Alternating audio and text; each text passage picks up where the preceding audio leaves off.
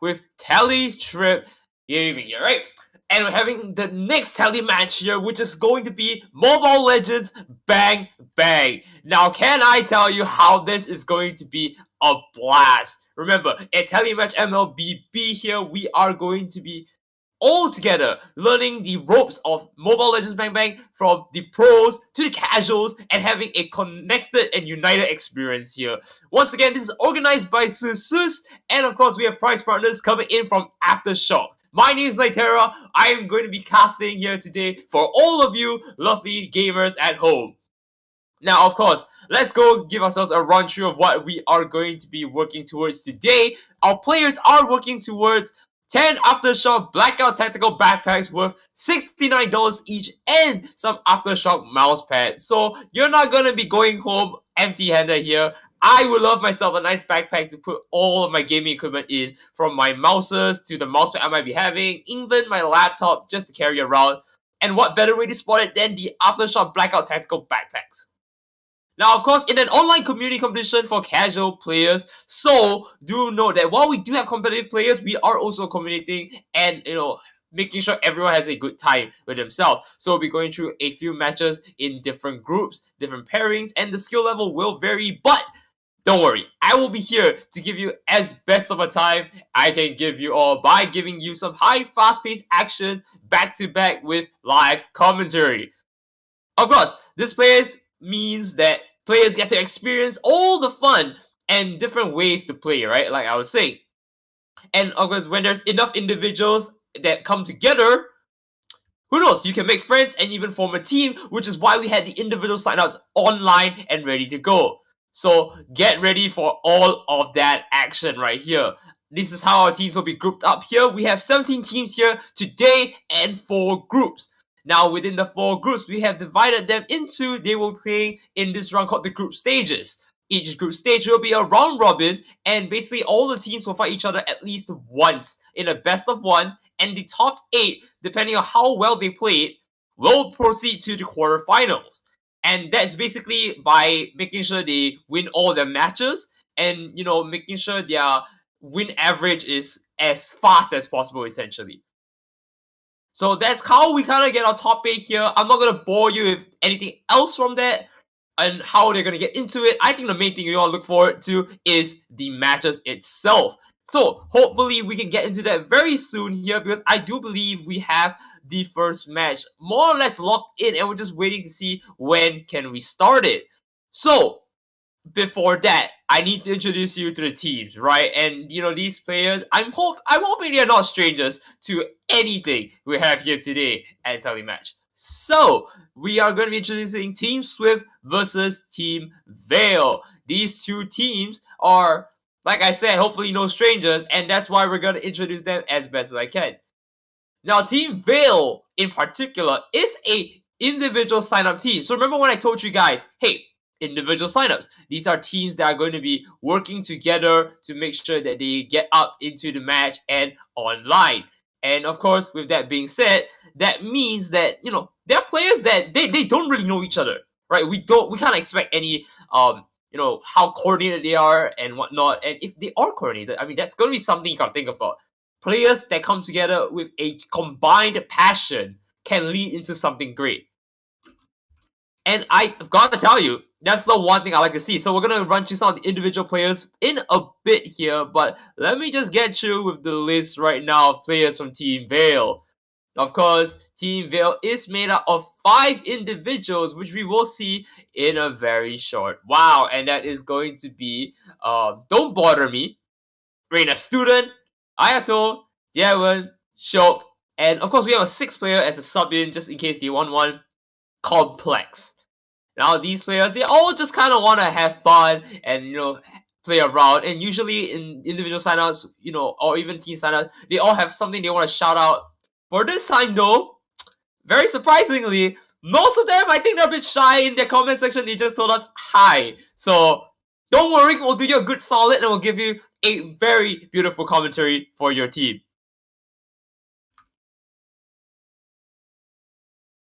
And then we have on the other side, Team Swift.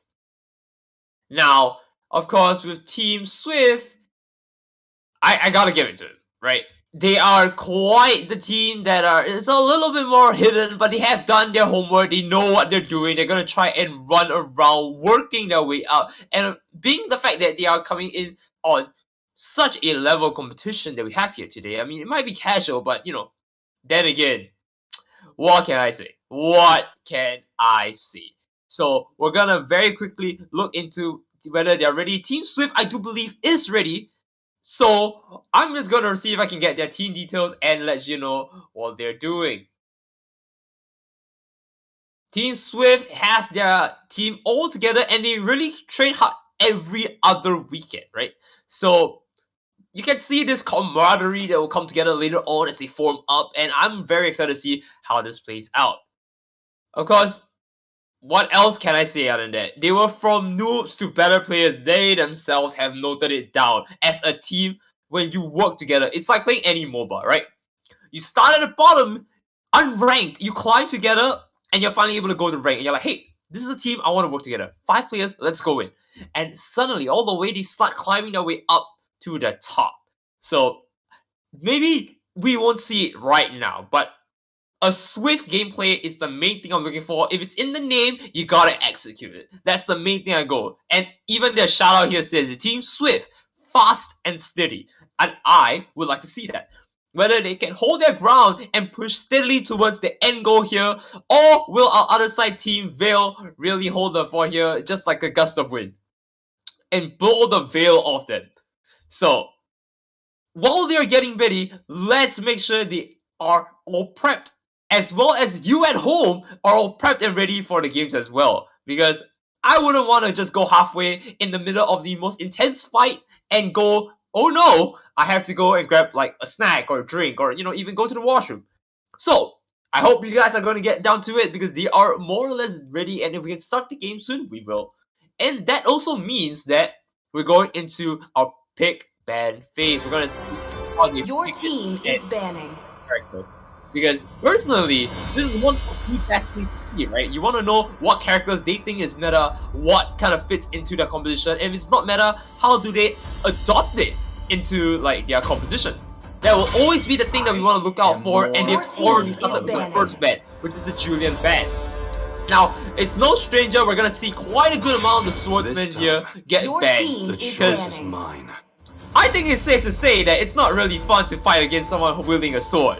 And while that is coming from a joke standpoint, Julian is a fairly strong character that we must all watch out for. So, moving on to that, they also did have their own other band here, Low E and Shadows. I gotta tell you, their bands are more or less pretty meta at the moment. I don't really see a reason why they wouldn't try and ban some of these characters, whether it be for fun or not. I think they got their lineup set for them. Low E, very strong mage character with a crowd control, usually seen on the mid lane. You don't want to have someone going down there and just holding the spot for very long, waiting for the jungle to come in to engage for them. Your team Karina also getting in on that ban, and we do see our first few picks already. Ayato and Nyterra. Your team is we have a rough idea of how the competition is already lining out. In fact, since this side of Veil is all very it's a pickup team more or less. Hello, I'm expecting to see more or less what they're picking. It's not a competition. It's about their comfort pick. How do we run it down? How to make it work? And I do see a very interesting pick in Layla, which is one of the first characters you get very early on in the game of Mobile Legends Bang Bang. In fact, I'm pretty sure if you log into Mobile Legends Bang Bang right now, you can get Layla for free. And why is that such a big deal is because Layla, while being free, means that she has been in the game for very early on. Her kit might not be suited for the more, might be outclassed. And that's surprising because I do believe Layla is still a very strong character all in all. The hero itself still demands respect. And if we can see how Zuwan plays here today, I would be excited. Of course, that's not to say that most of the picks are going to be revolved around one character. We are going to see on the other side a respond with less, right? The ban coming in, and that's it. This means that the one who's going to be contesting against Layla has to really play around more so in terms of range, or maybe have a very strong support to just lock them down so that they can start farming. But this kind of means that we know what they're going for. Your team is picking. So this is the last pick coming from Arena Student. What are you going to go with? And I do believe here we do see the pick.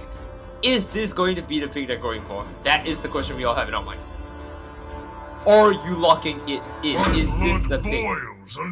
No, that is not the pick we are going for. In fact, we are now going to look into the Belmont pick here.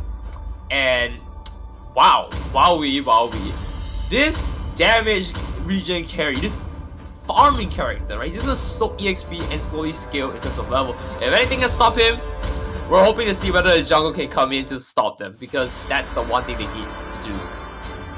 Spells picked up, everything set.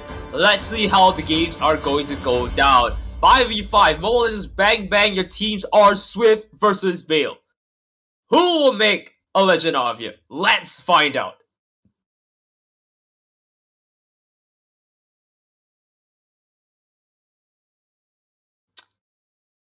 And here we go. Games now stacking up.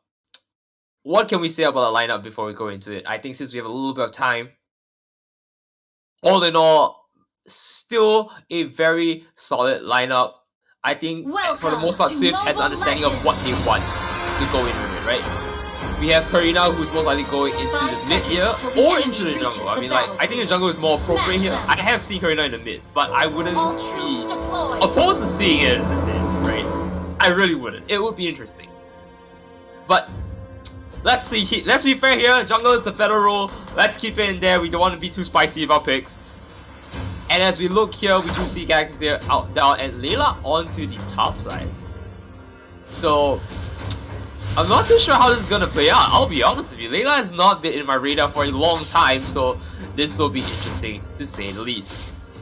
Of course, with Karina, you know the end goal with Karina, right? It's the assassin type character. Runs it down with the magic damage, goes in and clear them out as fast as you can. You want to make sure you knock them out the minute they realize they're in trouble, so that you can do as much damage and get your kills. Now, of course, we are going to see something very interesting here, which is just them trying to rope upwards in here, and I don't see why you shouldn't do that, right? Apply a little bit of pressure, don't allow them to come up, and this kind of makes it more or less locked in place for them. They can't commit to it. Then again, lots of things can't be committed at this point. We do see the buys in very early into the boots here, and that kind of just means they got a little bit more mobility to work with. And of course, to counteract that, you just want to get yourself your own set of boots. You know, you don't want to be able to be outpaced in a sense. Right? If you're running away, just in case you want to still be able to run, you know that they don't have as much movement speed as that, and that kind of just lays the foundation of the game already. Everyone is all prepped and ready.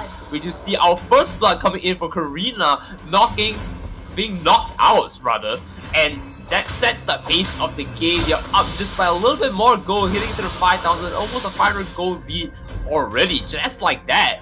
And I really love how they were so aggressive going to the other side as well. This is a very strong play coming in on the side of Veil, all things considered.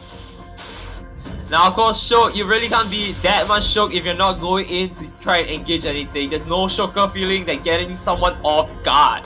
As you go into the other side here, they are already starting on the turtle.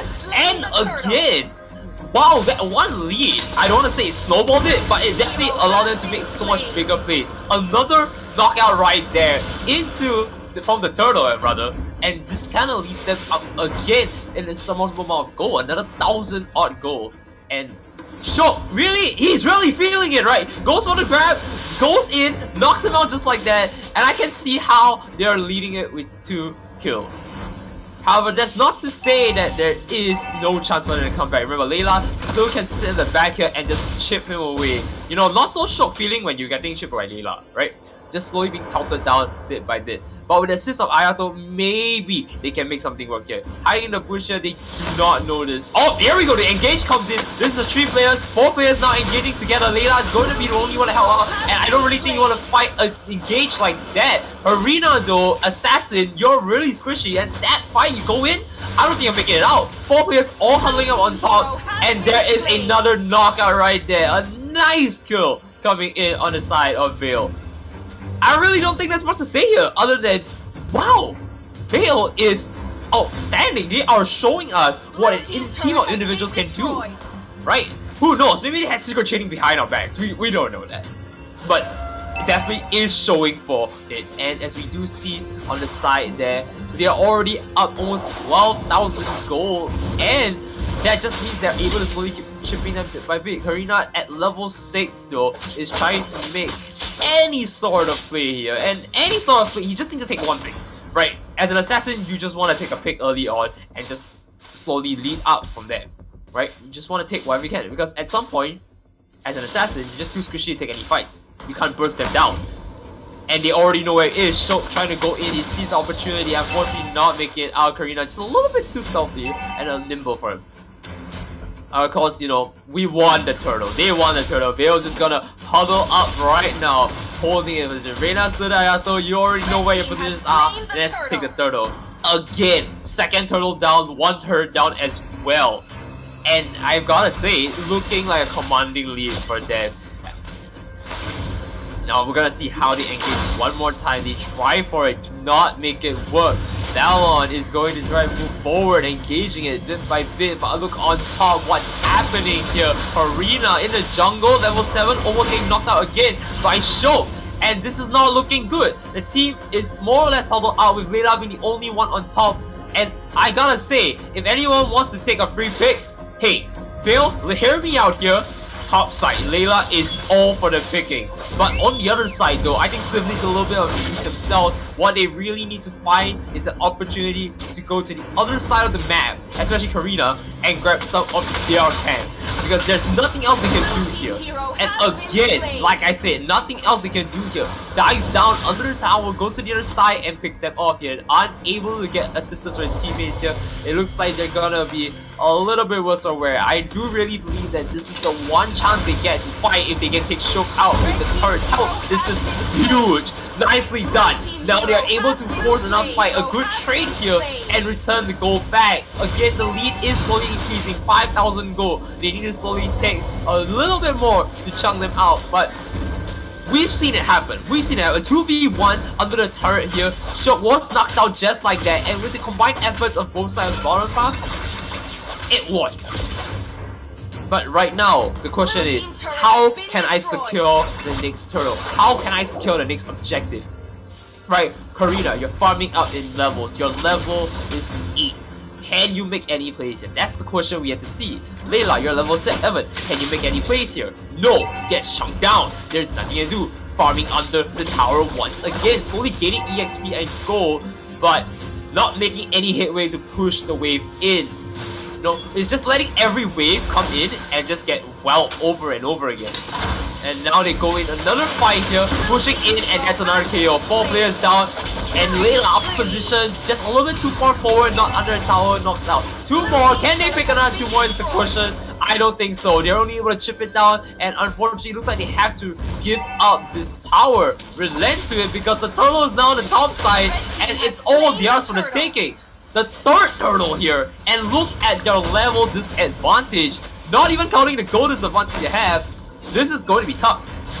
Right, they are in a very weird position where they're near the tower, but they're not able to take a fight. Layla is going to start poking it out, and there's not making it work. Reina Student finishing it off just like that with a nice ultimate to clean it up.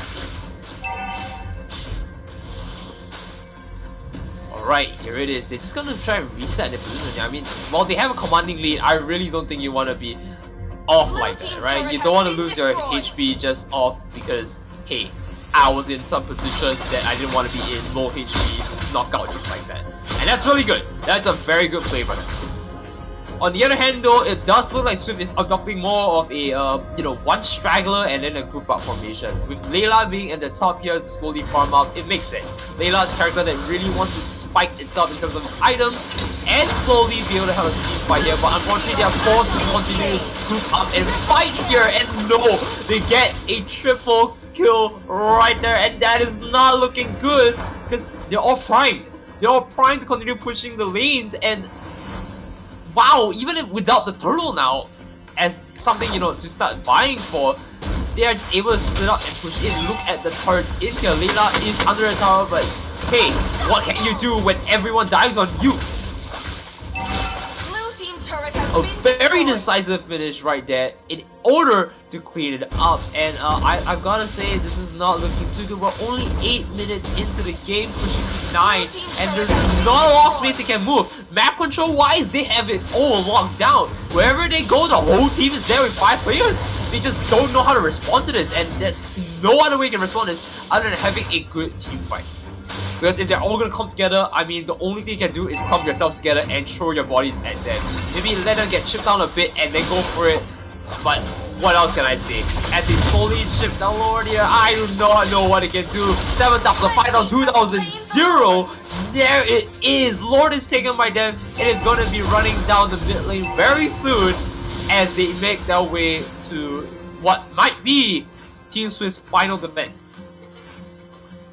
And as we see here, they're all just slowly pushing up all their lanes. Even up top here, we have the one and only just going down on it. Really just tells you, don't bother me, alright? I'm level 11, don't touch me. You don't want to touch me. We do see Karina hiding the bush here and does not even engage. No, she cannot engage. And that just plays in a very, very good position. Again, coming in here, wonderful into a nice torture kill, into the mega kill.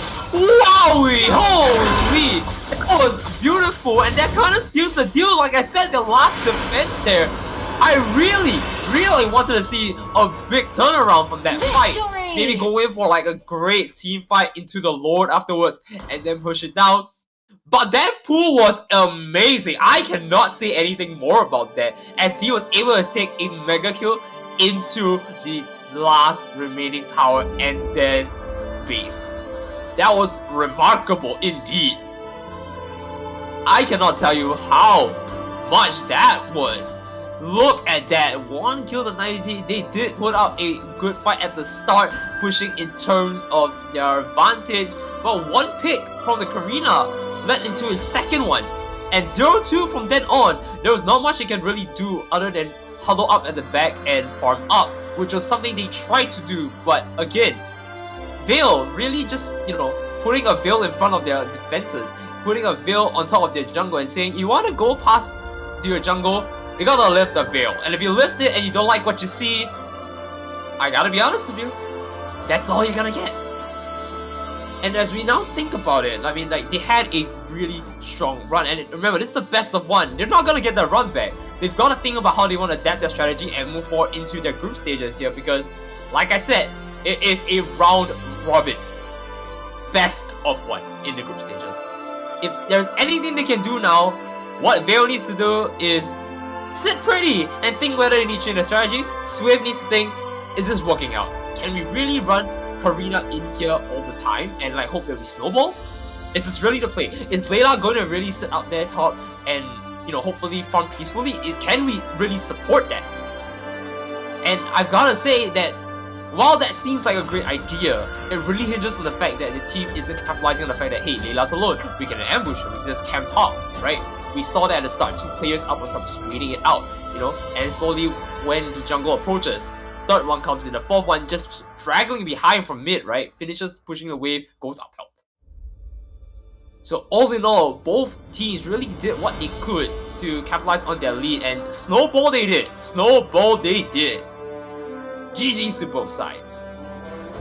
However, fret not, as we are going to push into our next game here. So before that, remember, TeleMatch is supported all by the players here, all by the community here. So do us a favor and follow us on our socials at Facebook and Instagram at TeleTripGaming. That is TeleTrip.gaming. So without further ado, we will be going into a short break, pushing into round 2 as we get the players ready. So we'll see you in a bit, and I do believe we have a few winners on our side here coming forward for the next round. So we'll see you then.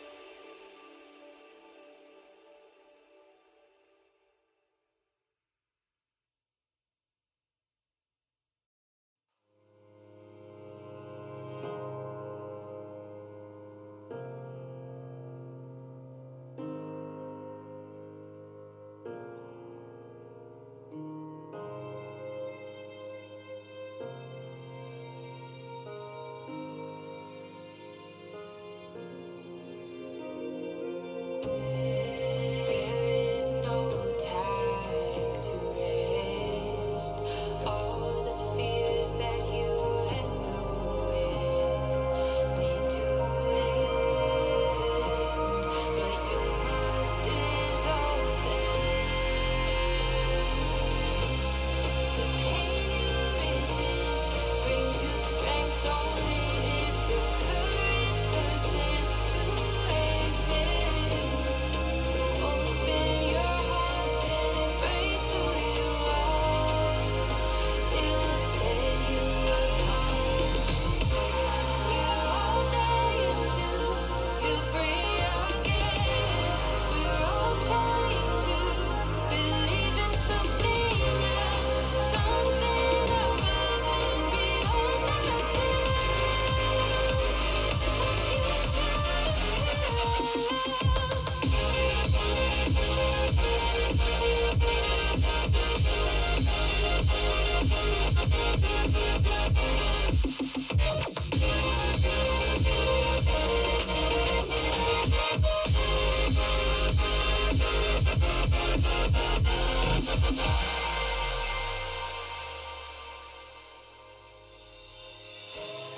I can see the spark in your eyes.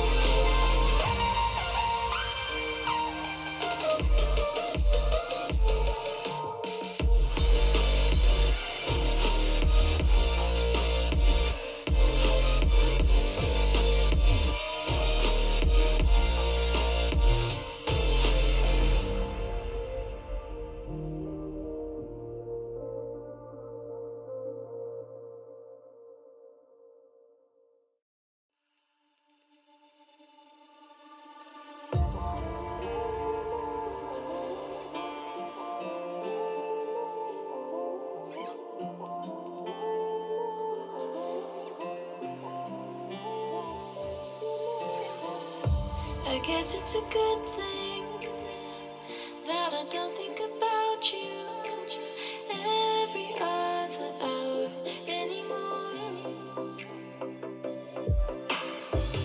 And I know that you're thinking that I'm over dramatic, that I don't have no friends to talk about it.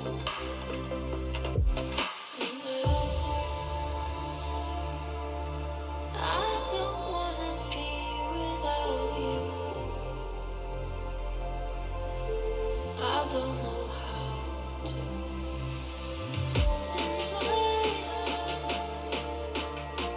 I don't wanna be without you.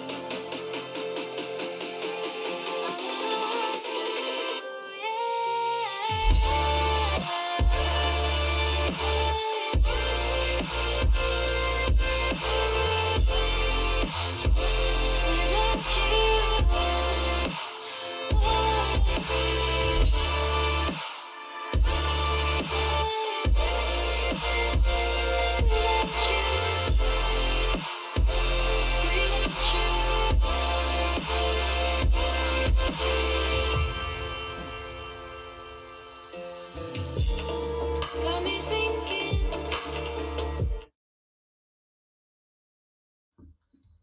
Welcome back, everyone, to TeleMatch Mobile Legends Bang Bang. My name is Nyterra, and again, we are coming back to another round into the round robin stages, or rather the group stages, which is going to be played as round robin. And this next match, we have 5 winners versus squad. Now, I've got to emphasize the in squad because this game is going to be mucha fantastic.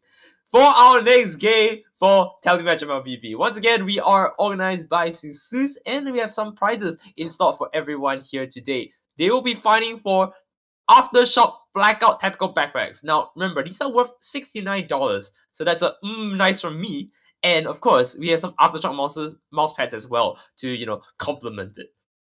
Now, what better way than to start off the next game than to just try and figure out, like, where can we go from here, right? We've seen the games from before. We know their lineups. Remember, pros and the casuals, they come together. Let's see what we got, right? Let's see what kind of a lineup we have very quickly. Because last match we saw Arena and Jungle, which is very simple, right? I mean, like, I think it's a very normal pick. I would have loved to see it in the mid lane, but maybe I'm wrong for thinking that. Sure. Later we could have seen it in the bottom lane, but instead we saw him farming at the top very safely. Also very, very interesting to me. But what I would love to see in this match, is Ruby. Now we all know our scythe wielding Ruby. I mean, that's a lot of damage, a little bit of a pumpkin scare every once in a while, but I've got a good feeling that today that's a character I'm going to see. Now, if I had someone with me to tell me, like, what they would love to see, I feel like there'll be, a little bit of back and forth here. But just because we don't, you're going to have to stick with me on this one. I believe Ruby is down and ready to go at some point. Now, the teams are more or less set up, ready to go. We're going to be starting in a bit at 12 p.m. So, if the time being set, you're stuck with me, ladies and gentlemen. We will be here for just a little bit longer than you need to be. But don't worry, we'll have a very interesting experience, comfortable experience for you to know like what's going on, where are we at, how we are going to work around this. Because, like I said, there's a whole list of champions we can go through, and I would love to go through them with you. Now, of course, we have a list of champions. Doesn't mean all of them will be used. We have some in the meta, some not in the meta.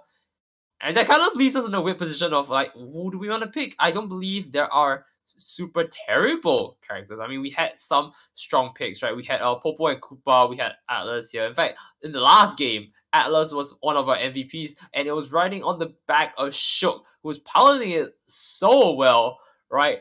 Atlas had the ability to just pull everyone in one shot with his ability and basically annihilate them. Fatal Links pulling them all into this small area, and they were able to just mash annihilate, which slams the ground, causing an explosion around them 3 times. And honestly, if I had to be real here, wow. Like, it's just wow. He was able to do this so many times, initiating into that fight and clearing it. This Ocean Gladiator really lives up to the name as the Gladiator. I mean, I don't know about Ocean, but he was making everyone drown right there. And of course, I mean, that's not to say that we had to leave out characters like Popo and Koopa, right? Popo and Koopa, tag team duo, was fighting against Layla on the top, and was doing pretty well too, right? The We Are Friends part allows, Popo to team up with Koopa and able to come and fight them together. And Koopa was just so relentless, right? Every single time they needed to like push Layla back, Koopa, go out and help. Please, go help me. Bite him. And basically, Koopa just went in. He was able to take turret damage, soak it up a little bit, and then walk back, heal himself up. Go back for another engage. And slowly, Koopa was just like, alright, well, that's happening. I'm just going to slowly hit the turret by myself. I didn't have to like force it, right? And bit by bit, you realize how strong that is. Popo's surprise as well allows him to make a trap, which, really blocked out how Layla was able to move in the last round on the top path. So, just from that alone, I think it's safe to say here, maybe instead of picking Layla or like a more frail character, something a bit more tanky would help, right? You're able to soak a little bit more damage and take better fights, trade a little bit better. Even though you're taking damage, that means you can at least, take a good fight back. So one of the characters I do hope to see is, well, Thomas, right? Thomas is more of a chase kind of character, but I still believe he's a fighter that we can look forward to, right? But there are other characters. Right? We have characters like, off the top of my head, I do believe, let me think. I have to put it into perspective. There are a lot of characters I can think of. I want to pick one that everyone is like, all right, this is a character that realistically could be there. And there are just so many. I just can't think of one at the moment. I guess one of the more familiar ones to most people, I would like to say, is Valorant. Now, Valorant has a good chunk of crowd control and regen as well. I mean, it's no stranger. No one is a stranger to this character, right? If you thought Atlas was the perfect character to introduce you to the game when it comes to tanks, I have been super wrong apparently, because he was playing like he was an assassin at this point, right? Run in, catch them all off guard, burst damage down Annihilate. And that character is meant to be a roaming character. I mean, wow. So, what does Valorant do? Well, you have a lot more of an interesting kid. Valorant is more of like a little green giant, or green thumb giant, right? With his ability to use ancient seeds, he's able to release vines, and he's going to be able to slow them down when he hits them in this path, right? And after 1 second, these seeds will blow up and do some magic damage to the enemy and taunt them. So he's able to give you a little bit of a crowd control kind of move here with ancient seeds as his first skill. But more importantly, afterwards, you also have his ultimate, right? Wrath of the Dryad. Valorant will actually conjure some vines around him, which does a good amount of damage around him 4 times. And that also taunts it to him, which basically, what that means is all of them in this area is going to start attacking Valorant. And at that point, can Atlas Fatal link people? No, they can't. So, if there's anything I would like to see is, a different tank come onto the field to support his team and have another character do the damage. Well, that's all happening. So, maybe we will see Valorant come in. Who knows? But other than that, our God of Nature, well, I would love to see him. Who knows? We'll have to see. There's a whole list of characters, like I said, with Mobile Legends Bang Bang. And honestly, we're in for a ride here. We are in for a ride. Remember, we're looking at 10 fresh new players coming into this fight now. And that is on the side of Team 5 winners versus Squad. Don't forget what they are trying to go into. They're trying to make into the top 8 to potentially net themselves Aftershock Blackout Tactical Backpacks worth $69 each. And some Aftershock mousepads as well to accompany it. So, well, let's see whether this experiment here is going to play out as we get into the pick and ban phase. Now, of course, once again, bans. What are we going to look at? That is always the first thing we need to think about. How are they gonna play this out? Malachi enters the scene. Your team is Oh, banning. here we go. First ban into the hatch here. We have Kali.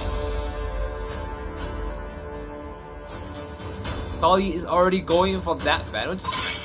It's a good pick. Your team is Julian banning. as well again. What did I tell you about our sword wielding character? I did not expect that. Question mark? No, obviously I did not expect that. I mean, Julian is one of the newest characters. In fact, I believe it is the newest character released only very recently on the 24th of May. And Your you know, team with any is new banning. characters, usually they are quite strong, and we're gonna have to see him maybe hopefully be tuned a little bit with his kit being as it is right now. A ban is necessary, I believe. Especially if you're gonna be the first pick, you don't want your opponent to pick it, right? You wanna just pick it out for yourself. I didn't cure the pain. And Your team Valentina is is also going to be banned in the process, usually, and I kind of see where they're going in this. This burst mage is going to prove quite troublesome if they're not able to contain it. And unlike what we've seen before, I understand how Julian and Valentina could combo very well, right?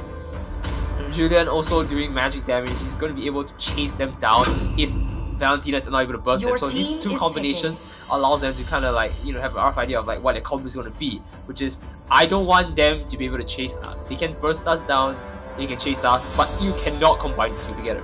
And that's why they ban these two The heroes, choice is right? mine. And so this is it. Let's see what their picks are though. First pick in already, the handsome Chad himself, following Your with team is not banning. only that, but an accompanying partner in 1-1. Now, where are we going with this though? That's the question.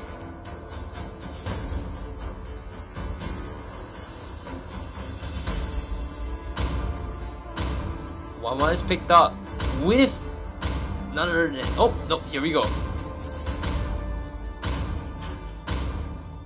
Locked and ready, we got our characters here. Your team is picking. Jawhead.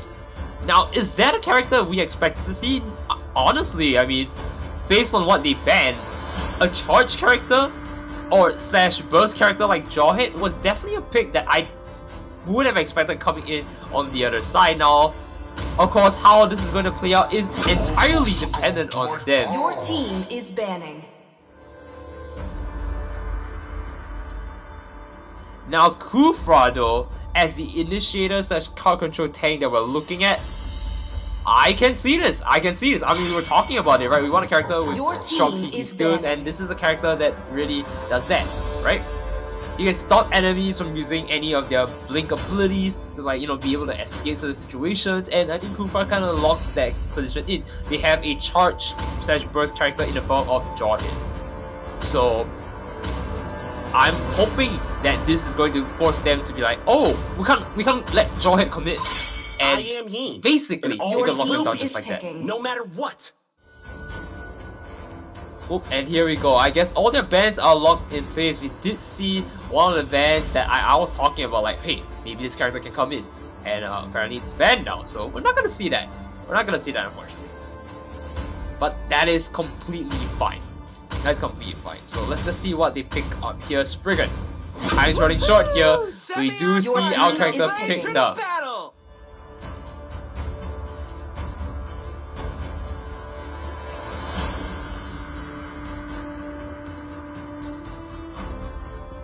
Are we seeing the pickup? There we go. The first pickup on the side. Tuxedo Cat and Blue. 9 seconds left. Come on. Give it us. Give us what we want. Show us the pick. And here we go. Pick is up and locked in. Locked in. Matilda Your and Quinn. team is picking. Now, Matilda runs more as a support. Can also be an assassin. I don't really feel like you want a runner like that. Support role kind of character, I think it's more appropriate for Matilda. And with Clint on the line as well. I mean, Clint, everyone's favorite gunslinger. Would I like to say that? We're gonna see quite a lot of damage coming from both sides. Right, I do see a lot more burst potential coming on the side of 5 winners. as compared to the side of Squad. So without further ado, I guess this is going to be the last changes they're going to make. Let's see if they can pick themselves up and go at it.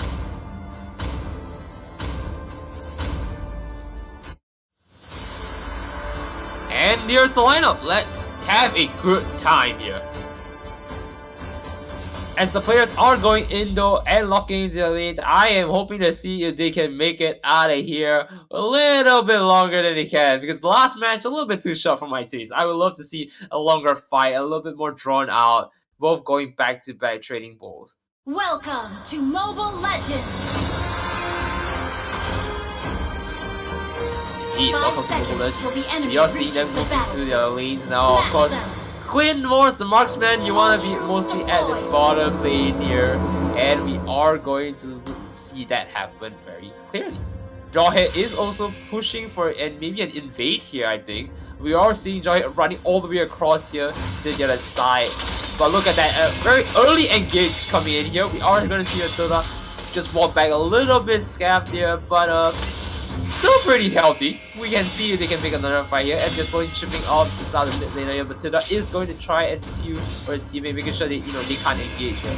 But without fear, the jungler is here. They are going to take another fight here. 3v3 ensues here. They have a clear winner coming out of this though, and that is on the side of 5 winners. 5 winners, they have a little bit more HP to work with, and they are making much bigger push here.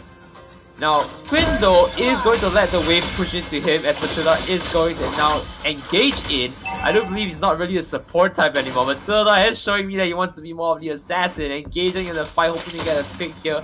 Clint could not follow, unfortunately, and that did not allow him to go in. But look at the map here, 2 of them coming down together. They do see the opportunity to pick up the mid laner, and can they pick it up is the question here. And it's slowly moving down bit by bit.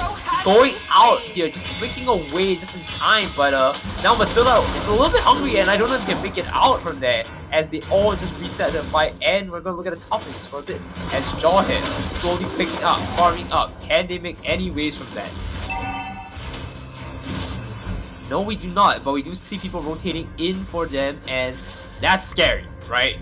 If you're gonna get rotated into, I don't know if we can make it.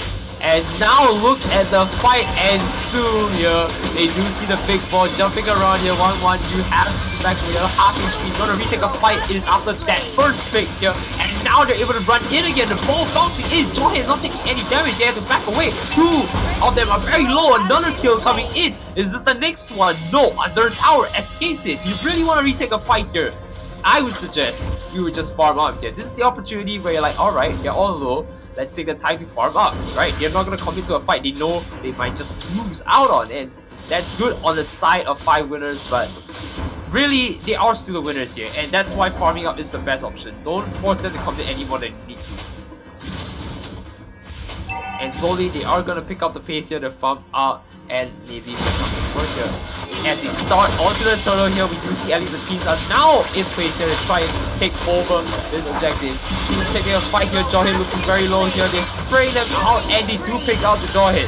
Jawhead is now out for a count, which means they don't have anyone to really hit them hard as they can. Now Matilda also looking very low here, but they don't commit to it. Committing instead into the other side, and of course, Matilda, I don't know what to tell you. I mean, like, I thought the Matilda was going out for the count, but they just decided, hey, I'm not going to commit to Matilda. There's no need to commit to it. He's just going to roam around. He's not going to soak XP enough. And it's not worth it. And there we see the next pick into the turtle. Look at that goal advantage. It's not even as big as you think it is at the moment, but it's starting to wear on them. You can start to see that the fight leans a lot more towards the other side, and that's not looking too good. With 3 kills up and a turtle to back them up, we can definitely tell that this fight is going to be one that's going to be in favor of this side of Squad. Now Squad, of course, huddled together at bottom. They might see an engage here if they can make a pick, as now they're all more or less close to each other where if anything happens, we can just start to engage here. The first one comes in, 1-1 is not going to push in for it. We are going to see the ball come in, but as it ends though, they are not able to pick any picks here. And it looks like they're going to have to reset the fight here. Looking a little bit low. We are going to see SDev with half HP just walk back. You don't want to try and engage this fight anymore, right? But here it is. They all reset to the lanes. There's no fight to be had, nothing to be taken, and slowly looks like they just need to just again wait it out. Ultra energy is going to be going down in a bit, and we are going to see maybe another hard push at mid potentially. I mean, given that energy is going down, I don't see a reason why you shouldn't. But look at top side here, Jawhead is accompanying them. But there we go, 3-1. We do see the jump in and a nice KO knocked out right there into another objective ourselves. Just a little bit more gold for them to work with. And a kill to snag it up. Looks like 5 winners slowly picking up the pace here. Oh, here we go. This fight is going to be very crucial for them if they want to push into the turret. They are low on HP though on the side. But Matilda, I think you can stay behind just a little bit more and we can take a fight. You see, with that shield coming in, he really knows that he can afford it, right? Goes in for it. If he can take a good fight, that's it. But sees 2 other people coming in and knows, alright, we gotta back out. We can't take this fight. Returns for another one. Look, Matilda looking very low. They do this fight here. And it's knocked out position. Your only mage in the mid lane is having a nice fight here himself. But Joy comes in to protect him and they're able to take another fight. But the winner here is the one that gets the kill, and we do see who our winners are. On the side of Unscore, moving in for a nice kill into the turtle, and now that is all they need to continue this be an advantage. Jawhead is looking at half HP. They're all going to try and rotate out to see if he can figure it out. This is where I think Jawhead needs to back out if he does not want to get knocked out just like that. He has to give up the turret. He has to give out turret. He does not want to get killed right here and give them any more gold they need to. But Tilda also needs to try to assist Jawhead a little bit more if they want to make anything work. Jawhead now going on to them, the top side here. Oh no, what is going on? And he's dying down. The turret did not kill them out, but he still got Jawhead at the top side here. And now looking to the bottom side fight, then they replicate this a 1v2 situation, 3v1 situation. Now that is another kill here. 5 winners returning the favor after Jawhead gets knocked out. They're able to take a 3v1 there. Nicely done. This is going to slowly equalize their games, and now another team fight ensues here, but a lot of the team is very low. A 2 kill out here. Now can they make another one right now? But the other side is really low here. That's a triple kill, but is it enough for him to take a nice triple kill of his own? That's the first of 3. Can you make another one at the very least? The double kill is coming out. Looks like your third kill has run away. There's your double kill. Joy is almost there to assist you, but that's all you can get. And nicely done. They're able to get back a little bit of gold. The gold lead now is only about 1,300, and that's great. They're able to make it back out here. I mean, look at that gold lead. They were at a deficit for the most part, and a spike at the very end there, but slowly it just came back down. Of course, that's not to say they're out of the red yet. I mean, quite literally, they're still in the red. They need to find an opportunity to come in. You see the fight engage here, but nothing make out of it. And we now see the entire team rotating out towards the top side because, hey, look, Turtle's coming up. We want to be ready for it. Play taking the first shot here. Pocket shot in by Vivid Jawhead, engaging in a fight. He's out of position. Can they take it? No, they cannot. But if you die for it, it might be possible. Matilda picking it up, and we do see the nice assist right here. Out of position, the 1-1 is going in with his ball. Try to get him off, and now under the turret, he's taking a lot of damage, but not enough to say, hey, we don't need to take another fight. But opposition, a nice stun here. Moving in forward. He's almost not going to counter. There we go, the first of many. How is this going to play out? Second trade back in, and 2 of them looking low. Where are they going to go? They're pushing it out. Matilda, where are you? Run away. Give your opportunity for Alex to escape. Almost knocked out. They're able to run away, but you're not going to be able to run for long if they come to chase this. Matilda is going back into the mid lane here. If they see it, they know, alright, maybe it's time to just take the Lord instead. You know, Matilda, you can have a wave of your life, but you can't have a wave of our Lord. And now they're just dominating this position. And dominating in a sense that, well, their mid lane is going to get a free Lord if anyone's anything to say about it, as they now have to make a play here if they want this Lord. 7,000 HP, they are very close. Come on, all of you run in there and it's all yours. Jawhead, is this your engage? No, it's not. Lord is going to be onto the side of red, and it's now going to be marching down on the next minion wave. And this is going to be the idea here. They're just going to hold the defense, right? They were able to push the turret down just a little bit, get a little bit more go to stabilize. But with them having the Lord and the kill advantage, I do not think it's going to be looking too good. Lord is going out to the top side here to push instead. Jawhead is now taking a fight that he can't win, so he knows he has to back down. And right there, it really felt like that fight should have just been alright, I guess I'm going to not lift this, I'm going to do as much damage as I can. And he does not pick it up. Unfortunately, and this means he has to back away. Another fight engages, and Nyterra is again the very slippery snake we've seen once and again. As I say that though, the caster curse comes in and he gets KO just like that. Shut down indeed. But we have a very low hero in the bush here. He comes out here and he takes the fight against Lord, but no. Hello, it's a 2v1 initially. 1-1 coming in for the fight. Can you get out there? Ready, yo? Are you sure you want to stay there? Yes, you do, because the Lord is going down. You're gonna get a little bit of gold to work with, but you are going to lose your jungle. And that is going to be super crucial to the game. Now, of course, with that being said, again, this lead is still surmountable. It is not impossible, right? The turret is slowly going down and it's looking very grim. However, if we look at the grand scheme of things, they are holding out very well. Look at the items slowly picking bit by bit here. How key players are coming in. If they can take a 2v1 on any other engagement and take a kill from that, that is going to be the first pick that allows them to get a better team fight. But of course, it all starts from the laning phase and farming it up. They might have messed up the laning phase a little bit, letting the towers go down. Tower's not online anymore, but farming it up. Where are you getting your gold? How are you stabilizing the game? The gold lead is not massive. You can make this work. Matilda slowly poking them out bit by bit. But 3 of them there. Are you sure you want to go in though? 4 of them ready to engage. Top side, what are you doing? Jawhead, you need to return to try and defend it potentially with a teammate so you can take a good fight in a 2v1. But Matilda, again, being that sort of human warrior, walking around just saying, hey, you want to come in? I know where you are. I know where you are. You can't engage me. You can't surprise me. I'm going to show you and expose you to my team so that we can take a better fight. We can position better and go in for the fight. As you do see, they do not know where they are. They see the opportunity. Matilda again coming in very clutch on showing the allies, hey, this is where they are. We need to try and run around back and get them.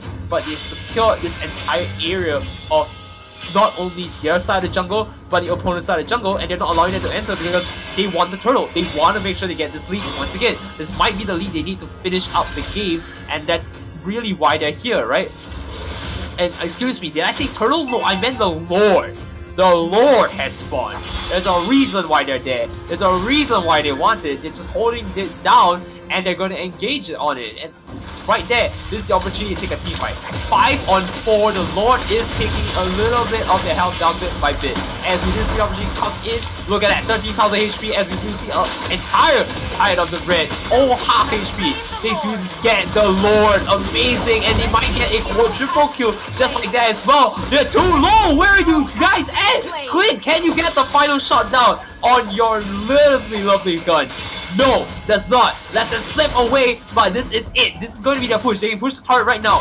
Look at those minions. Fat and ready. Have HP to work with. They're going to chunk it down. Look at the turret just going down so fast, and they're able to take it down. A little bit more gold to work with. 34.9k now. Their goal is back in the lead, even though they're down 3 kills, and they're still able to match their levels. Let's look at that real quick.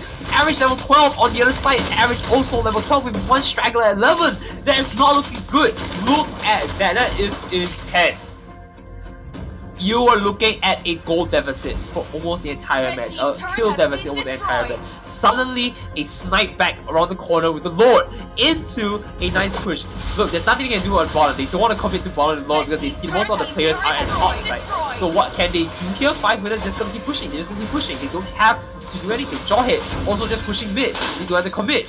They have to slowly push because if they're pressured everywhere, they can't grab their farm. They can't grab their objective. They can just farm their side of the jungle. They do pick up a kill here, but does it really matter? The turrets are the things that win the game. Pushing into their base is the aim of the game. And they are successfully doing it. They just don't want to make sure they get knocked out just here right now. And again, another kill right there from far off the corner. That was beautifully done and executed. And now, this has set the pace of the game for them. From a losing side we're able to get a nice turnover. And we do see even on the old chat here, both sides going in like, hey, that was an amazing high damage play. Thank you so much. On both sides, I've never seen teamwork to this extent. And even praise coming in from Moan. This is the community we're talking about. Of course, you know, we don't downplay each other. We lift each other's achievements up. And we help each other. And I love that. That was beautifully done. But right now, that is not what we're going to look at. This is not a time to be like, hey, wow, my opponent's really good. This is a time for you to take a comeback. Lord spawns in 40 seconds, right? You're in your side of the jungle onto the bot side. You don't want to be alone, right? You want to know where they are. You want to be able to defend. There's still a chance. They still have the inner towers remaining. And the inner tower is the one thing they can use as a line of defense to fight them if need be. But right now, first, we need to take a lot. We need to take a good engage. Chip them down a little bit by bit first. 1-1 using the ball is a very good idea. Chip them a little bit. But if you see them the second time, you don't want to engage on this. And there we go, Rufra. Where are you going? Bounce away, Rufra.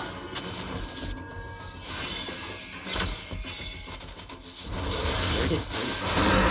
Final opportunity to come in. We do not see 1-1. 1-1 just behind Rufra here. Rufra is going to try and chip it out. The ball is the main thing that he comes in with. And it's also going to be the main thing he comes out with. But he's going to get chipped out. I don't think you want to be there.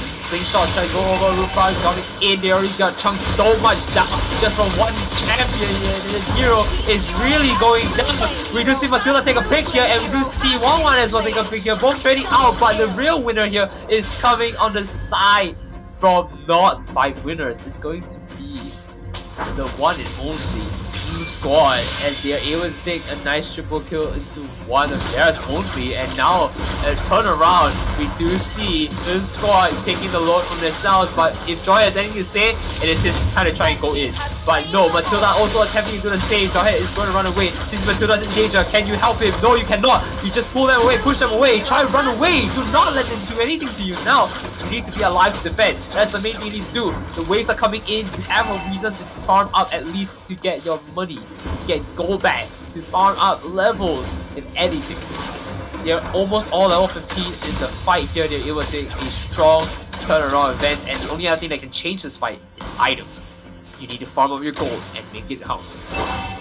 Tuxedo Cat, he's trying his best here, grabbing everything he can, scrunch out every little gold he can find in the jungle in the lead, and going for the items. You can see him take a nice fight here, a lot of damage coming in from here, but the style of Joy to just finish it out completely. They are a little bit too deep. I do not know if they can win this. This sport, you're not looking to anymore. The sport is also breaking apart here. It might just be undelicious anymore. And then we'll push in for it. Rufra already getting engaged by Matilda, slowly being chipped off bit by bit. Are relentless, man. This Matilda does not want to let it go, and they were able to just slowly chip away. But with the Lord now going into the base, they know I can't take the fight. I have you back and defend. And there they go. They defended just in time, though. At what cost? 2 kills, and that was it. The Lord was basically back in their base. They got the C9 maneuver running all the way behind and almost taking the base out. And that was a very, maybe that might have been the play here, to stall for time to let the Lord come in, give them the kills that they need. Because honestly, it was looking great. If the Lord had just carried on, that might have been their game. Or even then, if Blue Squad was able to hold out long enough, that was theirs for the taking. And now they're moving forward once again. Can they make it out? It is close for comfort, but it is safe to say that all they need to do right now is make sure they do not get caught. They need to stick as in pairs, maybe at the very least, right? They want to find opportunity. And Matilda is very slippery. Does not need to stick in a pair, so that's good. They just need to be in twos for the most part for 5 minutes to take a nice turnaround into the win. However, the squad play here, squad up together. Because if they squad up together and make a very good fight on any one of them, they don't really need to take the rest of the picks. They can just rush down into the base here. And we do see engagement here bit by bit, just chuck each other out, trading blows back to back. Rufra, you're waiting for an opportunity. I know the ball is coming in a little bit. There we go, the ball, but unfortunately cancelled by ACC. And then they engage here at the back lines here, almost to get out, and he's out for a count here. But 1-1 also has to back away, and look, another one going down. SM is looking very low. Rufra cannot help you right here, as there are 5 players running it down, almost making them out. Oh, they only walk away with 1 kill right there, but let's look at the downside as someone is slowly pushing in. They don't need the Lord. They can end the game right here. 5 winners, they are just trying to push. They're trying to force their win here, force an advantage, force anything to end the game, but they do not make it back. And we do see Unsquad coming back to just return the favor. Look at their face though. 5 winners, they have people in their space, their inner turret pushing in. This might be their game if they cannot make it back. Tuxedo Cat, the Clint, must back out right now and defend. There's nothing they can do. We do see them coming back together 2v1 now, and they almost got it. Unfortunately, they back just in time into a free win. Unable to defend this. It is their victory for taking in squad coming in clutch at the very end with one player pushing in like that. Spectacular gameplay. Look, if I had to give an MVP for this game, I give everyone an MVP, right? But if I had to really choose one player, the captain of 5 winners, right? That was insane. Matilda coming in and out, weaving in and out, bob and weaving. You want to come into me? I'm just gonna poke you out. I'm gonna chip you out. Unable to do anything. He was unable to get picked off, just chipping them away and running away like that. I mean, look, the MVP tag is not on him, and that's an issue. I have an issue with that. Right? Did so much work for that 13 assists, 2 kills. And I've got it, it's just amazing, right? It was able to chase, it was able to run. I was talking about how he was supposed to be a roam support, right? To help the teams take better fights. But what really ended up happening was more like a roam assassin. He was just running it down, chipping them out, and well, not really as an assassin, he's gonna kill them. He opened up so much space because the enemy team of Squad was just so low every time you want to start a fight, and even at the very end, it was Blue who came in clutch there. Spectacularly done. Rufra with 19 assists as well. I mean, I gotta give it to him. Always running in with the ball, chipping them out, walking away. Chipping them out, walking away. I mean, it really tried to make something work here. Almost the same vein as Matilda, and it just did not work. It just did not pan in their favor as they were always being picked off bit by bit. And again, with all the pressure coming up from different lanes, being that there was split pushing, the lords a few times, in the end, it really boiled down to the fact that their first turret was opened up very early and they were unable to capitalize on their first opportunistic group kill. And that allowed them to slip away with 2 kills less and defend the Lord. In turn, their goalie just slowly clambered down and they weren't able to get the items faster than them. GG's to both sides. That was a fantastic fight. And we will return later on. I would love to see these 2 teams again, but unfortunately we got a lot of other teams to showcase here. So when we come back, we will see the Moachi Monsters versus Wolf G on the Group 3. Round 3, Group 3, Moachi Monsters versus Wolf G. We will see you in a bit. I'm Nyterra. Stay tuned with us. We'll be back.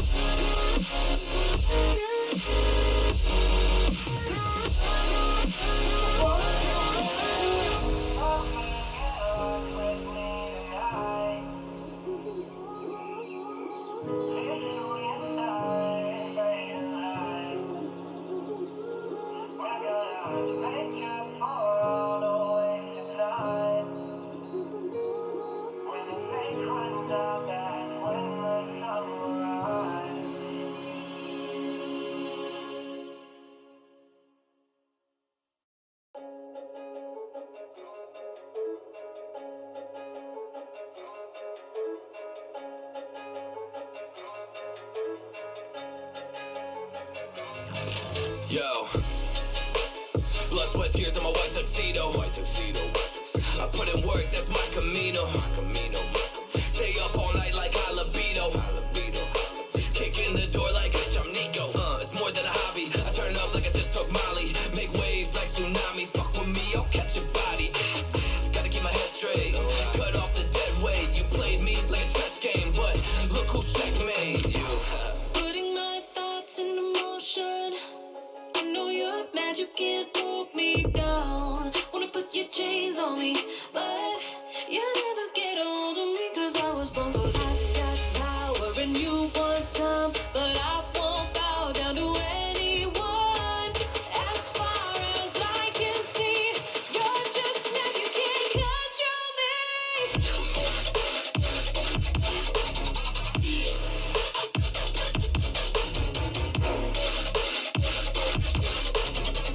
So mad cause you cannot control me.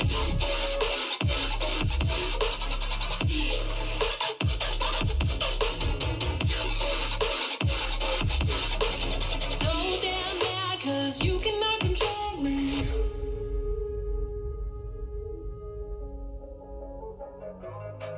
Yo, ain't nobody gonna stop me. Ain't nobody gonna knock me. Ain't nobody gonna shut me. So cuss me out.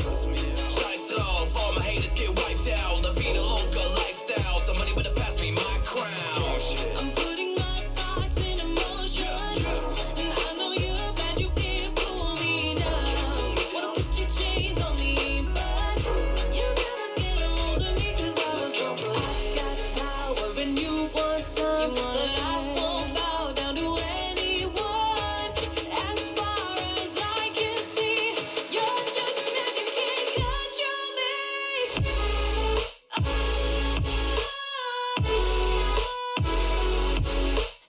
Some of your hand is when you want to play, but I'm good on my own and I'm not sorry. No. If the palm of your hand is when you wanna play, but I'm good on my own and I'm not sorry.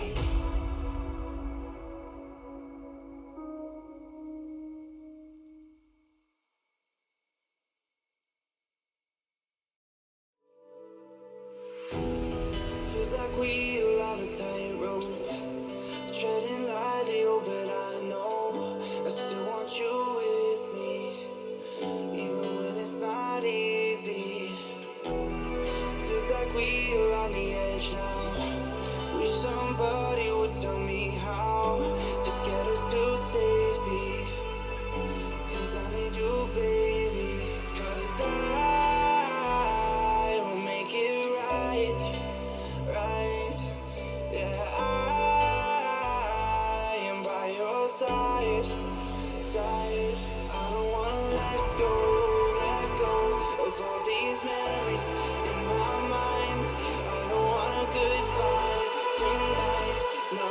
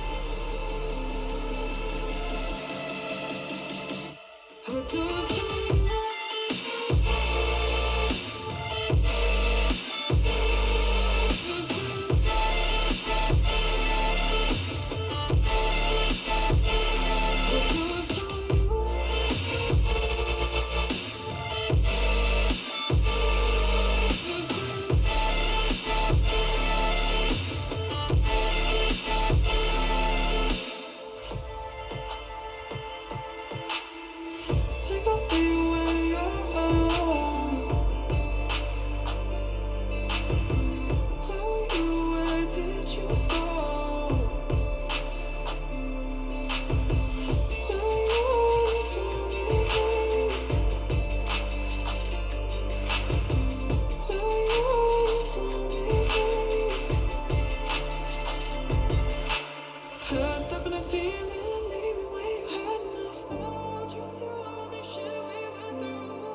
Stuck on the ceiling, need me just for your control. I'll do it for you.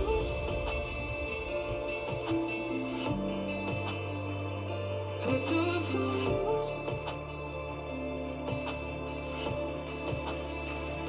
I'll do it for you.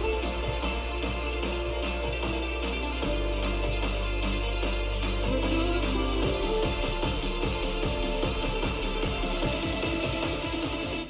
I'll do it for you.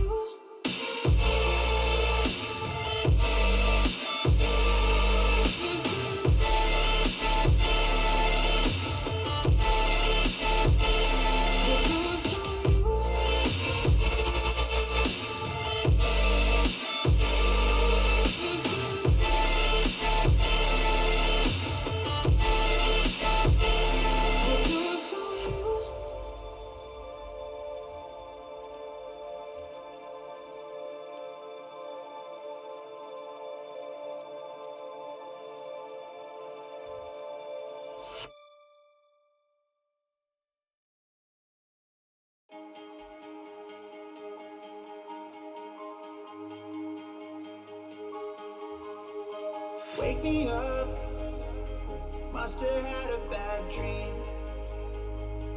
Life is not as it seems. Send the devil away. Lay me down, tell me what's it all mean. Torn apart at the seams. Heaven's failed us now. But we write the stories. This is not the end.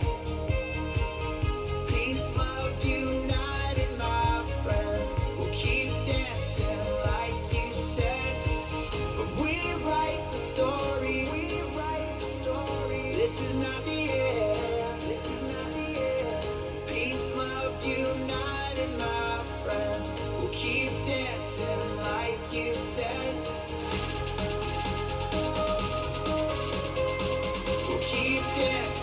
Like you said,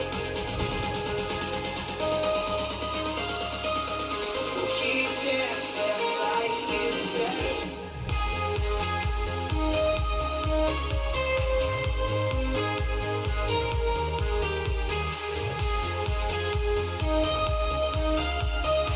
We'll keep dancing like you said. But we write the story.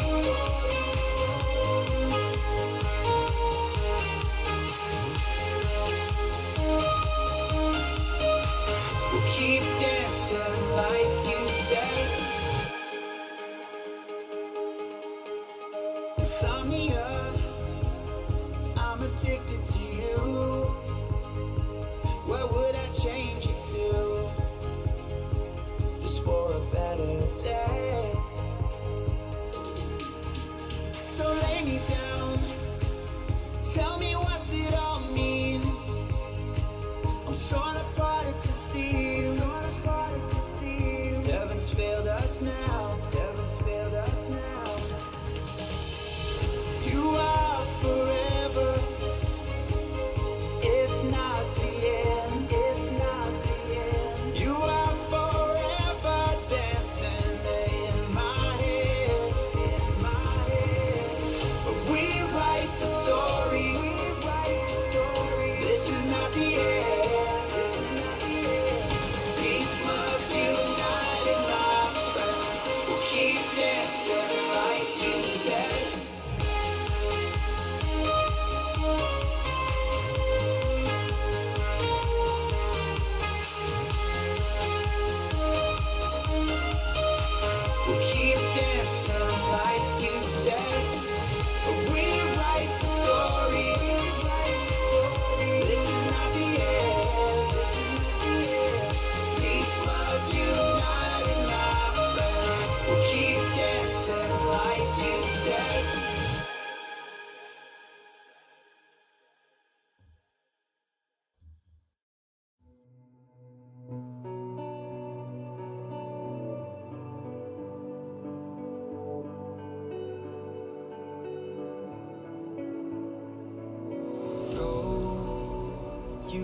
stood there, shining like the sun in the sky. Never old, brand new girl. You're like the moon and the stars, they collide. Take me back to the days in March, fooling around like you're not in your best friend's car. Hold me back for a minute, I can't think about you when you weren't in my arms. Oh, I'll get it over. I swear I told her when she's next to me, I'm out of my mind. When I'm sober, I swear I told her, thought of losing her, terrified.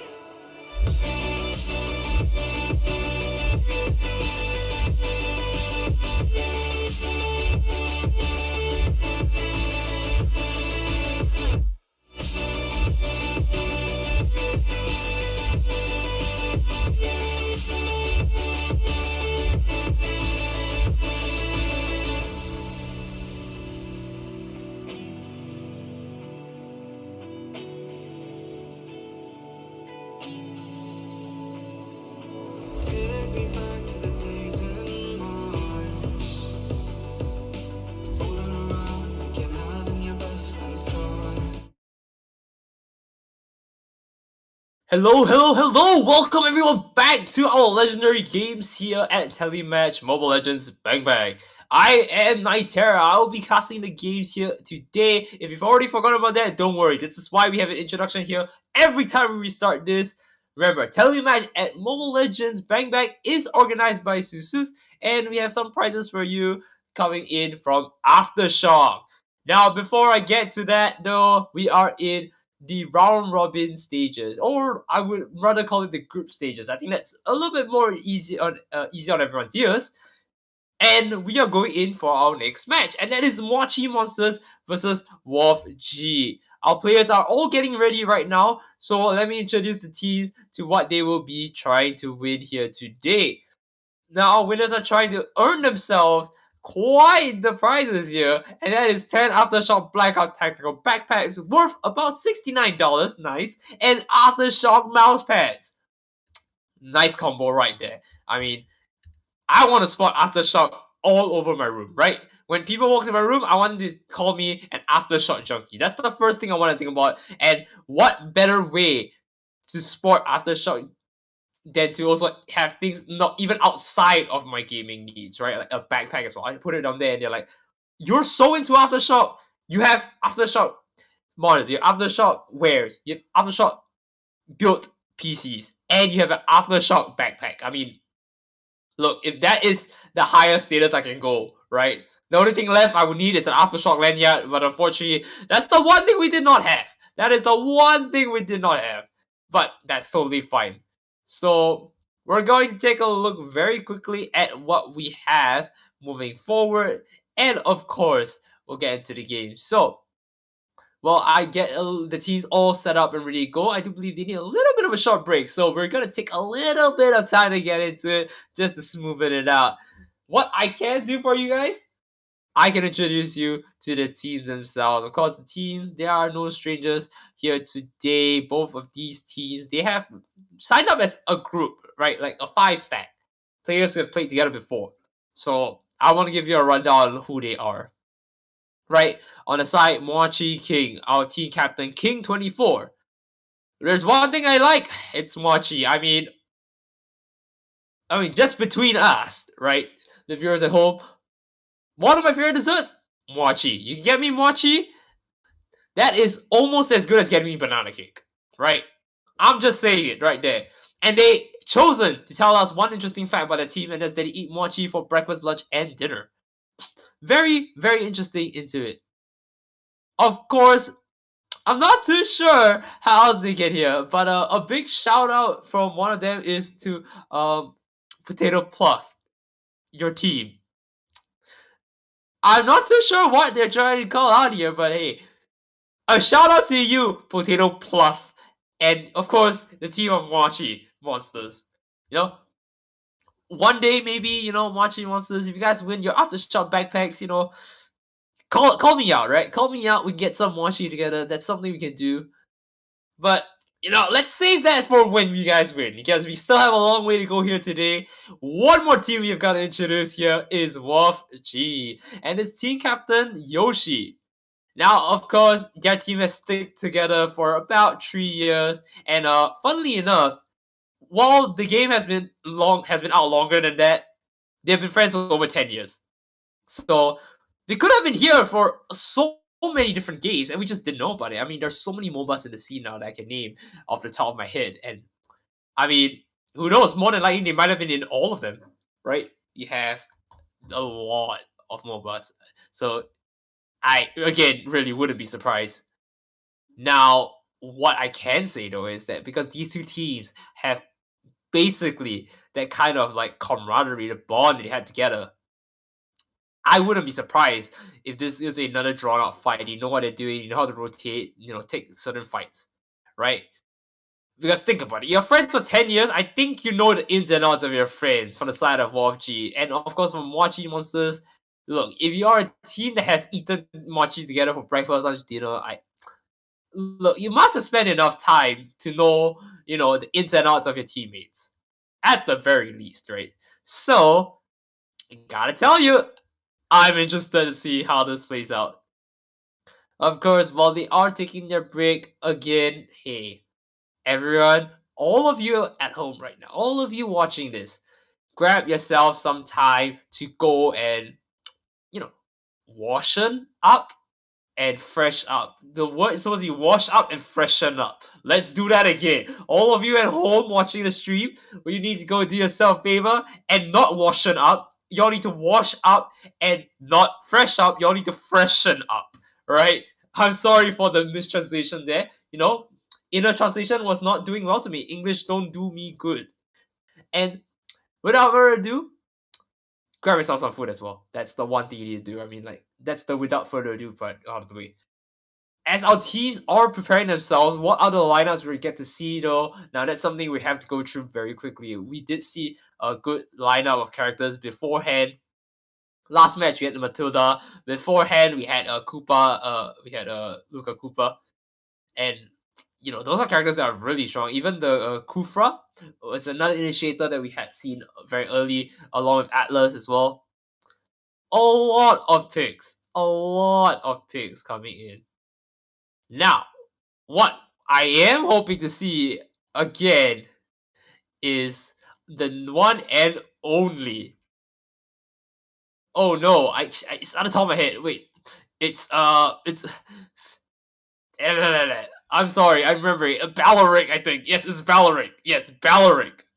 There we go, Baloric. I mean, I want a tanky character that releases down there and says, I don't need to keep like jumping in and engaging. I want something that really sucks damage. A bit more of a solid all-round composition versus the dive in kind of composition in Mobile Legends. And while Mobile Legends is a very fast-paced game, a game that can really end in a matter of minutes, to be honest, I would like to see some fights be played out more to character strengths rather than just be like, oh, I've got a lot of money, I have a lot of gold, I have a lot of items, my item's strong, I'm stronger than you, I'm higher level than you, and it just no one there. I mean, the last fight we almost got to see how that could have like ended up with all the players hitting level 15, items almost more or less built to the brim. We could have seen that happen if it weren't for the fact that they had the advantage with Lord and a lot of things that just didn't give them opportunity to play a long drawn out fight. So Baloric is something I would really love to see for sure. On the other hand, what I could hope to see other than Baloric, maybe a little bit more of a fighter carry kind of character. I mean, I was gonna say I wanted Kagura, but Barretts. Now, if you know. If you know. Barretts is a very interesting character on the tank class as well, and I have not seen him too often as of late, being one of the champions that came out in 2020. The last few champions that come out in 2020, might I add. This is a character that has come in and out of many different places. holds down basically the same idea as Atlas, except you don't have your Fatal Link, right? You have something more of a crowd control kit rather than a initiation kit. Right, so you want to be going into fights like a bruiser and run your skills out of them. Right, it's almost similar. I would like to say almost similar to Valoric that I was referencing, and I think you can see like I really prefer characters that are a bit more bruisery type, tanky, able to take fights, and that's kind of my deal. That's kind of my deal. I am a caster of that likes to soak punishment. I mean, I can take a beating. I can take a beating. Come on, lay it on me. Lay it on me. And the one thing I wanted to lay it on me as well is the teams. The teams need to be laid on me right now because I am excited to see how they play out this match. Mochi Monsters versus Wolf G. The banner pick phase is coming out very shortly, so do tune in to that. Do not go away. Wolf G will be on the side of blue, while on the red side, of course, Mochi Monsters will be there. So while they get into it in just a bit, though, I definitely would love to see everyone in your picks. Like, what do you guys think is, well, the picks they're gonna get, right? If there's one thing I know, I really think that if we're going to see a fight, I mean, like, I want to see everyone be like, hey, that's the champion I called out for. Like, I want to see that champion in the game and it's really called out. That's what I would love to envision and, enjoy with everyone who's watching at home. That's something that we all would love to see. And this is going to be it. This is going to be the opportunity of a lifetime. If you have a champion, I mean, or a hero rather, that you want to see, now's the time to say it. Maybe someone in the chat will be looking and be like, hey, the people called it. We need to play it. Because it's a community. Remember, this is a community event. We want to see the players be happy. We want to see everyone be happy. When the casuals and competitors, like, if the competitive players can make it work, I don't see why they shouldn't make it work. Right? That's exactly why we're going to have to hope for the best here as they go into it. Looks like Wolf G is ready. We are waiting for Mochi Monsters, who are both teams are swapping their sides here. So Mochi Monsters will be on the blue side, and Wolf G will be on the red side. So just a little bit. Just a little bit. Now, moving into it, though, I mean, there is a very pressing issue that I do have to point out. And that is, who are we going to see in the lineup? Right? And it's always going to be that same issue. How are they going to play it out? Is it going to, what kind of composition are they going to be? Is it going to be dive comp? Is it going to be a, Bruce fight comp? And while the dive comp is very popular, especially when characters like Julia is being banned, I mean you can tell that they really want characters that can go in, chase people down, right? And Julia is one of the strongest characters now that you want to really ban out. And I mean, no surprise, Valentina is also another character that is very popularly banned right now. I have to give it to you. If there's another character I can think of on top of my head that you want to ban, especially when it comes into dive, I'm going to call it Ruby. I really think Ruby has the ability to dive in, to take fights, especially with a passive to give her innate lifesteal already. She can take fights longer than most people can. And that's kind of scary, right? Her kit isn't exactly, I would say, like a initiation.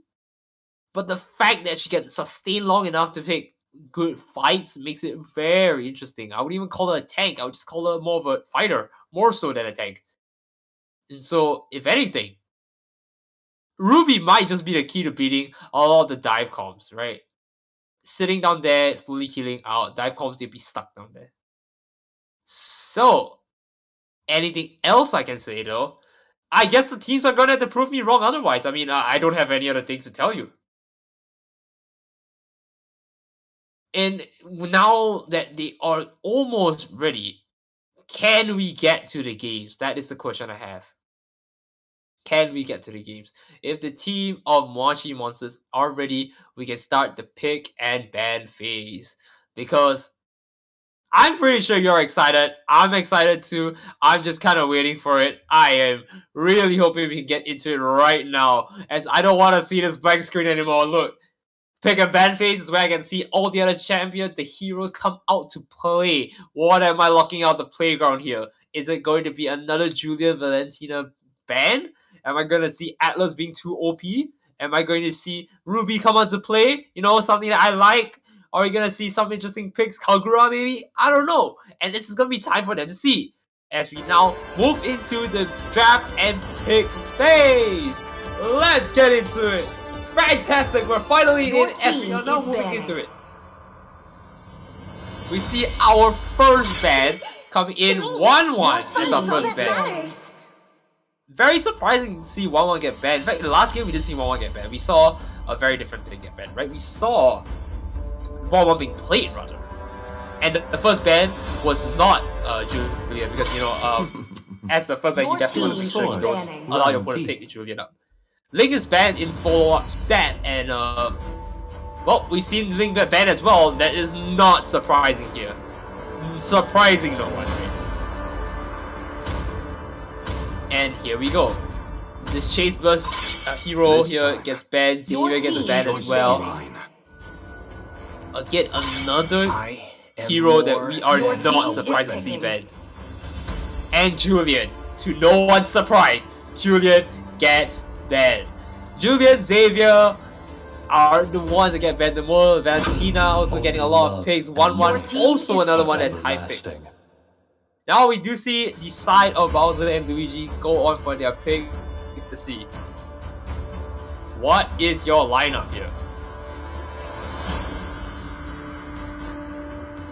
This can make or break their lineups, but not right now. Now Akai So of course, enters the Mochi scene. Monsters, they are looking to see how it plays out. We do see our first pick, the Panda Man himself.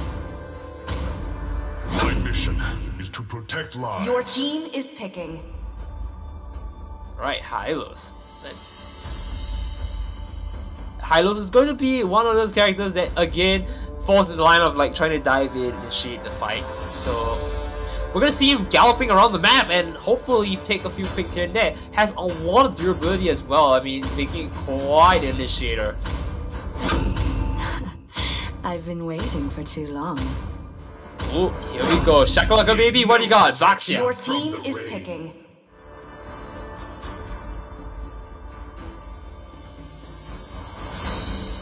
And is this going to be the right pick for them? They've got their lineup here. We got Clint coming back team into the is fray banning. again. I mean, Clint's seen 2 times already. We can definitely say Clint has there's a little bit of favor when it comes to Clint, right? It's not a terribly hard champion to understand. This kid is pretty simple. Most of the stuff, it's a gun. Legend shot. Your team is banning. Ooh, that is a ban indeed. Second time we're seeing this ban come up again, and I gotta say, it looks like a lot of people are actually more afraid of it than you think. I didn't cure the pain. Your team is picking. And again, what a surprising ban, we have Valentina. Oh, wow. Did anyone expect the Valentina ban? I mean, I did not, and certainly did not expect Julian as well, so gotta tell you, very spicy. But now we're going into our next pick. Selena Your is going to team be is picking. picked up on the side of Wolf G. Now, what do they respond is the question here.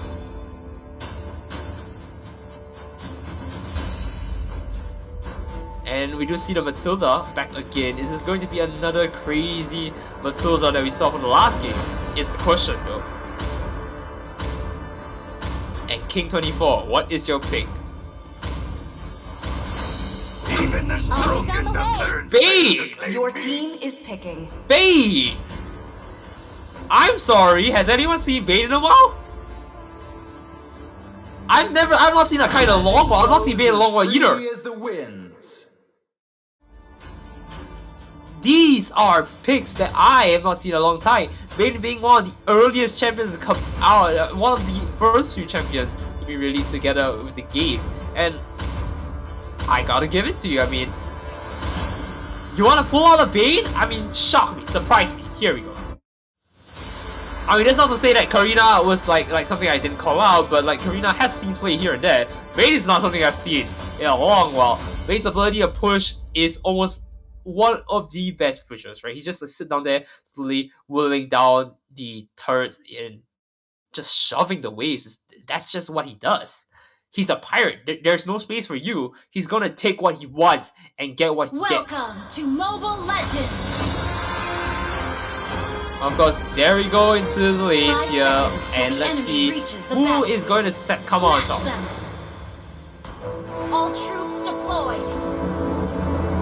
Here we go. We do see Bing going into the bottom lane here, and of course we are going to look at a very interesting lineup here. Hylos is going to be assisting Matilda here into the jungle, and that's a big question mark for me. I mean, like, we saw Matilda as a roam doing spectacularly well, so I mean, going to the jungle isn't too surprising for me at this point. Oh, there we go, starting to roam here. Bane getting chipped off by Helios right now, and there's not much you can do here. Just taking a good chunk, almost 1/3 of his HP down here. Luxia now going to fight the Akai and losing out on... No, he does not lose out on it. He still picks it up for himself and is able to just shy away from any more damage and go back into the jungle to farm up. Akai though, not looking too happy after losing that. And this 2v1 lane looking very much not in favor right now of the one, of course. But with Matilda coming to help out, I think it's safe to say that we've got a nice little pair up with our hands as they all go to rotate out to try and catch the Clint off guard here. But look at that, Selena going to try and engage the fight, but to no avail here, and is knocked out just like that. First blood indeed. They did not pick up the Selena, they did not pick up the Clint. They're both able to just back out of the way, but let's see if they can pick Baron here. Bowser, you're looking very low, you want to run away. He's also going to return to the fight. They do pick up Bane though, and can they pick up a second one? No, Baxia's going to walk away and return with a lot of wounds on his body. He's not looking too good. He's going to farm out the jungle here and make something work from that. However, that is not all, as we do see Mid again going for another engagement. He's going to try to shot the lead. Pin push back all the way, and there's not much you can do from here. And now he's going to have to wait for an opportunity. But going to take a fight here. They do knock him out here. Mochi King again going down once more for a third kill for there. Helios is going to start on the turtle here. 2000 HP. They're not going to be able to take it now as Lakai clears it out, unfortunately. But Wolf G in no position to try and chase King right now. Lane is going to walk away scot-free. And to that end, you got to decide, is it time to start taking fights here? We're a little bit low on level. Maybe you want to make the level 4. We want to get our ultimates here before we can do anything about it. They do try and pick the fight here, but Matilda's slowly poking him out here and not looking too good. Akai crossing over from the bush and gets another kill himself, stacking himself to level 5, pushing in with the team. And there's not much you can do. The turret is now going to be sieged in just a little bit. And Akai again just going in and saying, hey, you can't get it. But he loses it once again. Akai not very good on taking out, you know, the objectives around the map, but you know what? The one thing he's good at, taking out the enemy, and that's what he's gonna continue to do if they can't stop him. Bane again pushing very hard here. He does not need to push as Helios keeps returning the favor, chunking his HP did a bit again. 1/3 of HP is gone again. He returns the fight. There's nothing on top for them to do. The only fight I see now is the one that Bane's taking advantage of. And again, looking very low. What is he doing? Another engagement on top though is going to change my point of view as we now see an engagement, but Shakalaka is not going to go in. First hit. He's going to look a little bit towards half HP. Nothing he can do. Matilda comes up, pokes a little bit more. It's a 3v2 here. I think Matilda's caught off guard here. He might not be able to make it out alive. He does walk out just like that. He's returning to the fight though. It's not a good thing. Clint finishes off, and there we go. Akai finishing it off. No, it's not Akai. Clint finishes off. Akai with a nice engage here though. Allows him to make everything work. Now Luxia is going to try and finish up the job here, but with that CC he was unable to finish up Mario, and he's able to walk away again, making off with no trades at all. Just deficits all round. That goalie is steadily increasing. We are looking at almost 3,000 gold just like that. What about the levels wise? Well, I think it's safe to say with another turtle onto their belt right here, it's gonna expand a lot more than you think. As we do see Baxter trying to go in for it. Is he trying to steal? Is he trying to take a fight? No. Akai finishes up the turtle and you're gonna take another fight again, commanding lead against him. Akai is once again just so dominant onto that objective. He's not letting it down. With Matilda coming in to assist the team, but look at that level difference. 2 level 5, 1 level 6 to level 5 against a level 7. There's nothing you can do here, but just, you know, relent to say that, hey, if we just push the lane, let's try find somewhere else right now before they come back. And that's what they do. Selena trying to take a fight again. He does not want them to take this. His lane is a little bit, chipped down, and with the help of his teammates, maybe he can take a fight. Matilda trying to engage as a level 5 here, does not see Mario here, and no, does know, they just checked it out, and they're like, oh hey, look, there's someone there, let's try and take a fight. But misses, Matilda has to back off. Slowly chipping them off. We just see Selena again chipping out, and Akai returning for it. I don't know if you want to be here, Matilda, you're off position, but it's not Matilda they're after, it is after one other player, and then the Matilda. Just telling you, Matilda, you're not worth my time, I can take you afterward. And then finishing it up from that, the triple. And another fight comes in. Baxia again, a little bit late to the party. You just can't pick anything off from that. You just have to back out. Take what you can, but there's no need for you to take that fight. Bane surprisingly trading off pretty evenly and is going to slowly chip off Blue team the turret Helios. has been destroyed. That's the first of the turrets going down, and on the side of Moachi monsters here, I cannot tell you how scary this is for them as they're now going to move in. How can they push it back? They lost their mid turret of all things as well, which is one of the most crucial turrets. You don't want to lose the mid turret. It gives you a lot of positioning disadvantage, and that's gone so bad. Mega kill. As they are able to pick up a mega kill for themselves as well. Baxia is going to return the favor, but Akai again, level 9, ahead of him on 1 level and ahead of him in terms of tanky. He's just able to walk out freely as they start the turtle. And oh no, what can I say, right? Oh no. This is another turtle they're going to pick up on themselves, the third one. Leading them a little bit with a little bit more gold each time. They are now up 4k gold. They are unable to take another KO right here, and it is going to be 10 kills up here. Wow, this is looking very dominant for the side of not Moachi monsters, I can tell you that for sure. As we do see Helios unfortunately being forced to push underneath his tower. Unable to do anything. Helios is stuck here. Bane is just able to continue to keep pushing. That's the only lane that's doing well right now. On the other side, they're able to push, but when Akai comes, that's it, right? Akai is coming in again, and is this it for Bane though? And I do think the answer is yes, as it comes down bit by bit, lower and lower. There it is. Another turret goes down on the side of red, and we're looking into a nice trade-off here. The Goldie is slowly leading up and again, 12 kills up now. Can they pick up Luigi though? I don't think so. He's not able to make it. Baxia is not making any waves. He needs to take a good fight and take a KO. But no, he's not picking it out. He misses it again. What are you doing? That was a nice opportunity for him, but unfortunately he's going to look to Matilda for himself. And no, that's not it. That cannot be it. Akai now free to just take all of Baxia's jungle here. Nothing he can do because it's on the other side of the map. Again, running free. Akai at level 11. Baxia level 9. Not even 10 yet. And that's not looking good. 3v2 on the top side. Where is the team? Matilda, you are not making anything happen here on yourself. And without a turret, more so with the Selena, you have to back out right now. 3v2, and they're all above levels of you. Bane is the only one who's making waves here against the Hylos, and he's so deep in. If Akai comes, it's too late. But if he's very attentive to the map, right, he knows Akai is not there. He knows he can fight against heroes. He knows he can shove the wave for help. But maybe now's not the time to shove. Maybe now's the time to fight with his team as he is very nearby. Bane coming in to assist the team right now. Throws out his cannonball here. Into the ultimate. He does take a fight. Can he take this pick?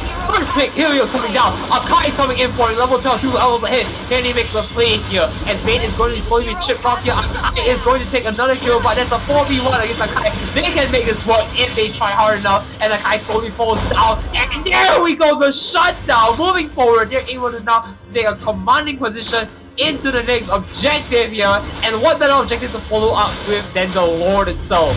And now, can they make it work? Only time will tell. Shakalaka, it is your time to shine. You need to take the bait. You need to make this work.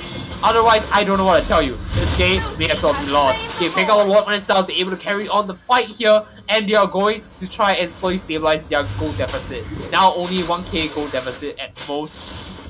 Looking up for them. It's looking up. There's only one way to go when they're down. And that's up. They're pushing it up.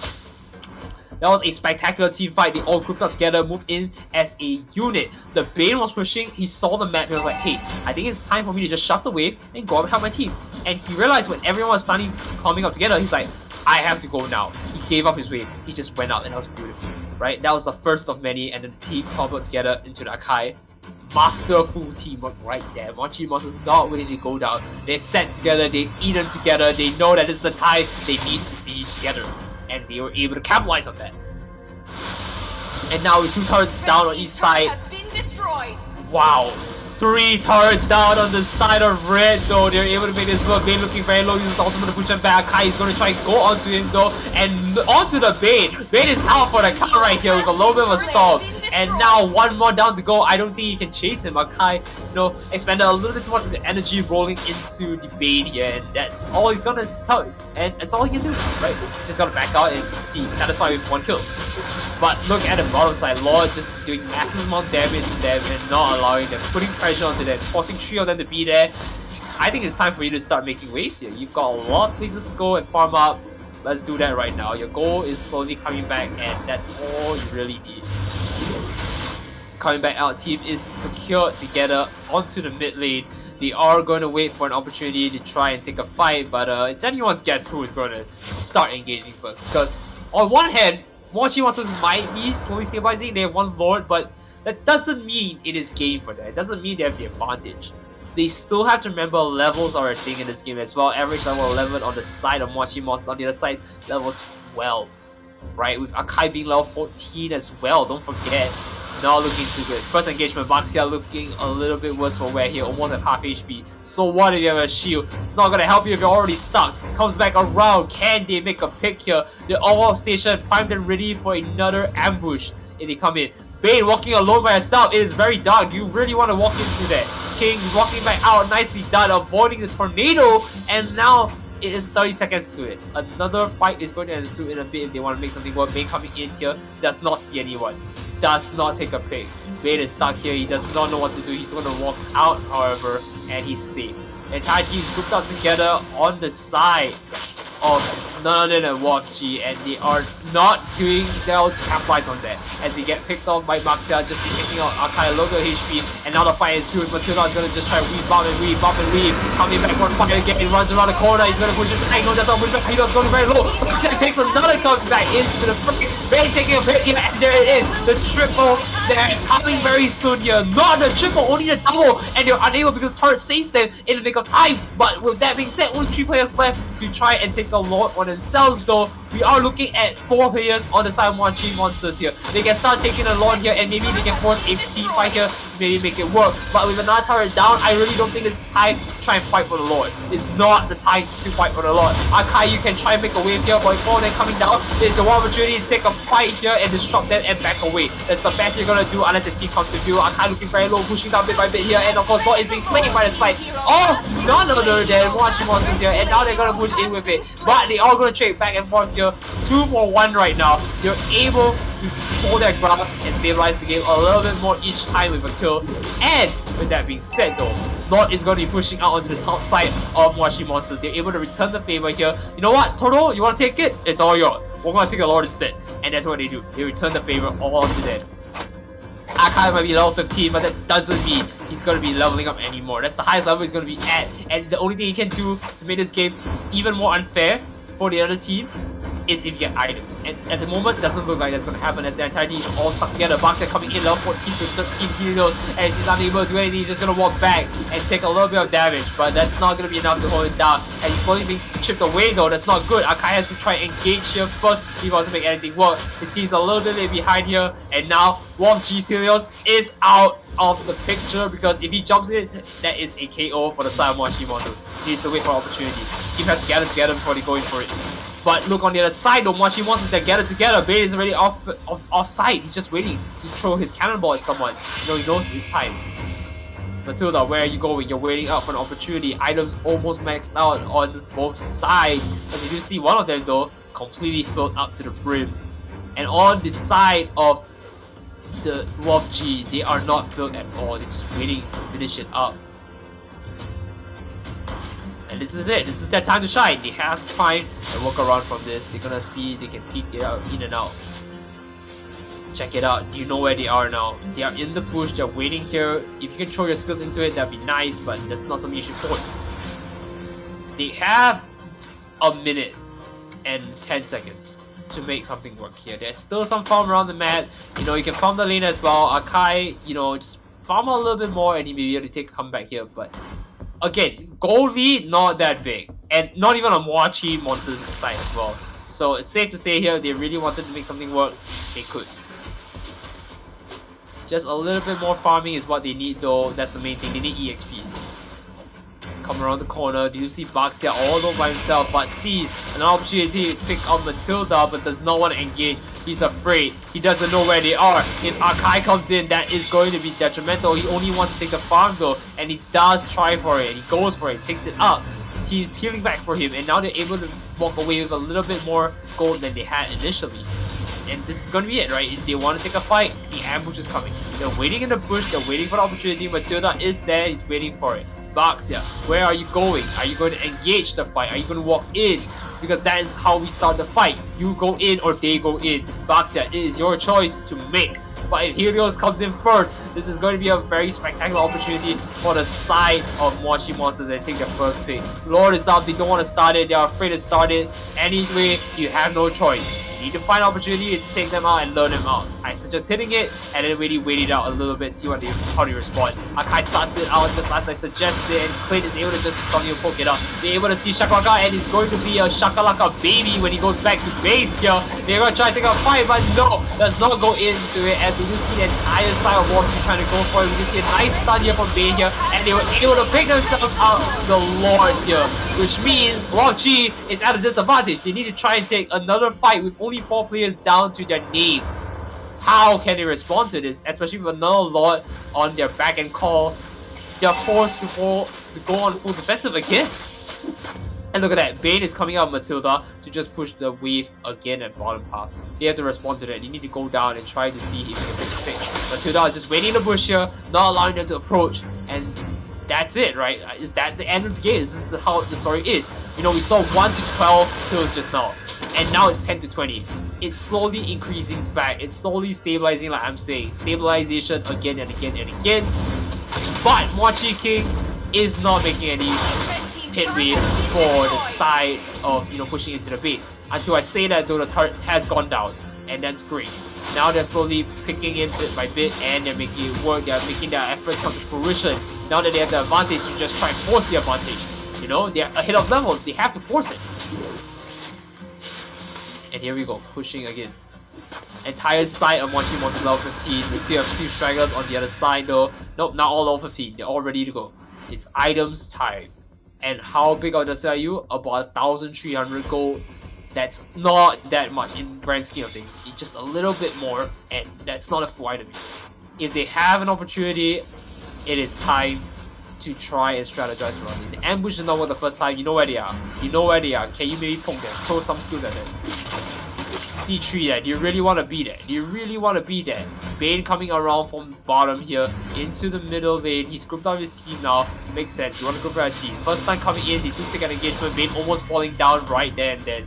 And he's forced to back off. 4v5 situation now. Bane has to back off. There's nothing he can do. The entire side is opted to say, hey, I'm going to push the wave with me as well while I'm at it. Because, hey, opportunity arises, we're going to take it.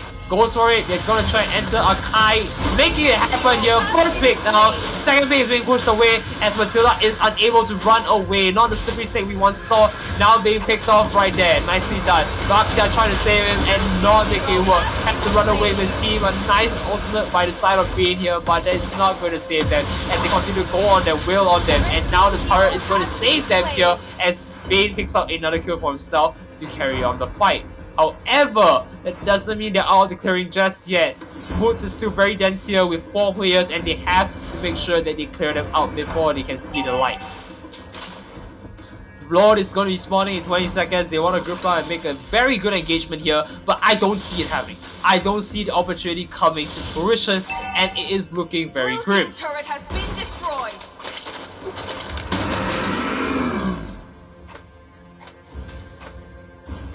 And there we go, 6 towers to 3 turrets. I don't know what to tell you here. As now they have an opportunity to start it. Maybe it's time to just force and run it down. Right? Nobody's here. If the entire side of the team, 12G just go on it, maybe there's a chance. here they go. They are trying to force it down. They almost pick Baxia off here. The Baxia is going down now, and they have one pick to the name. Akai also going very low. Almost picking himself off. There we go. The Akai is now down for the count. 2 down on the side. No, 3 down on the side of WOFG. They're able to carry on, and they pick themselves out of the low. Once again, a very spectacular team fight. 5 is to 2 right now. They do not want to re-engage this. Clint, you can defend this on your own, but you cannot fight without a tank. Akai going down is detrimental for you. Clint, the best thing you can do now, stay back, farm up, go farm. You see that wave down there? Huge wave. Clear it out right now. That's the thing you need to do. And with that, of 5 men down just like that, they're gonna run it down one lane. They have the opportunity. Lord, that's another hero altogether on itself. They don't need to really assist the Lord. They just need to go as a team to make sure they take out his turret, and they do manage to take it down. Which means they're able to now force the fight here as you see Matilda jumping in, trying to pick something up. Does not make anything happen though, but chips them down just a little bit more. Turret now left, the remaining Lord has entered the base. Akai returning with his teammates though, and is going to try and defend the Lord. If anything, I think now's the opportunity to try and strike, as I don't see the Salamachi monsters. They're just maybe toying their food at this point. I mean, this is the time for them to strike. Lord being their main tank, if they jump on them, that's the best opportunity they got. And of course, now their turrets all down. All inner turrets are down for the count. They lose Matilda, but that is really all there is to it now, is there? Because they can just farm out everything they have right now. Watching monsters can return the favor 2 times back. Their goalie is summoned to another 3k increase, and there's not much they can do. Shakalaka sees the opportunity, is like, alright, I don't need to take a fight, I need to fight. Team fighting is our key goal here, and we see them together. We can take a fight when we need to. We have the opportunity. Baxia might not be helping in the early game as much, but he knows that his team can sustain, and that is why they're in this position right now. As now they try to go for it once again though. How can they respond to this is anyone's guess. They need to look around for opportunity. Bane is just chipping them down, throwing the cannonballs, hoping to hit someone, anyone, so they can continue. Akai farming a little bit more, takes the buff, knows that he wants the buff, goes to the top, trying to clear the wave. Maybe that's the plan. Who knows? Baxia is now starved out of his jungle once again. There's nothing he can do but accept that, hey, there's not much I can do. I gotta suffer, I gotta wait. Mid is being pushed in so deep, but at this point, and it's not even bothered anymore. There's nothing they can do here but just call it quits. They have the opportunity with the Lord happen, but they lost it. They lost it. That's all they can do now. WOFG continue to push bomb lane as the entire side has responded to it, making their way downtown into the bomb lane. They do see opportunity to take one pick here, but no, they do not get onto it. They do get a stun initially, but nobody was there to like follow up on that and complement the stun with a damage doing skill, but that's all there is to it. And here we go again. The back and forth starts right now. 9 turrets to 5. In the bush, they're waiting. Sees the opportunity, they're like, alright, I don't want to take a fight, we'll just back off. We don't have to force it. If we force it, we might die here. Let's back away, let's back away. The Lord is free for the taking, but I don't see them. I don't see them. Where are they? Just patiently waiting. Akai starts it, seeing whether they respond. Nobody is responding to it yet, as we do see now they've all come around and try and start it. First hit coming in. Is this the first of many? Baxia looking low. They do not do anything to respond to it. Baxia is going to force it back away. He does not able to engage. Taking so much damage just like that. Akai has to back off right now. They are able to take their first pick of many as the Baxia is now down. Machi Monsters now at a disadvantage. But however, a lot of the side of WOFG is low or half HP. They're just gonna reset. And with that reset, they're like, alright, it's time for Mochi Monsters to really eat this Lord like it's Mochi right now as they go onto it. Matilda trying to just chip them away and like, you know, give them an opportunity to back away and start the Lord. But no, does not make it out here. And the Lord resets and they're back to square one. With only one of their heroes here being low HP, I think it's safe to say that they can just start the Lord as their team returns to take another fight. Now of course they are down one player because one of them is defending, so well that is a big issue. Look, Akai is the main key player here who can take something. And if they take Lord, it's a big opportunity. They lose out on one of the heroes here. Maybe a second one coming in. Akai looking again worse for wear here. Half HP. is going to not do anything more than just the bare minimum. Do some damage skills and then go for Lord once again. As he makes his way down, this is fantastic. Here they go. Another Lord to their names. The fourth Lord they've got. 69.5k damage plus 73.7k damage. For some reason, definitely looks like not looking too well. Even though they have the money lead, it's just not good. They see him. They see Akai. They want to force Akai. They want to make sure, hey Akai, you can't come back. And nicely done.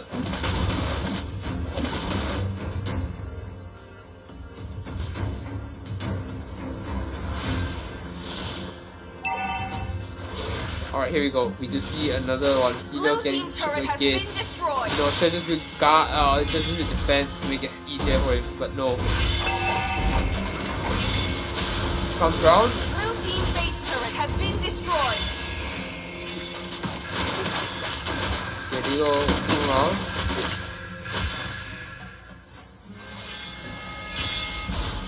And they're just waiting, They know there's an ambush waiting for them. They know it's a good opportunity, they're just gonna wait. But because it is not so easy to catch them off, they are unable to really take. Lord has now pushed down to the inner turret here, and looks like this game is about even here, except for they have all the inner turret on the side of 1-3. And of course, the Lord coming in to help them, it's no surprise that this is going to be quite a tough battle. Red team hero has been slain.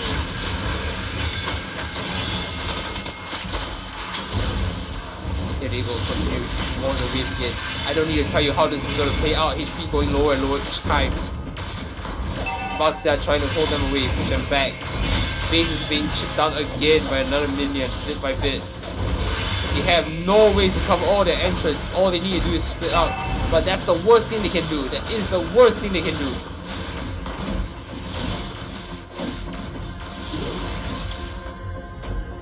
Another question is, do you really want to go for the void?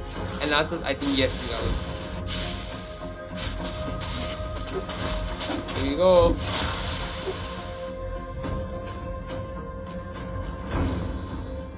He's asserting his dominance, just waiting down there. He knows he can get away with it. He's just gonna stay around here to farm up. Doesn't need to wait.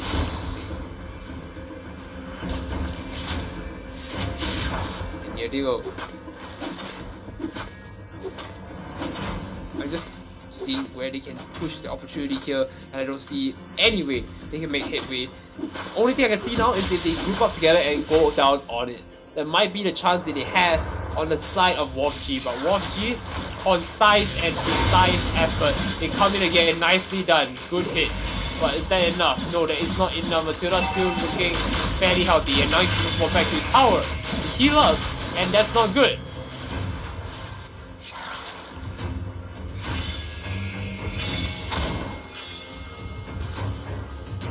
As they do that, they lost their fall.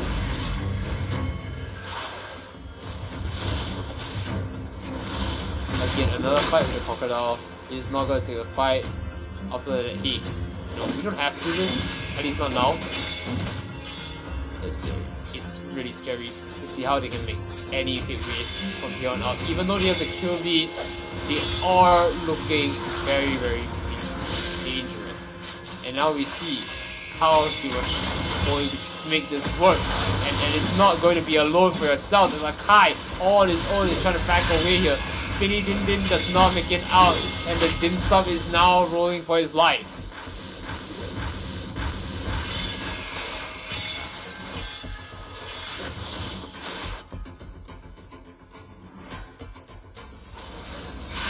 Another fight is going to ensue here. Akai, what's your option here? Walk into the bush. Just Joe for a slam. Is it tight? Toss around. Dodges the skill shot. Nicely done. Goes for another can. Can you make it any more than you should?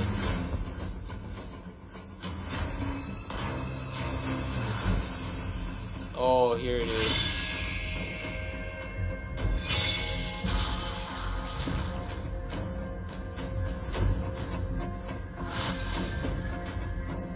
Here we go. Heal up.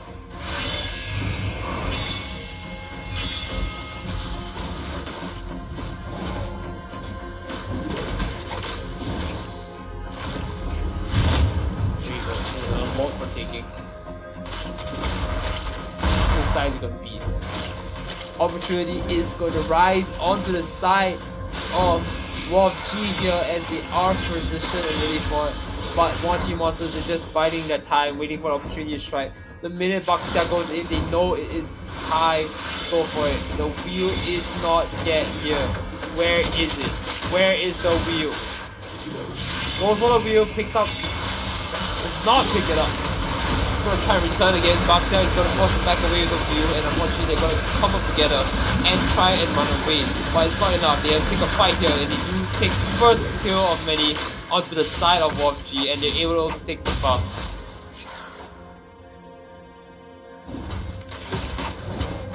Here we go.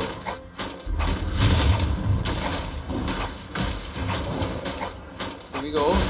Chip. Nobody is there yet.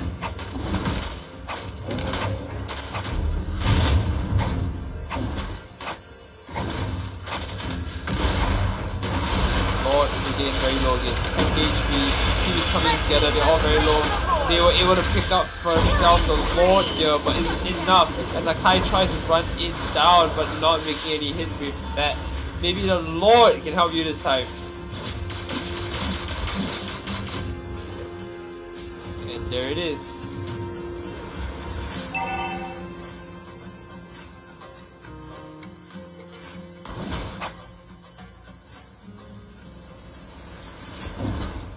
Here you go.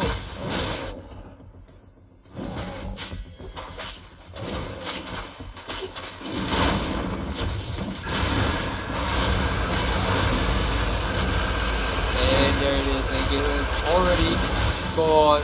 They do try and pick as much of a pick as they can. This is going to come in, but the Lord is still very strong, very tanky, able to pick up the damage and able to take a turn as well. It's not the opportunity to push the end the gate if you take one pick. Just one pick, and specifically, one pick has to be either the support backline here or just to kill the box out early on. And unfortunately, the box gets gone, but like, that's the only thing you can do right now. They do make it out here, and I think this is going to be a free win for them. Nicely done. What a drawn out fight. Spectacular. Both sides played fantastically. I cannot give it a Victory! as both of them really did their best here. In a game where characters are always overpowered or like not say overstated, but well, I guess standardized to tiny build, right? But I cannot see how this can make it work. This is spectacular from both sides. GG's to both. They did a fantastic fight from here, but alas. Now, of course, with that being said, we'll be back on a break, and we will see you very shortly for our next match. So do not fear. We're gonna take a short one very quickly. See you guys.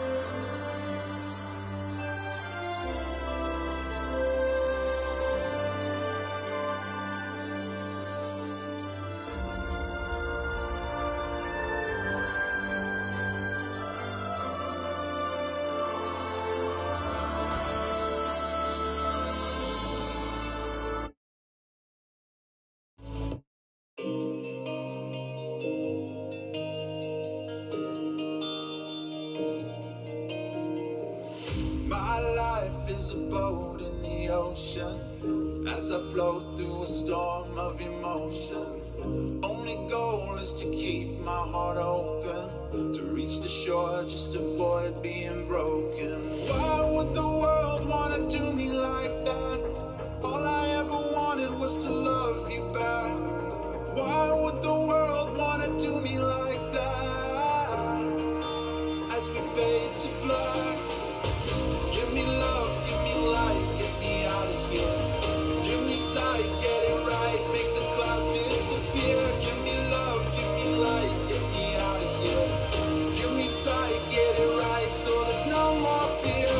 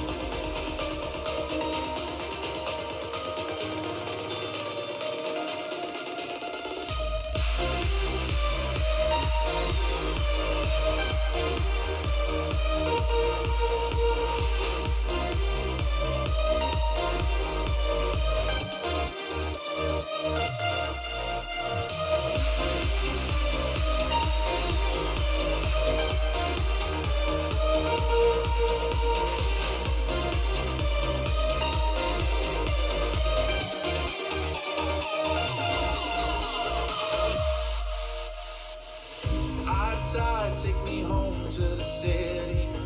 Bright lights give me hope over pity. Feed my soul, show my eyes something pretty. Heaven knows that we've all acted shitty. Why would the world wanna do me like that? All I ever wanted was to love you back. Why would the world wanna do me like that?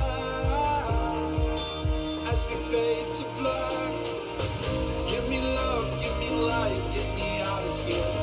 Give me sight, get it right, make the clouds disappear. Give me love, give me light, get me out of here. Give me sight, get it right, so there's no more fear.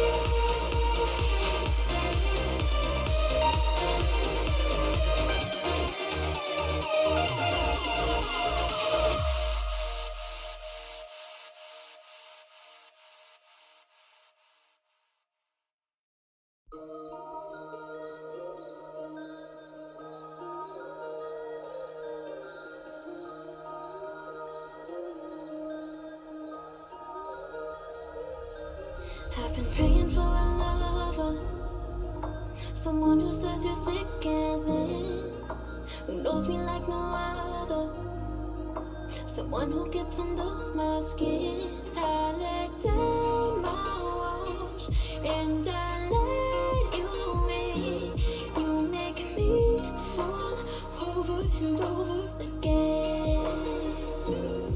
We're vulnerable, I wanna know every little thing about you. Show me the right, show me the wrong. I wanna make it part of me too. I wanna see right through you. I wanna see right through you. So baby, please be true. Yeah, I wanna see right through you.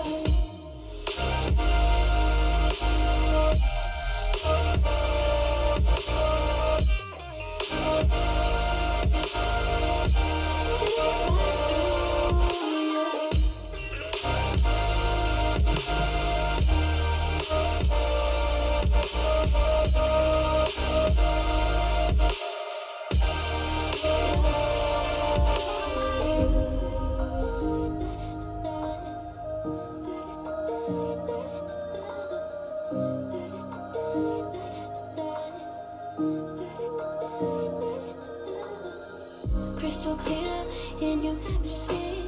Lay me down and rest my soul. Pushing and pulling, just like the ocean. We're making waves and baby, we're not stopping. Electric shocking, take me to the top and time stops whenever you touch my body. Hi, I'm loving, it feels like you're in heaven, 'cause you're the one. We're vulnerable, I wanna know every little thing about you. Show me the right, show me the wrong. I wanna make it part of me too. I wanna see right through you.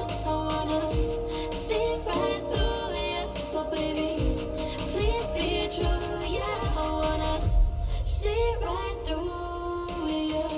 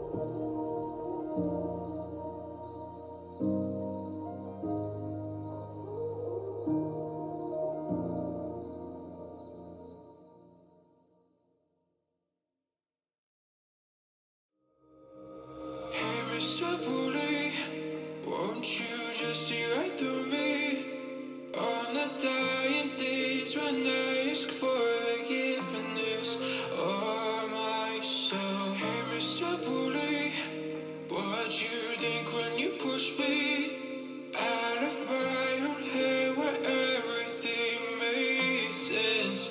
Breathing in the lies that keep me open from the truth that keeps me holding on. Holding on to your lies. Where do you think you'll find me when you destroy what is inside me? I'll carry on. Say it's over when nothing's closer to what you're fighting for.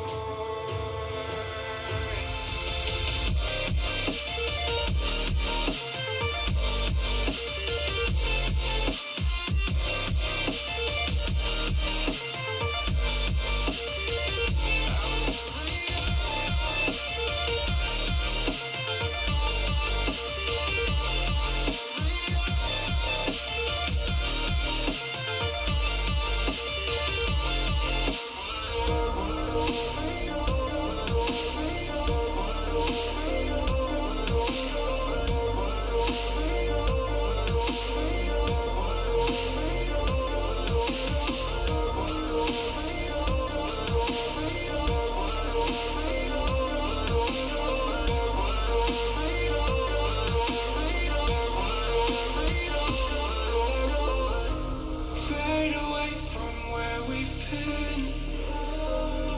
I close the chapter where I'm ripping out my pages. Stop the fire under my skin. Oh, light the blaze again that stored alive for ages. Breathing in the lies that keep me open from the truth that keeps me holding on. Holding on to your lies. Where do you think you'll find me when you destroy what is inside me? I'll carry on. I'll carry on.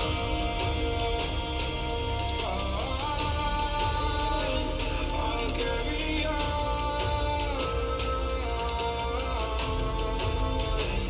I'll carry on.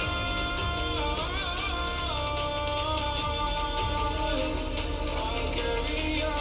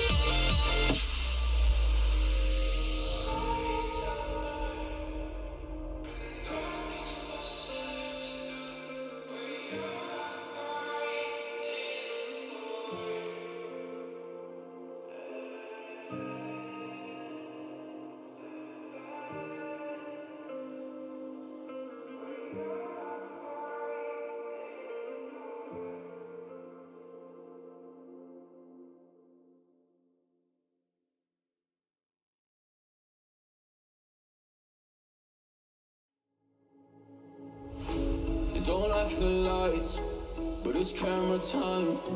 Said take the picture, but you rolled your eyes. Now I'm mortified and still terrorized.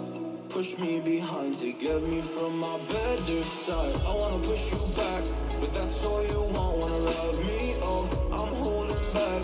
Tryna get me framed, throw me in cuffs. Said I attacked you, that's just a false truth.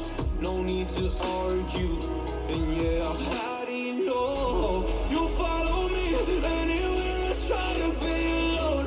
I find you there. There's more to me everywhere I try to go alone. I find you there. You follow me anywhere I try to be alone. I find you there. Oh, there's more to me anywhere I try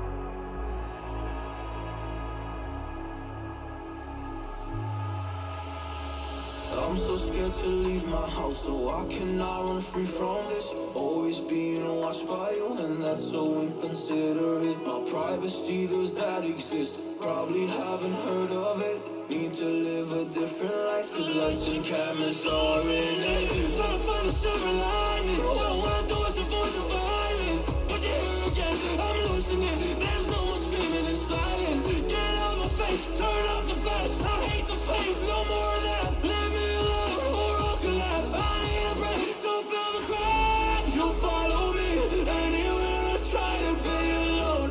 I'll find you there. There's more to me. Everywhere I try to go alone, I'll find you there. Yeah, yeah. You'll follow me anywhere I try to be alone. I'll find you there. Oh, there's more to me. Anywhere I try to be alone, I'll find you there. I'll find you there.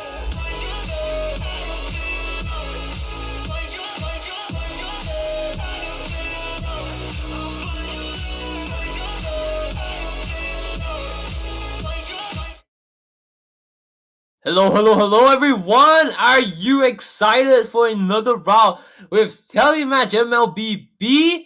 Because I am! Of course, we're organized by Susus, and we're not gonna keep you waiting too long, are we, right? We are going to go out the next round with Royal Syndicate versus Nani Esports. Now, this is the round 4 of our group stage. All of this is best of 1 in this round robin situation.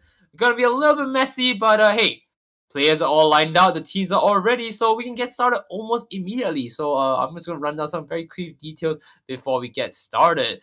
We have Nani Esports. They are filled with love, apparently, and Nani's. Nani Esports really make you feeling like a Nani. And of course, we have the other side of it, which is the Royal Syndicate. Now, with Royal Syndicate, I gotta be honest with you, I'm not too sure. They're a newly formed team, so it's almost like they're individuals joining up together. So we might see something interesting here. And with a newly formed team, while they have some level of team experience together, we'll never know what we can expect here. So I'm excited to see how this plays out. Get ready for it, as we are going to jump into their ban pick phase in just a bit right now. Now they're about to get over. Let's see our first few picks lining Your up. team is banning. Moving into the first ban. Now, forgotten already, we have Royal Syndicate now banning. And of course, on the other side, on the red side, it is Nani Esports. So, first ban coming out. Let's see where it is. Still Your team source. is Link gets banning. banned. Looks like we might not see Link today. We might not see Julia. We might see Valentina. But Now, it's anyone's Akai? guess. Your team Akai is being a banning. very strong character, just now we saw making waves, and of course, more or less being the initiator, leading the team to victory. In fact, it wasn't even Hylos who was making it work, but hey, you know what they say.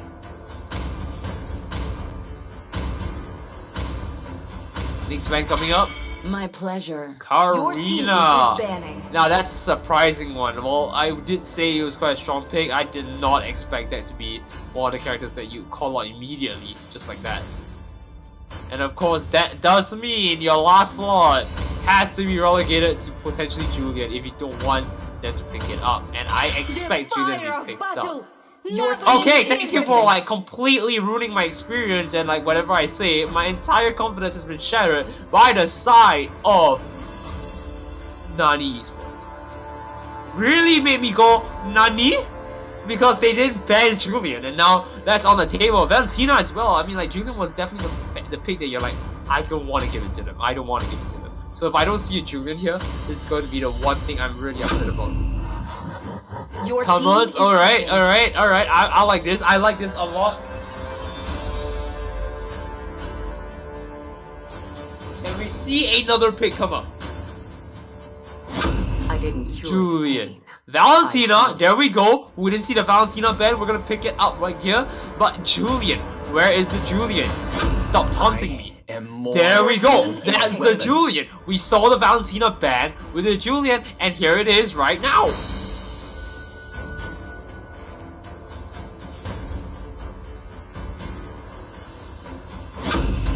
daughter of eternity leads you upward. Nice picks right there.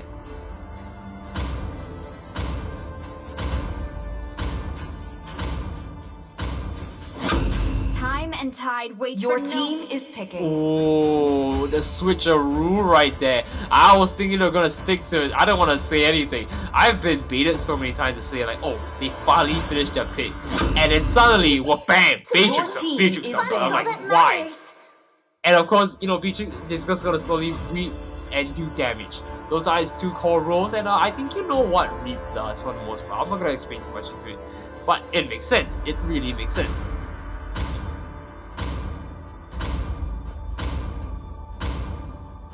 Here we go. Your team is banning. They've got their bans up. What do they ban? We did see 1-1 being picked up, but then it goes to show like where are we gonna rely on this? Where does everything stand? It is Right, better we've to got be the Your first feared team ban than is coming up. picking. There we go. if you Ban is cannot out. both.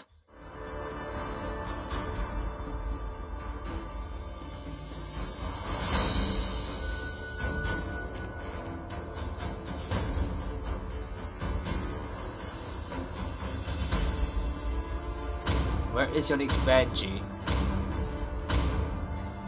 Is this your next ban? Are you really gonna call this one out? I'm waiting for it. I'm just waiting for it. Your team is picking. Paquito is banned. Paquito out for the count.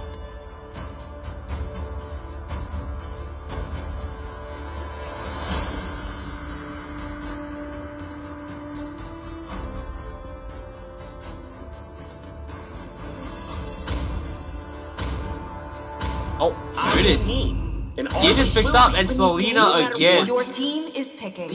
Final pick coming in. What's your command? Fanny coming out from all of that. We have our lineup. And I guess it's now time to see where this is going to go. Lunox is probably going to go into the mid. He is holding on to one of the healing spells here, which allows him to stay in the lane a little bit longer than usual. And I guess that's kind of how they're going to play it out, right? It's going to revolve around how Talmud really walks around the map and clears out the surrounding areas. That's going to be the key player in this match. But of course, remember, Julian and Valentina are no slouch here. If they can make a good chance to jump in and take a pick, they're going to try and find it. They are going to see where they can get it. Welcome to Mobile Legends! And of course, are you ready to go for it? 5 seconds till the enemy reaches the battlefield. Smash them! All troops deployed! Looks like we have a very, very interesting fight coming in. 1-1 is going to be versus Beatrix. And of course, on the side here, it looks like they're all ready. Julia and Valentina standing by here. They do see it coming in. Lunox is going to be stuck here to start, taking a little bit of damage at the start, but not something he cannot handle. But 1v2 here, they are in a weird spot where Valentina is just going to slowly shove away faster than Lunox. Due to how much damage he just took early on. He has to back off a little bit, but nothing to worry about. Just make sure you last hit it well, and they do last hit it. 3 players now in mid here, fly across and zipping by. You do see Lloyd there. Oh Lord, are you sure you want to be there, Lloyd? And they do pick up a fight here. 4 players now in. Talmos is going to try to assist here, but they do take the first blood here coming in with Selena. And there it is. Very fast-paced action, already under the 1 minute. Just getting it early on. And you start to see the power of Julian's stun, followed up by Valentina's helpful like order of spells, and that's so amazing coming in. That's why you don't want to make sure they have both of them. You want to at least make sure you ban one. But very weird pick, but that's fine. They come in, nicely down, Valentina coming in, and another pick coming. Now Ian is going to run away, and they're going to start chasing for it. If not, Lunox has anything to say about it and try and peel them back off. Julia is going back into the lane with South Valentina, and they're going to be able to farm up. And this means they're going to just start pushing it. It's only been less than 2 minutes, and I'm already seeing a lot of high action pace like throttle fights here. And 12 seconds to the first turtle here. Looks like we have a very strong lead coming in from...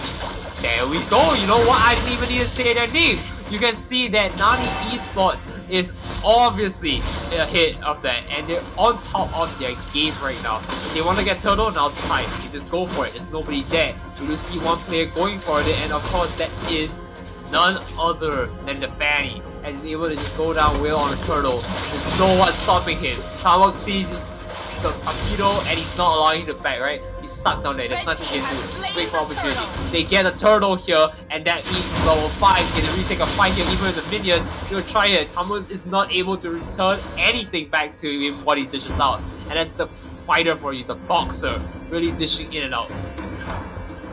Over here though, it looks like we do see Judas getting ready for the fight. Comes in with his teammate, does get a nice start in, and the fight is gonna start. Paquito finishing up Lunox here. You don't want to be in range of the boxer himself. You have spells to cast, not in his face.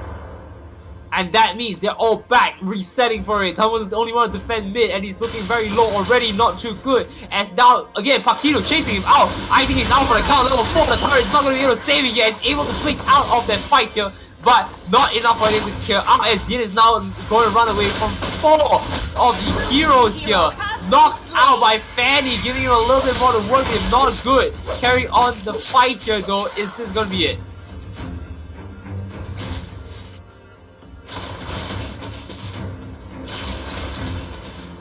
Here we go. They see Julian. Julian spotted. But can they make a move? They know Julian is spotted. You really want to walk in there? Nice dodge. Not knocked out though. That's a lot of damage. Ooh, you don't like to see that. Julian is commanding so much presence on the map. Even though he's one hero, he feels like he's in 2 places at once. Because Valentina is just holding a fort for him every time he leaves. And wow, I mean, look at it. The amount of damage he does forces them to keep backing. The amount of pressure he's putting onto each lane. And again, Fanny going down for another kill on tower, which again leads them to a position of like, oh no, they're losing so much gold. Look at this lead of gold they have right now. 4,000 gold up from them. Turtle is going to be spawning soon. It looks like numbers advantage wise, it is going to be on the side of Royal Syndicate, but it's anyone's guess what he can do. 1-1 might come in and take another fight here. Finally, Lunos does pick up the Fanny, and they might be able to find some solace in that. But with that being said though, they need to start rotating for the Turtle. Selena now trying to path upwards. They see Valentina and the Julian here. But is there anything to scoff at? No. Selena needs to be very careful as he walks out with his team. 3 players are now standing by. Julian's hiding in the corner. He knows that he comes out. That's all his. Valentina showing himself, making an appearance. And I don't see anything that they can do here. Or win it out. Right? There's nothing they can do. Knocked out right again. Lunos does take a pick out right now. Paquito. But 1-1 returns the favor on Beatrix here as they do take another pick out, backing out here, and nicely done. They're able to push this wave and potentially go for Turtle here, but Fanny is already on the case. They're picking it up for the team, and they're able to back out. Blue team turret is now destroyed on the top side though. Thomas, can you return the favor, taking down the bottom red turret? That is only he can do. There you go. Thomas returning the favor here. Luna is now trying to take a fight here, but he's a little bit out of position, unable to pick up Julian. He is knocked out with the help of the Luna. Here we go. Returning again to another fight. Beatrix. Now, what are you gonna do? Selena is there. Can you make an approach? Come in for it, help the team. No, does not make an approach for it. Beatrix almost going down to Valentina here, taking 1 turret shot, but is now forced to just shove the wave can and reset. Paquito is nearby though, and I don't really feel like he can do anything. They approach the fight here. Yin coming in for the fight, throwing it into the arena. I don't know where he's going. How is the fight going to pan out? Is anyone guess? Yin needs to come out. We need to see who's the victor here. We don't see a victor, unfortunately. Should not make it out alive by a little bit. Luna's carrying it out now, and Fanny a little bit weird position. Tara is just wailing on him. No, Tara's not wailing on him. In fact, Beatrix misses out, and now Valentina's taking the brunt of the turret. But the turret going down, that means he's safe. And that is it. Valentina is safe and gets the kill herself. Tara is now going to try to defend the lane on his own, and with Valentina nearby though, I'm a bit afraid to say that Selena might be able to take that pick right there, and he does pick it up, and she does.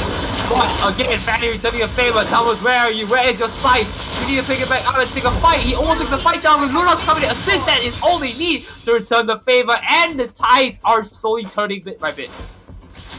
I see the gears in motion. I see the teams finally making back up together. They are almost at a position where they're like, hey, if I team fight this, we might actually win. And That's all they need, right? The next objective is spawning at top side here, and we just see Paquito coming to rotate for it. No, Paquito is not going to rotate for it. He's going to try and pick up some stuff and join the team first before taking the turtle. He's waiting for an opportunity. He sees Yin and he's going to go for it. There you go, goes for Yin. Already chipping so much damage off him just like that for one punch, and that's very good. Now they're able to just start onto the turtle. They have the advantage. Fanny again on point, always going for the objective immediately at spawns. I like that. Or well, not immediately at spawns, but you can see that nobody else is there. And he's always there. He's always there, making sure like, hey, my team doesn't need to be there, I need to be there. And that is it. That's the third total for them. They have another goal jump once again. 5k go up. Red team hero has been slain. We'll pick out the 1-1. But I'm not focused on that. My focus is on the Fanny who's just sitting here and now. This is the Tumblr, and unfortunately, the Tumblr says, hey, remember what you did to me? Here's the return of a double scythe. Picks it up. Nicely done. Royal Syndicate returning a favor bit by bit. Now their kills and deaths are about doubled down. But they can return it. 7 of 15 out again is going out once again, but he can clear the Valentina. That's what they need. Yin does not pick it up though. Just take a fight in his arena once again. Can he make the play? Paquito's waiting. He's just gonna punch. Wait for opportunity. Sees the opportunity. Does not pick it up. Yin is now out for the count though, because the entire team just wells on him with 4 players down there. There's nothing he can do. Lunos does break it out, which is very good. As a bit later, you want to be quite fair. You want to be able to sustain your lane and push back. He's able to just farm the wave and go in on it. Again, kills are doubled down from the other side, and we are seeing that there is an advantage coming from Nani Esports, but this is really all there is to it, as I do see a lot of good trades here. Tamu is trying to take another 2v1 here, but it's not working out, as you do see, again, Paquito coming in, but 1-1 looking very low now. They're gonna keep chasing. Lunos is not gonna be able to pick it up, but he does chip out Paquito, and Paquito is what to keep punching back and out. We bomb and weave, go in and out. And now look at the other side here, as we do see 1-1 going out. They do pick up 1-1 from Valentina, and there it is. Valentina's not going to go on to the towers, and he does pick up 2-1 and Cell with Jonah coming out there, and of course another turret going down to Valentina's range. Blue team turret has been destroyed. This is destructed. 12 kills out. I thought they had a chance here. Royal Syndicate was pushing back. They held their weight down for a little bit, and suddenly it all changed when Valentina attacked. Blue team turret has been destroyed. And it all comes down to one good fight, right? They see the Julius, they see the Valentina, if they can take one of them out first and the second one out subsequently, I think that's where everything falls apart. However, that is if they take, and I don't see that happening anytime soon. Paquito is just waiting for the mage to come in. He's waiting for Beatrix to come in. Look, Beatrix level 9 versus level 12. You walk in there, that's it. There's no coming out.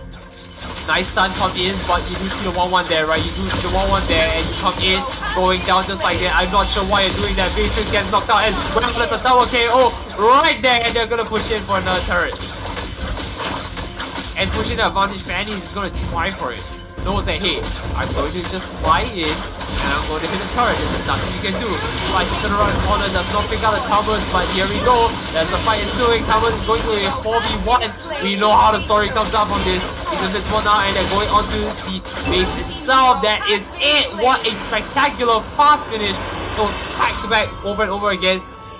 Royal Syndicate almost had it. If it weren't for the fact a small slip out caused them to lose their advantage, Nani Esports were able to come back right there. I am surprised to say the least that they did a fantastic job to hold themselves. Unfortunately, it's just that small little bit that caught them off. And here we have it, Nani Esports taking home the win. Now, of course, that is going to be the next game down. We still have, I believe, one more game in the group stage. So be ready for that. But before we go, make sure you support us here at TeleMatch. What you can do is follow us on our socials, Facebook and Instagram at TeleTrip Gaming. That's TELETRIP.GAMING. And if you're not already followed on Twitch, you know what to do. Of course, we will see you with our next match later. I'll introduce it to you. My name is Nyterra. We'll be going for a short break.